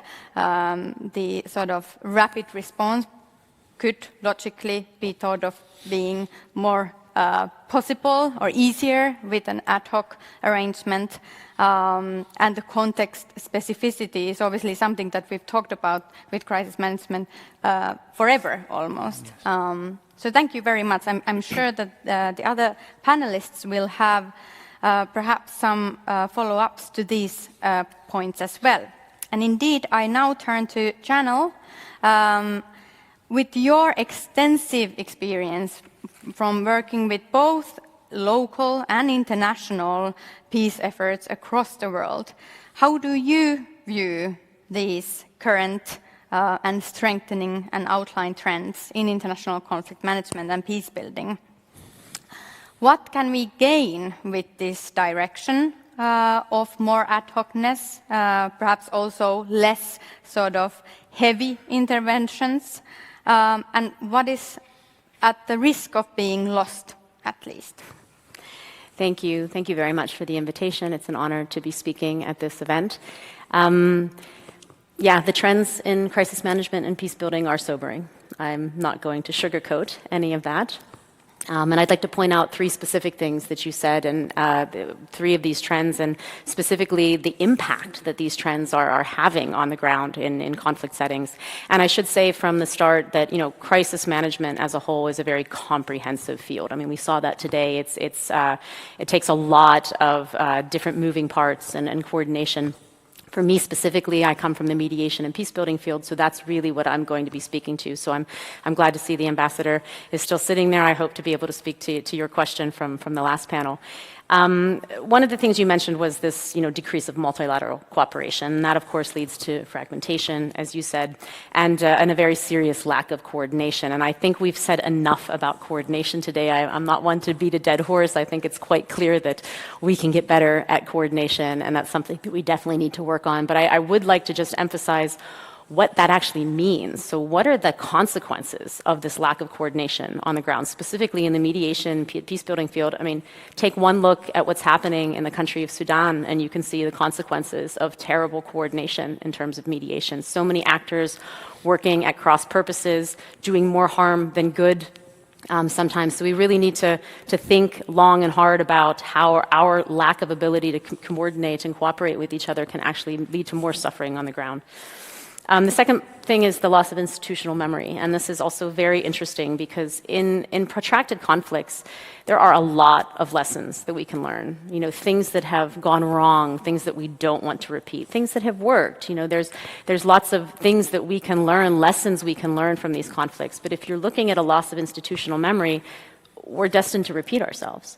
And this is really what's dangerous also in Sudan. You look at what's happening now in the mediation of Sudan, and people are making the same mistakes that they made in the conflicts that have happened before in Sudan. And again, who suffers the most from this? The people that are living these conflicts. And what I would consider also probably the most destructive trend is this decreasing comprehensiveness. And this is really destructive because we tend to lose sight of why conflicts have started in the first place. The legitimate grievances that populations have, the root causes of conflict. And, as Vianney said this morning and in the second panel, I think it was, we're so focused on putting out the fire that we're not asking ourselves, why did this fire start in the first place? And if you lose sight of the problem, then how do you actually find a solution for it? And all of this deal making that is being done on the elite and geopolitical level, it's like putting a Band-Aid on a gaping wound. And the best case scenario, we're going to be in the same place in a year or two. Worst case scenario, you have an even more protracted conflict that's more violent. So that being said, yes, the trends are sobering, but there are opportunities if we look past the bad news and if we remain optimistic. And I'm an optimist at heart. If I weren't an optimist, I wouldn't be able to do the work I do. And I really strongly believe that if there's enough creativity is a very, very important point. Creativity and political will to find ways of cooperating better together, finding new methods that we can use in certain places, then we can, transform conflicts effectively. And I just, two last points here. One thing that we definitely need to do is stop lamenting these trends, these changes, and actually do something about them. So transform them, adapt to them, change them, whatever needs to happen. I often tell my children, don't complain about the situation, do something about it. And of course, that means developing new ideas for better partnerships, for better alliances, better strategies to focus on what needs to be done to achieve sustainable peace, in spite of the noise and the chaos around us. Thanks. Thank you. I think that's a really important sort of key takeaway already, because also a lot of these challenges that you now mentioned as sort of belonging to this time and age, one could also argue that they are not new either. Those are sort of the challenges that have been there in conflict management and crisis management. And perhaps now this time of upheaval and a difficult time and a time of crisis could actually give this space for thinking outside of the box, if I understood as sort of correctly your recipe, that it's important to perhaps have these new ideas, and in this time perhaps they can be actually developed when things are fragmenting and changing. Andreas, you also have extensive experience, again, from working with international or doing research on international conflict responses, especially regarding the technological side, and we will come into that in a bit. But before that, I would like to ask you, actually following up on what Mikael was saying about the complementary aspect of these ad hoc coalitions with regard to the multilateral efforts. How could we make sure that they indeed complement the multilateral efforts rather than further fragment the crisis management and conflict management scenery? Thank you very much, and it's great to be here and to be back in Helsinki. A lot has been said already, so I think I'll make just a few points, and maybe a first one that sounds a bit controversial at first, but I think is important. When we talk about complementarity and the need to deal with fragmentation, I think it is important to see that fragmentation and tension between approaches can be a good thing. And I think we are facing kind of a moment of reckoning, at least from an academic perspective. Over the past 30 years, basically since the end of the Cold War, we have been critiquing kind of the liberal peace model that has been quite strong, say, like from the mid-1990s onwards until the early 2000s, but then actually started fading already or being complicated. But certainly what we're currently seeing is kind of a lacking dominance and a lacking consensus, and a moment where people are asking, okay, what's actually the right approach? I think there's a lot of things to lament about, the defunding, the rise of populist peacemaking and populist responses to crisis, and these kind of non-comprehensive approaches. But overall, I think the fact that we are facing a fragmentation or a diversification of approaches potentially must not necessarily be a bad thing. The question is what we do with this. And I think what's required to some degree is that those actors that are committed to working together actually truly and honestly share their best recipes and their best ideas, and also say what they don't know and what they don't know best to do. And I think the coherence can really come through this kind of honesty, through kind of listening, particularly to those people who are affected by conflict, those people who are affected by violence, and serving them. I think that's where coherence can re-emerge. Obviously, not everybody in the international community is committed to these kind of principles, but I think they're, at least for those who want to rethink what could come after liberal peace building, what can come from democratic states and societies, what do we have to offer? I think it is a culture of deliberation that we can bring into this kind of domain, and I think that would be important. And then when it comes to complementarity, I think probably what we will see is in multilateral institutions a reduced mandate. Obviously, now that international norms and standards are not only contested but have been very often ignored and diminished, I think we might have to go back to a kind of a place where these fora serve as facilitators, as mediators between those who try to make peace and try to mediate. But I'll stop here. Thank you. So perhaps these multilateral frameworks can also adapt and take new roles, given the changes that are happening. Camilla, you have been following everything that is happening in the peace-building world from the youth's perspective. And of course, the youth and the inclusion of it has been something that the liberal peace-building paradigm that Andreas just talked about has at least sort of rhetorically much emphasized. How well it has always then actually been implemented in terms of inclusivity is a completely different story. But from having now followed this rupture or fragmentation of peace building and conflict management efforts from the perspective of the youth, how do you see these trends of more ad hocness, less of these established multilateral frameworks? Thank you for a really interesting question, and also for having me in this panel. You're quite correct in that if we think about the Youth Peace and Security Agenda or the Women Peace and Security Agenda as well, they are, of course, they were born within the UN system and have been seen as very strongly linked to the UN system and this more traditional outlook on peace building. So this has been a challenge in the field and a need to sort of reframe or at least re-explain the importance of youth peace and security or inclusive peace building more broadly and sort of find its place in this world. We are seeing a shift more towards regional multilateral platforms as well, where it's contextualized in a different, maybe more context-specific ways.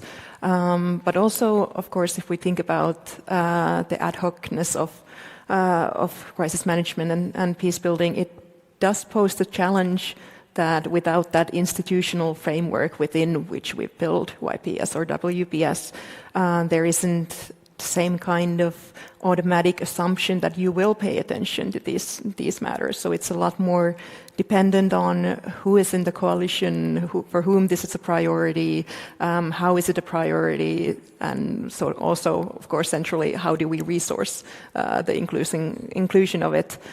So there is a definite risk of youth participation or inclusive participation more broadly being seen as sort of an extra to do on top of it. That is, we have so much already, now we need to do this as well, and this takes so much resources, and sort of seeing it as a burden rather than the actual opportunity that it is for any mission or peace-building operation in itself.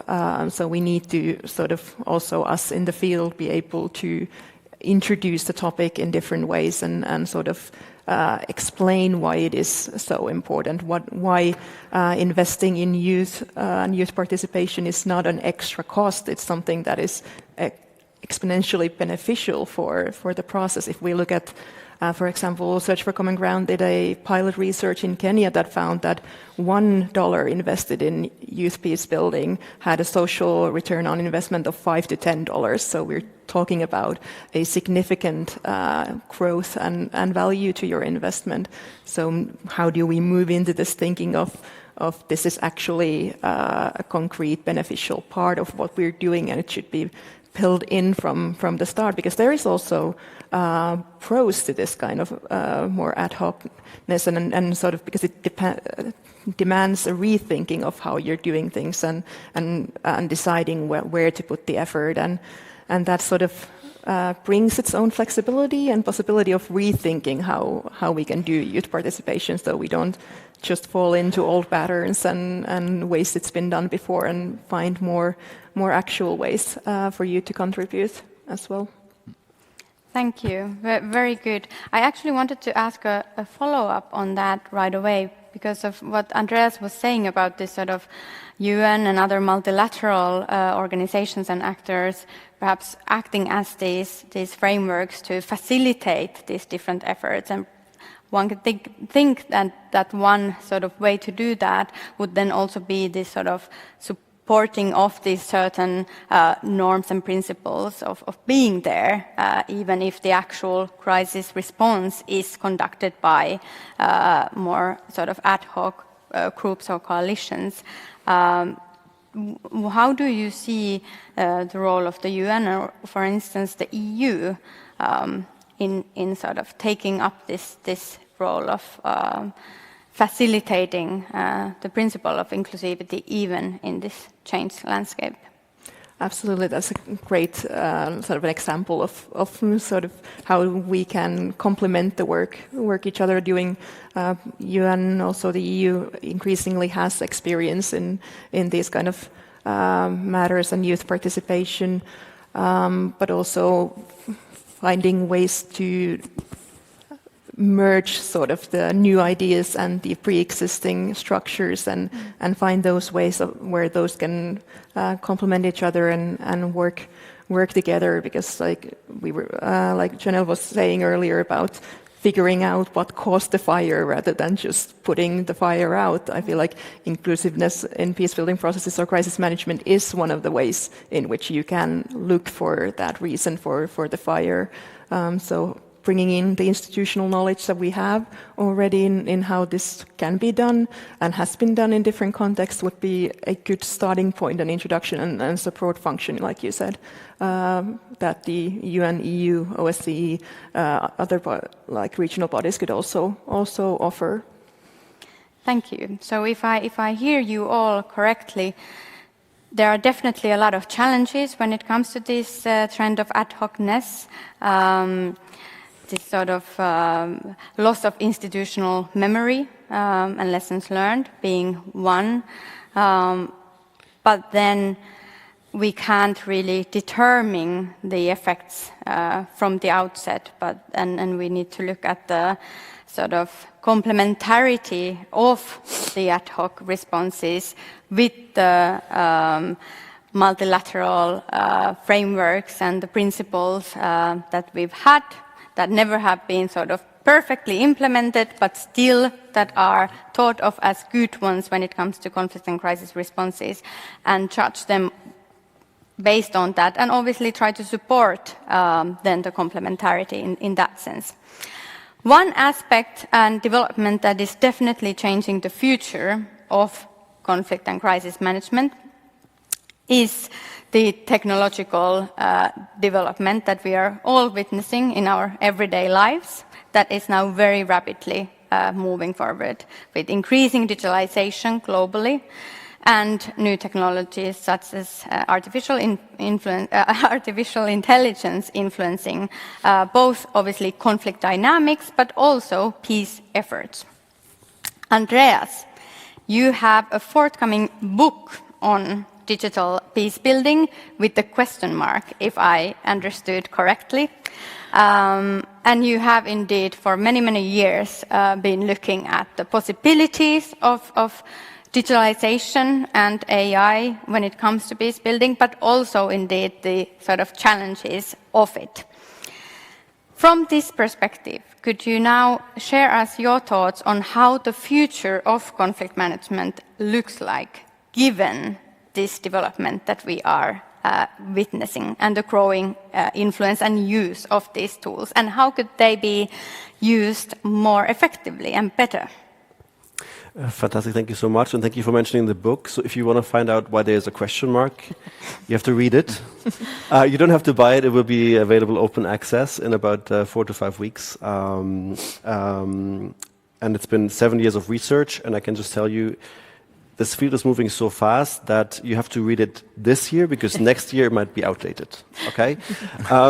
When it comes to the question about the future, I think I have to tell you that we have arrived in the future already. I think when it comes to the digitization of crisis management and peace building, conflict prevention, very often we think about this as we are in this moment where all sorts of things happen, and they will happen, and we don't know how it will look like very soon. But actually, if you think about what has happened just in the past 5 to 10 years, it's been tremendous. So we are in the future, for instance, when it comes to how risk forecasting is done today. We are now, so risk forecasting is a good example because it's actually has evolved since the 1970s. That's when people for the first time were thinking about how to use computer-assisted analysis for conflict early warning. But we have reached a stage where it's obvious that we are relying so much on AI when it comes to risk forecasting that we really rely on it. We cannot do it without it any longer. So we are at this point where we are looking at kind of crisis management, peace building, conflict prevention as a activity, as an effort that requires the interdependency of human and machine agency.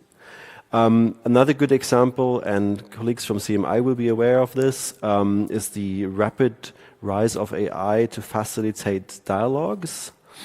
There is now talking about deliberative tech, and being German and kind of having read Habermas, I must say I'm struggling with this idea that one could use AI to somehow build consensus between humans, but it is something that is used. So people are using a combination of machine learning to analyze natural language inputs from dialogue participants and mathematical calculation, statistical calculation to figure out what consensus positions could be. So for instance, in the context of the Israel war in Gaza, that has been done between Israeli and Palestinian peacemakers to figure out what's possible, what's not.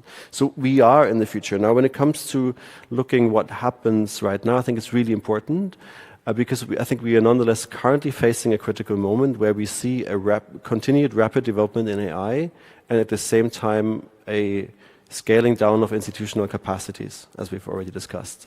And what does that mean? That means that AI will be increasingly used to replace human capacity in the UN, at the EU, in private organizations, etc.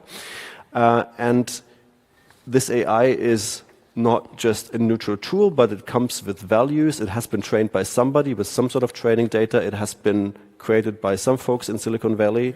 If you are aware of, kind of the politics of large language models, and if you have followed Elon Musk's efforts to create its own model, and how biased it has been when it comes to certain questions or certain answers that it provides, you know what I'm talking about. So there is really a question of like what really happens to crisis management, particularly value-based crisis management, as we see this acceleration of peace tech. Maybe just to say there are two kind of large scenarios, and none of them will materialize. I think we can see a future where crisis management and peace building, conflict prevention will be increasingly see machines on the top, where we see an increasing automation from the beginning to end of the task at hand, because people are obsessed with outputs. So you want to have a perfectly written text or a nicely looking peace agreement or a forecast and a dashboard that looks really neat, you will use AI. And then you have something that seems done quickly and effectively, but it's a product, right? Now, the problem with that is that you're losing out of sight that managing crisis and getting through crisis and building peace is a process that requires humans to collaborate, to talk to one another, to get along with each other eventually. And so the other scenario that I hope we'll see, to be honest, I can just take a stance there, is that we see humans in the loop of all AI-enhanced or all peace tech efforts when it comes to crisis management going forward. And that is something, that's a process that has to be shaped. That's nothing that just happens automatically. That requires peace organizations, crisis organizations to demand an active role while they, for instance, talk to tech companies to buy products, demand an active role in the fine-tuning, in the training of LLMs. It requires us to work with governments, with other international bodies to advance the regulation of AI so that it can serve our purposes. I think that's really, really crucial. And just to say, at NUPI, where I work, we are currently starting, for instance, now an initiative on trustworthy AI for peace, where we'll be looking at how trustworthiness of AI systems is really a necessity for effective conflict prevention and peace building. And we're looking, for instance, at dimensions such as alignment. So how can large language models trained in a way that they actually create outputs that seem reasonable not only for a Western audience, but also for folks in Sudan, in South Sudan, in other parts of the world that do not kind of read the New York Times or similar Western outlets. Let me finish here. Thank you for that rather sobering and a little bit scary outlook, especially when it comes to the first scenario. I certainly hope that is not in front of us, and I hope people took notes on how to prevent that, because I really don't think that would bring sustainable peace. And on the other hand, I was also thinking whether, sort of from the conflict parties' perspective, if they also would allow that to happen, sort of give that agency to AI so much so, and could that development also create this counter impact of, for instance, increasing appreciation towards really good mediators, human mediators, and sort of, individuals and organizations that do this work, of course, applying the technology. This also came to my mind because I just read, for instance, from the national news here, how even though now obviously AI can write anything super quickly and we could think that no one needs to know how to write anymore, apparently the tech companies, for instance, are now really interested in people who can actually write because of the sort of quality difference and all of this. And I was thinking if something like this could also happen in our field, that, what AI produces, if it's really sort of at top of the game and humans are not in the loop the way they should be, maybe the results will also speak for themselves in a bad way. But we can get back to this.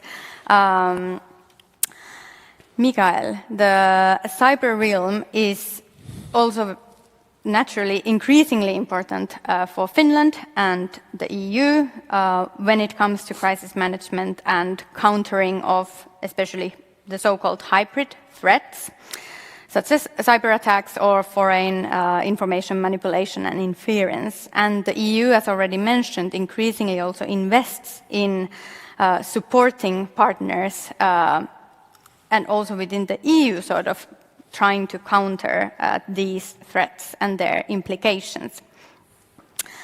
How can this be done, so hybrid threats be managed and partners in particular supported in ways that are conflict sensitive, support resilience, but also sort of avoid any unintended and sort of further escalatory steps in the conflict escalation situation? Well, basically this is the reality where all of us live every day. So of course it goes for any country in Europe as well as for any crisis management operation. It has to be a clear element. The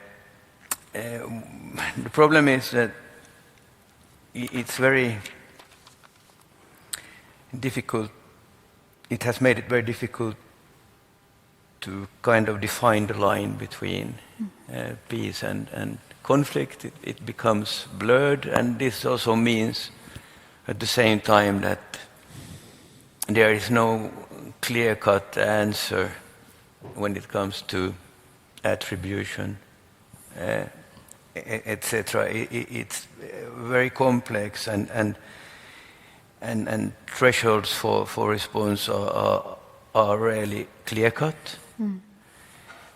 And this means, of course, that we have to put special emphasis on the resilience side of crisis management, not only on the response side. It means that it has to be kind of a natural integrated part of everything we do politically, in the civil side of the operations, in the military planning, etc.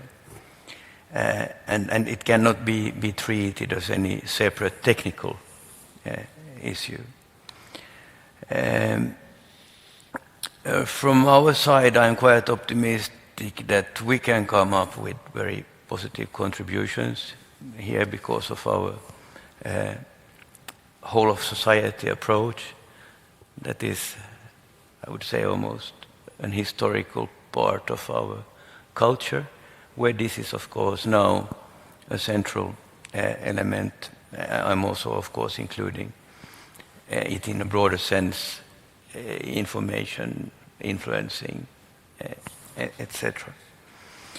So I think we are a relevant partner also in this regard. And when it comes to the development and the full use of cyber tools for crisis management, I would like to point out a few. First of all, they must support trust. They must support transparency and also prevention, and as I said, not only reaction.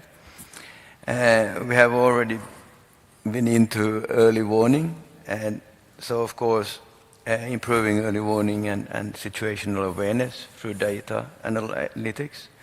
Satellite imagery, very important, as we have seen in Ukraine as well, and open source intelligence.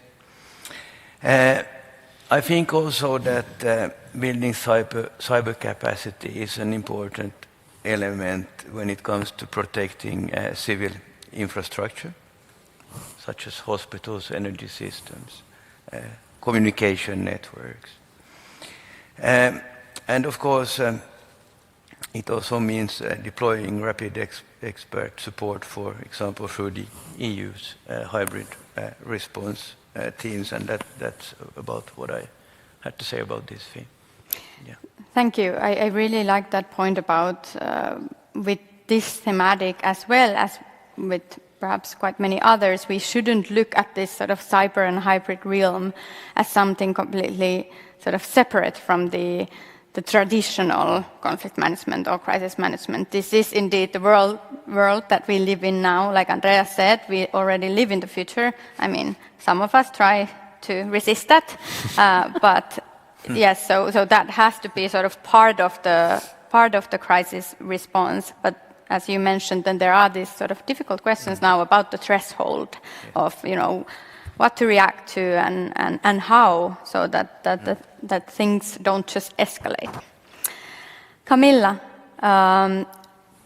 one sort of group of people that are quite integrated in this digitalization in more than perhaps others are the youth, indeed. And so how has the cyber realm and both conflict dynamics and peace dynamics in it, so on the sort of negative side, information manipulation, for instance, disinformation flow, cyberbullying, blackmailing, sort of influenced and come across in your work, as well as then these more positive aspects, such as using these tools to do early warning, conduct perhaps or facilitate dialogues among youth, building online communities. How have they come across in your work when you work on youth, peace and security? Yes, this is a really interesting dynamic, and They are very visible also in our work. For those who might not be so familiar with our network, we're a cooperation platform for young peace builders and youth and peace building organizations to come together to advance the YPS agenda. And last year, when we were making plans for this year, and this year we started these 4 thematic working groups, and we were trying to figure out, okay, what are the themes that are most relevant to youth right now, and members of our network. Technology was one that came up and is one of our thematic groups at the moment, so it is definitely present and identified also as a theme of particular interest within YPS and our membership. And that's not surprising if you look at just research on, for example, hate speech or cyberbullying. Over 64% of young people in Finland report that they have encountered hate speech or bullying online. And that's quite a big number, and it has concrete effects, because when we were doing the second national action plan, we hosted these youth consultations and survey as a basis for that. We found in our results that over 50% of young people who took part reported that fear of hate speech or discrimination is something that is preventing them from participating in decision making. So this has very concrete results, whether we talk about democracy or in crisis management, the sustainability of your results and the ability of all people to take part. These are things that you have to take into consideration. This information similarly, and so that is something that we definitely want to focus on and work on. Also, maybe challenging a bit your idea of young people as sort of digi-natives or somehow very aware and integrated. Of course, a lot of young people very comfortably use AI and have sort of maybe first generation is growing up with the technology right now, but it is also important to keep in mind that, first of all, you can't generalize, of course, all young people, but there's 2 ways of being actively involved. There's using it, and then there's understanding how it works, especially with AI. You do need some level of understanding of how it works to be able to sort of evaluate the trustworthiness of results you get for your questions, for example, or be aware of implicit biases within the systems and so on. So it's also something that we want to keep an eye on and spread awareness on and also in our peace building work consider the ramifications of the use of AI and all that you, Andreas, brought up in your remarks as well on and keeping that in mind. But of course, there are a lot of positives as well. Social media makes us uniquely connected in history right now, so that does facilitate a very strong collaboration between young peace builders all around the world and learning from each other and spreading information and lifting each other's voices up as well is definitely something very valuable to us. And also, of course, AI and technology can be used in facilitating youth consultations and increasing the number of youth who can take part in certain processes. So there are pros and cons, like you said as well, when we consider technology more broadly as well. Thank you. I really like that sort of 2 ways of using these tools. I think that applies to everyone, not just the youth, that you can just use them or you can use them and actually understand them.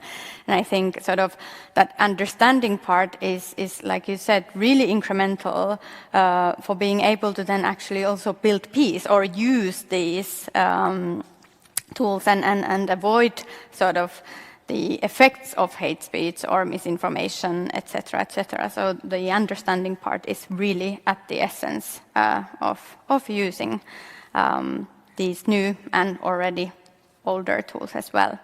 Janelle, I would like to ask from you, from the perspective of societal peace, you've done a lot of work on sort of countries' internal conflicts and mediation and peace building in those contexts as well. Sort of taking into consideration these sort of real harmful effects that these so-called hybrid threats and sort of technological or related means can do. So, for instance, information manipulation, cyber attacks on critical infrastructure, as was already mentioned, but also using, for instance, digital tools to oppress citizens. Given these sort of potential harmful ways of shaping societal peace or breaking it, what would you see as the key ways from researchers' perspective for actors such as the EU and other international conflict management actors to sort of deal with this and try to address this in a conflict preventive and peace building enhancing ways? And specifically what I'm interested in is whether you see the results lying in the more sort of cyber and new tools. So are the tools to engage with these effects cyber tools, cyber diplomacy, or are they in fact the old tools of sort of building societal resilience and societal cohesion?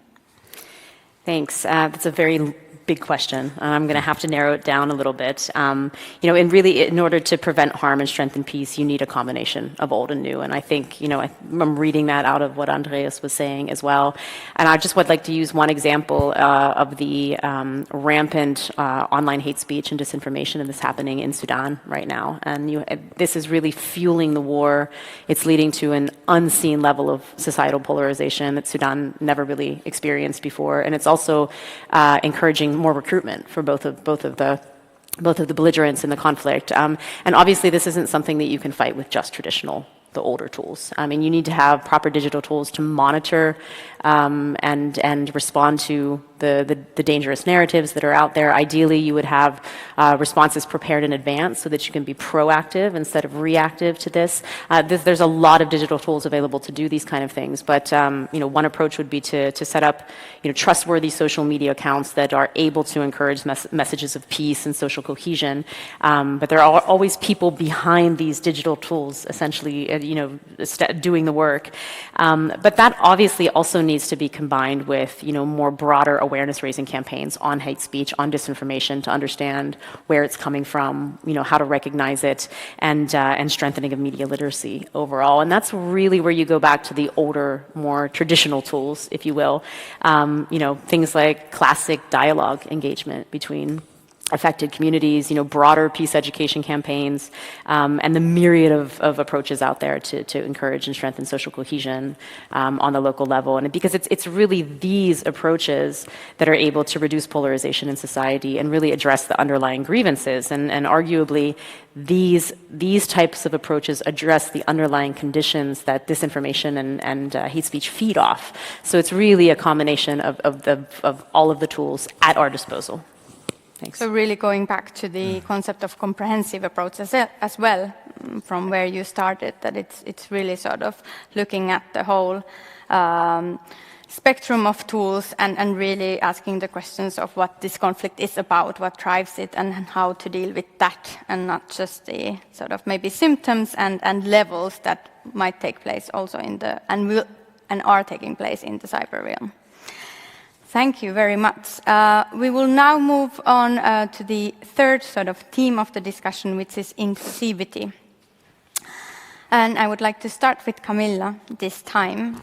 And from your role and work perspective, what do you see as the key barriers that hinder meaningful participation of youth and perhaps also other marginalized groups such as women, locals in general, in crisis management today and in the future? And from where you're looking at the situation, do you see the sort of trend more positive or more negative when we are going forward when it comes to inclusivity and how it is implemented or not? Thank you.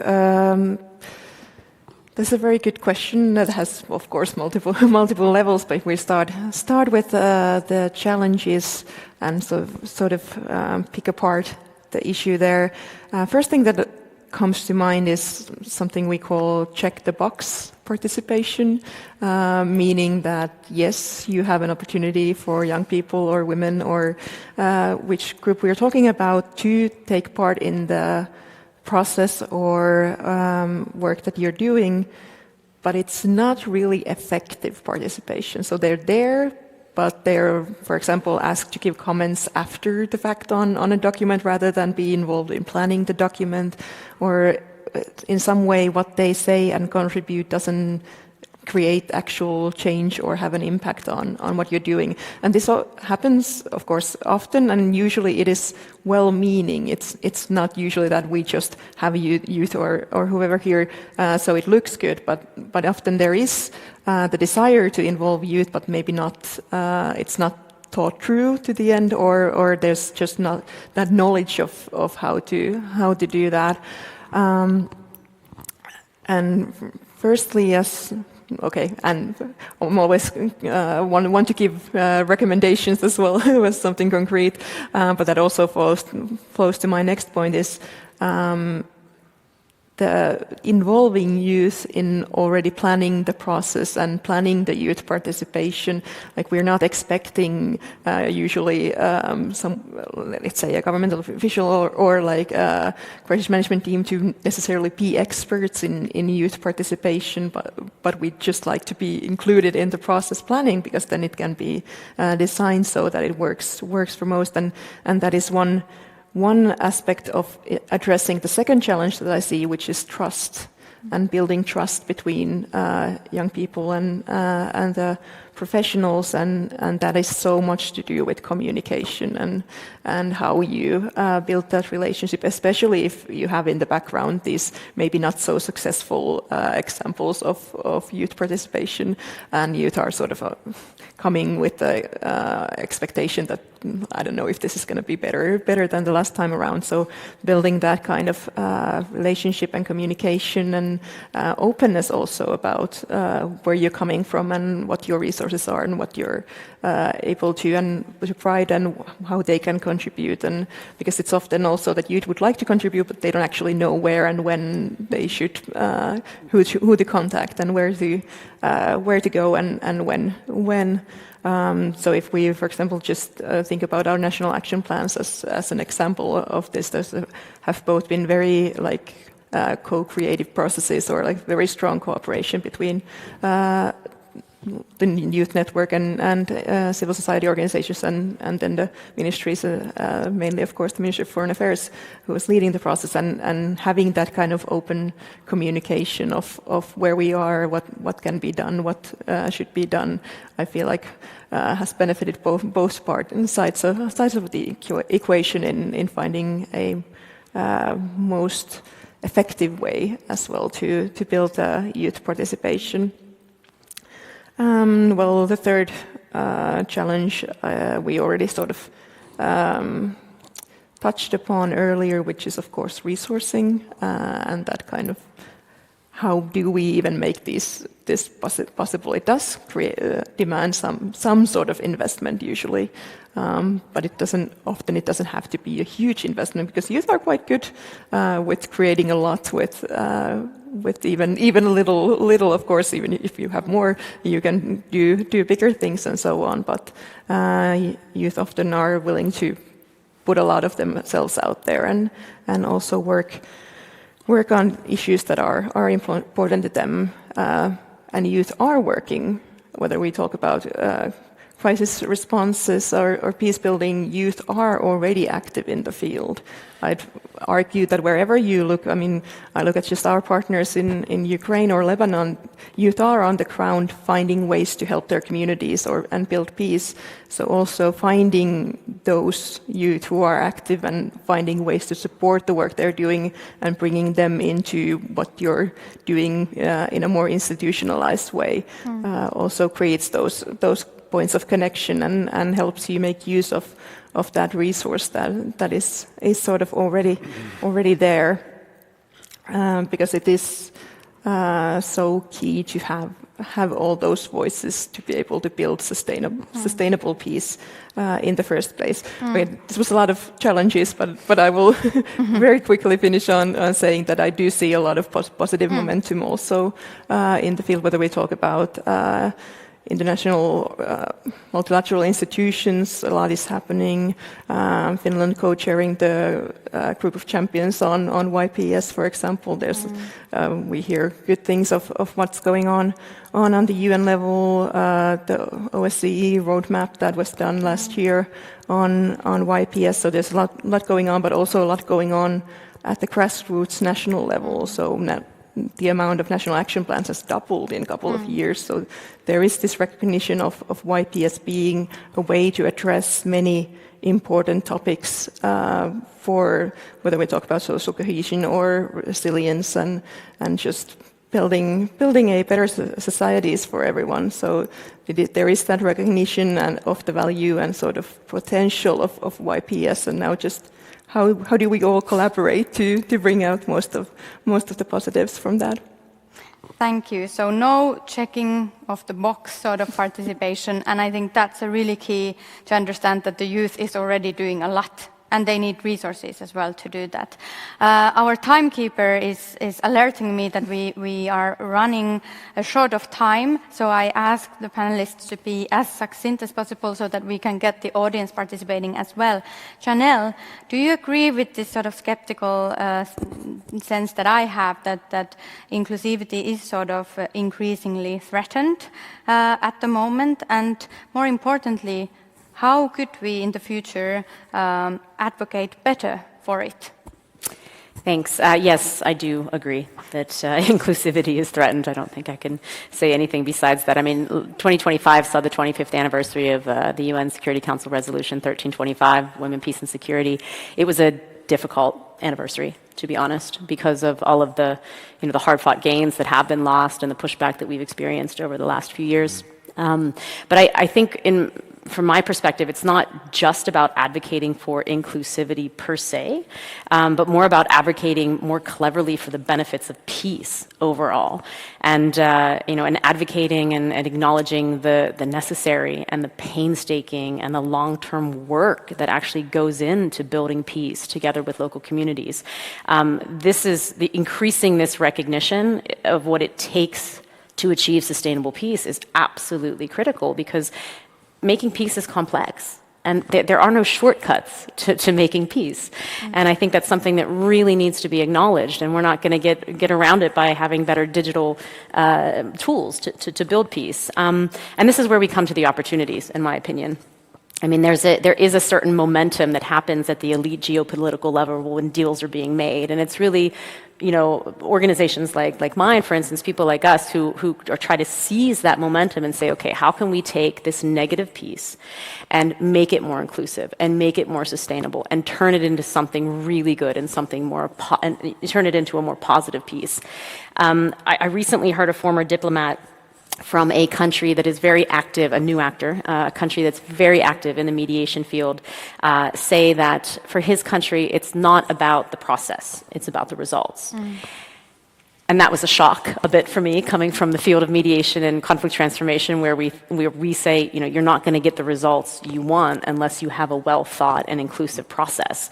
But it really got me thinking about how to make these two philosophies work together. They don't necessarily have to be mutually exclusive, but it really goes back to creativity and figuring out, okay, how do people with different mandates do different things? I have a number of other points, but I'll leave them for the end. Thanks. Thank you. I think that's a really, really important point, and also perhaps on those sort of new emerging or immersed actors, the definition of inclusion can be a bit different as well, the question of who is included. Mikael, quite shortly, from Finland's and European actors' perspective, given the sort of increasingly light-foot approach to crisis and conflict management, what could we do to sort of be more effective and better when it comes to inclusivity? Well, so if I understand your question correctly, between the lines, you say that the light footprint approach That it could can lead be to a difficult. risk Yeah. of less inclusivity. Well, I think most important things were already said. It's in a way so simple and still so complex, which is of course hard to understand. I mean, if the starting point is that this is not an add-on, it's not a value statement, but it's about, do you want to have a lasting peace or not? If you want to have a lasting peace, you have to have inclusivity. So it's more about how you, from early on, make sure that you have it included. It has to be mandated, not anything optional. It has to be, of course, resourced, and it has to be also measured. And all these elements have to be part of any mission that wants to be successful. Was I short enough? Yes, Good. thank you very much. And very shortly, what is one concrete tool, Andreas, that the sort of digital field could give to enhancing genuine inclusion? I won't answer that question because you will figure out in my book that I'm not a tool centrist and I don't like to think about tools and what they can bring. Things are more complicated than that. But I just want to say that, just a two-finger on what was already said, I think given the hurdles to inclusivity, the exclusivity of track 1 negotiations that we currently are seeing, we really need to think hard about the purposes of inclusion. It has become kind of a self-serving principle in a way, and I think that was a mistake. I think we need to ask and go back into the lessons learned about like why are we actually trying to get more people involved.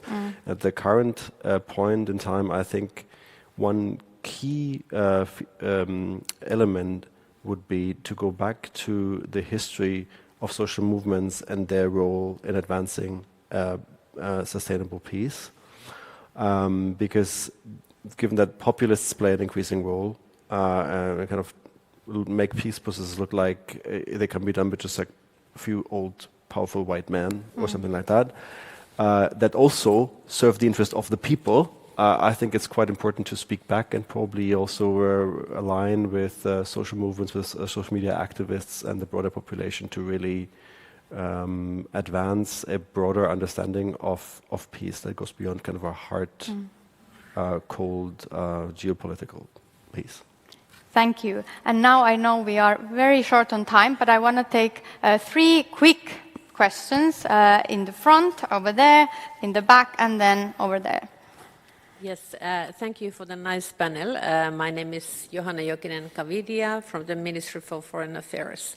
I just wanted to add one thing. I have, during the last 10 years, worked in 3 wars, and this was not mentioned probably in any of the panels today, is extreme poverty. And where do actually the conflicts take place? They often take place in a conflict environment. Where do extreme poverty increases most in current world is in those areas. The 2 major conflicts now, Ukraine, Iran, Gaza, they are conflicts that directly contribute to famine because they are conflicts that basically prevent food distribution. Thank you. Thank you. That's a really good adding to today's discussions. And then very short, succinct question. Thank you very much. Likewise, the Ministry for Foreign Affairs, Pekka Semeikka. Exciting discussion indeed, and as somebody said, let's try to be creative and do something. I have simply one quick question and one comment. First, maybe the question about the lack of coordination.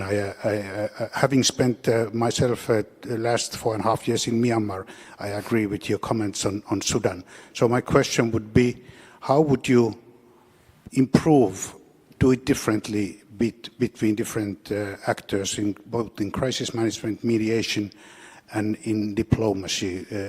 And yes, as somebody said, sharing more information, but how to do it in practice. And secondly, a little bit related to that, about the complementarity. I agree, very much support the complementarity. And again, maybe also in the light of also the situation in Myanmar, but also in other places. How maybe to bring closer to these different worlds together? I mean, crisis management, mediation, and diplomacy. For instance, in Myanmar, you could imagine a coalition of willing by the neighbors, the regional organizations, ASEAN, UN, of course, and supported, for instance, by the EU. So how to reinforce? I mean, in order to counterbalance the fragmentation, you raised at the beginning the question to make it more strong. Thank you.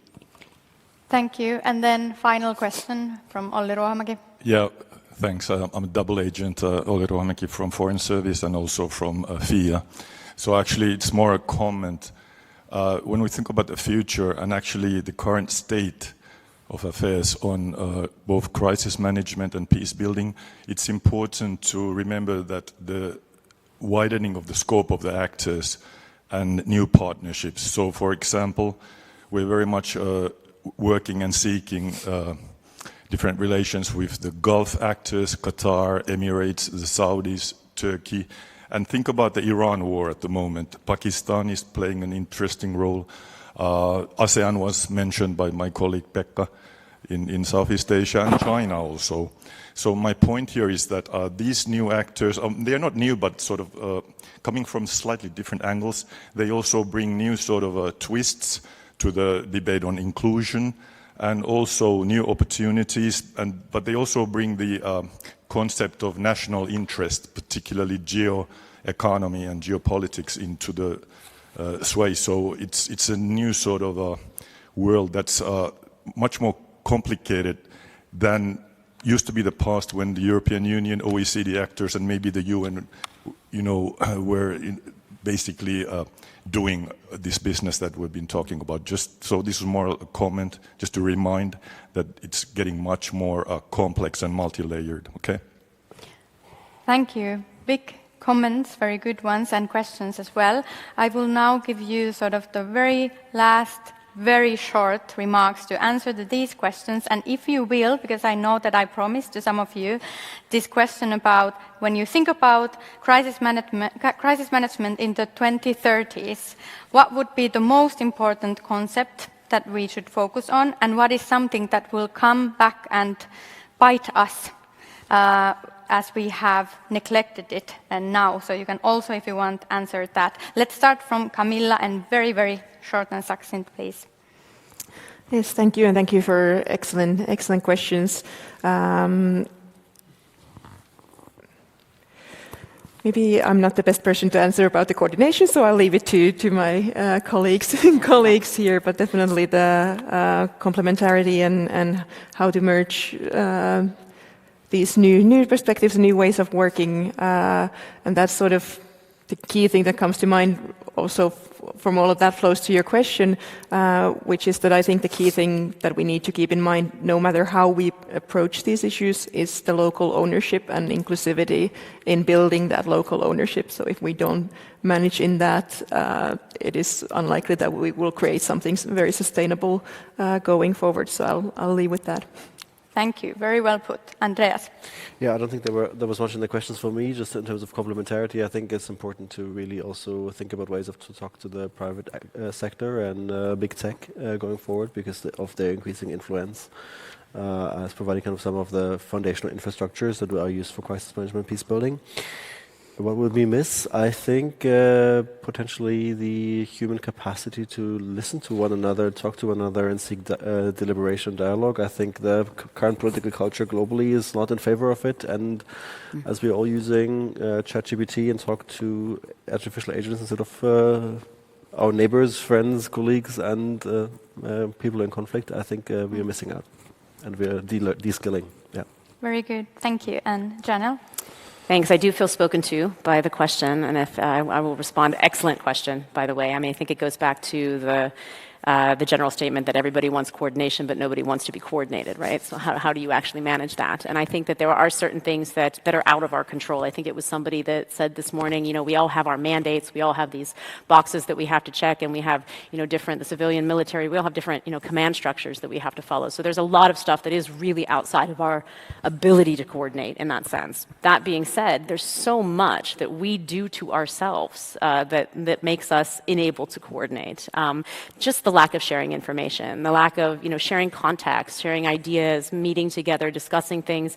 I mean, really, honestly, sometimes the things that I see is just egos that get in the way. People want to do things, keep things to themselves, don't want to share. Check your ego at the door. If our objective really is to create peace and to successfully, effectively manage crises, you have to leave your ego at the door. You have to get in there and do the work together. And there's so much that we can actually do to make that better. It's my one thing that I really, really want to mention in this panel, and something that's going to be extremely important in 10 years from now. And I hope I can answer the question that somebody asked earlier today. I mean, I think there really needs to we need to definitively acknowledge that climate change and overall environmental degradation is having a huge impact on conflict and our ability to resolve it. Arable land is a critical resource. Water is a critical resource. Forests are a critical resource. All of these resources are dwindling on a massive scale, and it's only going to exacerbate conflict. And I think we have not yet acknowledged this properly. And I think what's happening is people say, I don't know anything about climate. I'm not a climate expert. That's not an excuse anymore. Really, climate considerations need to be built in and mainstreamed into all programming and policies to some extent. Climate finance needs to be made available for conflict-affected countries. We can do so much better on this, and it's high time for us to leave aside this, that's not my job, I'm not a scientist, and make it happen. Thanks. Thank you. And Mikael, no pressures, but you have the last turn. Very shortly. Well, yes. Actually, I'm so glad that you took up the climate issue, which is also one of the most important security issues that we have on the table, and still we don't talk as much about it. It's about other things. But just to repeat myself, although the security environment regarding many missions is changing, the missions are changing, more digitalized, more locally anchored, locally embedded, and more networked, etc. They still have to be anchored in the international law. It's self-evident to say, but I still want to repeat it. I also feel that we need better coordination and integration of civilian and military efforts. When it comes to the ad hoc and the established multilateral organizations, a right combination at the right time is clue, not so easy, but it has to be our aim. And then finally, I think we have to put a lot of attention also to the security of our people who basically do these missions on the ground, because it has deteriorated quite a lot in recent years. So that's about it. Thank you very much. That was a really good summing up of many of the key points that we have covered in this incredibly rich panel. Thank you all so much. I won't now have the time to summarize, which kind of makes me happy, but I do want to say that I'm glad we sort of solved the puzzle of not just repeating coordination, and we actually changed it into complementarity as the key word. So that's the future, we hope. Join me in thanking our excellent panelists, and with that, this panel is now closed. Yes, kiitos.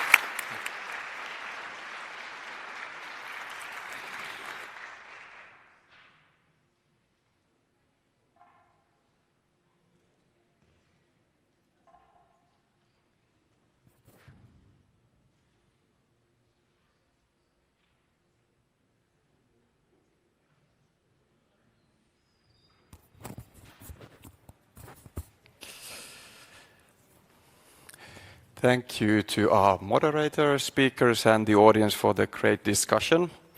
And now we are nearing the very end of the program. It is my honor to invite to the stage Janne Kuusela, Permanent Secretary of the Ministry of Defense of Finland, for closing speech. Please, Janne, the floor is yours.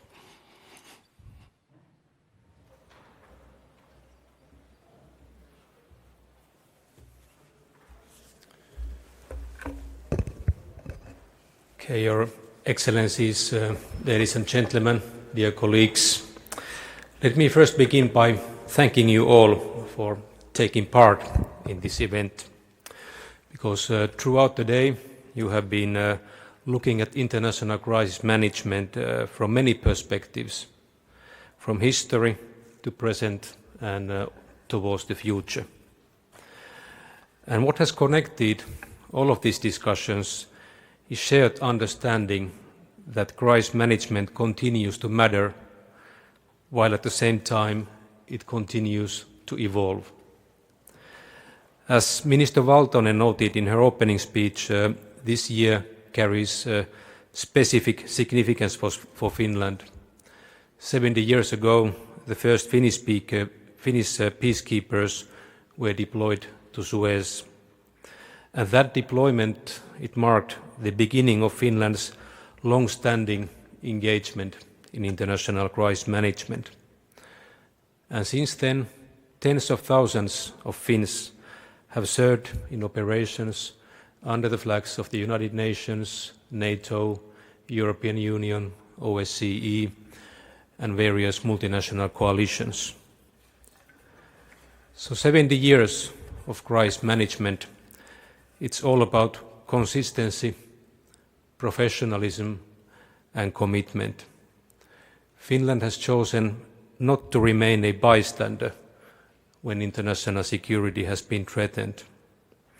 And participation in crisis management has been a deliberate and long-term choice.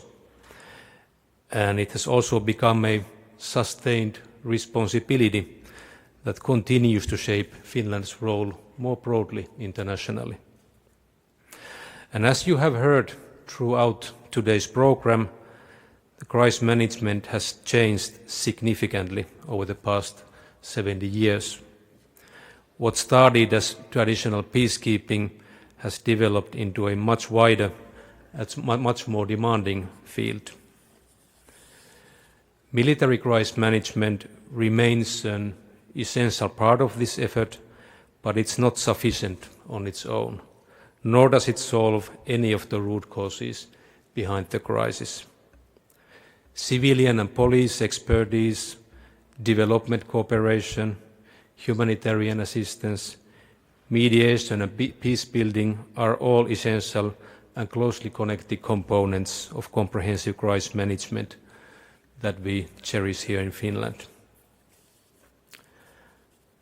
The change in crisis management, of course, it reflects changes in international environment, in the nature of conflict, and in the tasks required to address them.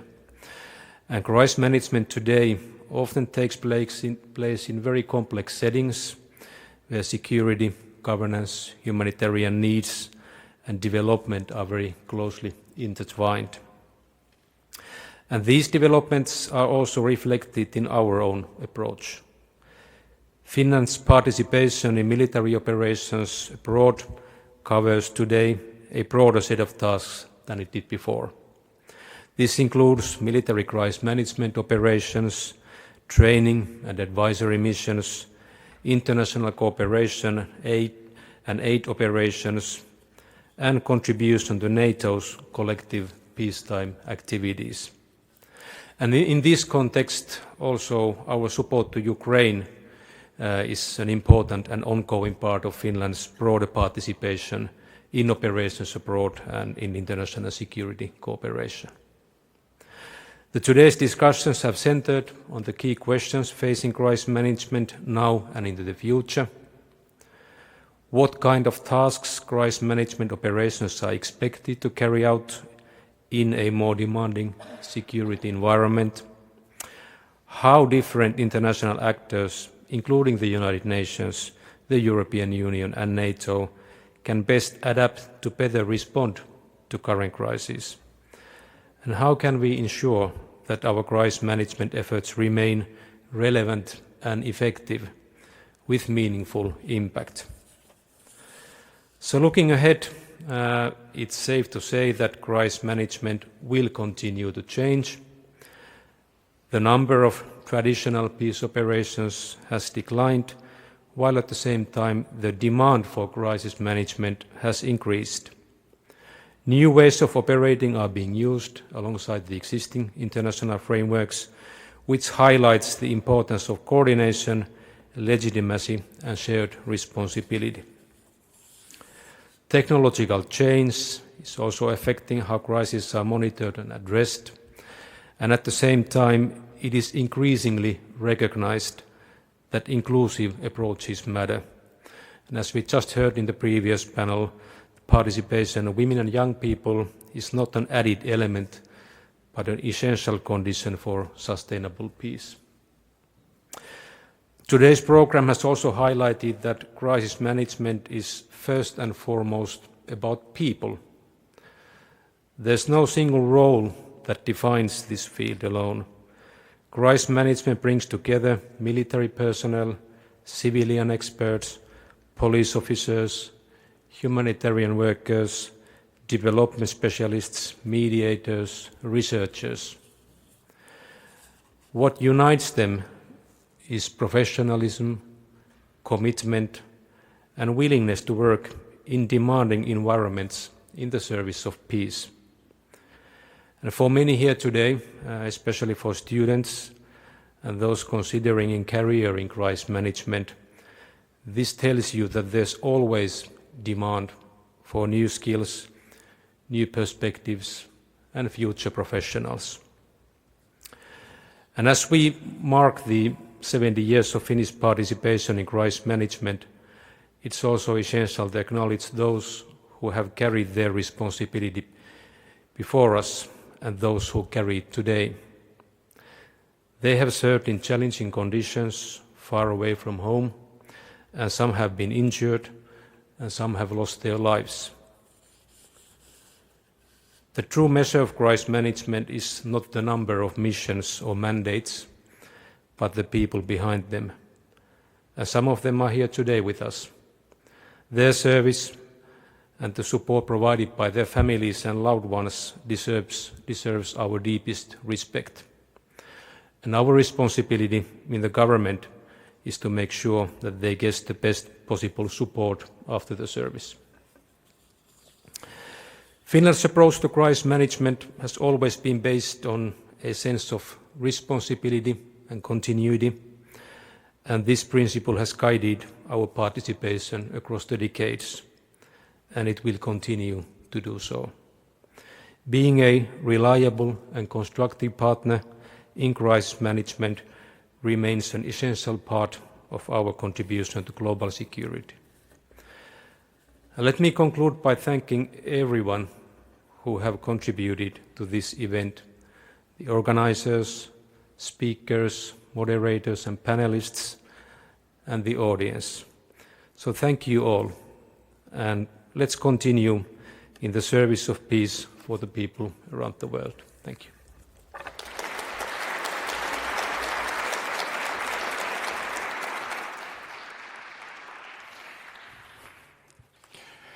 Thank you, Permanent Secretary Kuusala.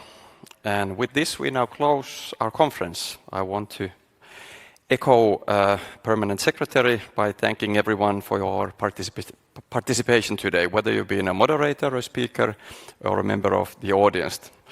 And our special thanks goes to all our partners who have made this event possible. Thank you to the Ministry of Defense, CMC Finland, and also colleagues at Ministry for Foreign Affairs.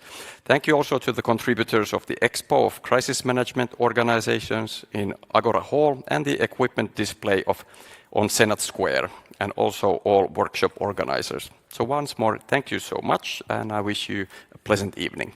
Thank you.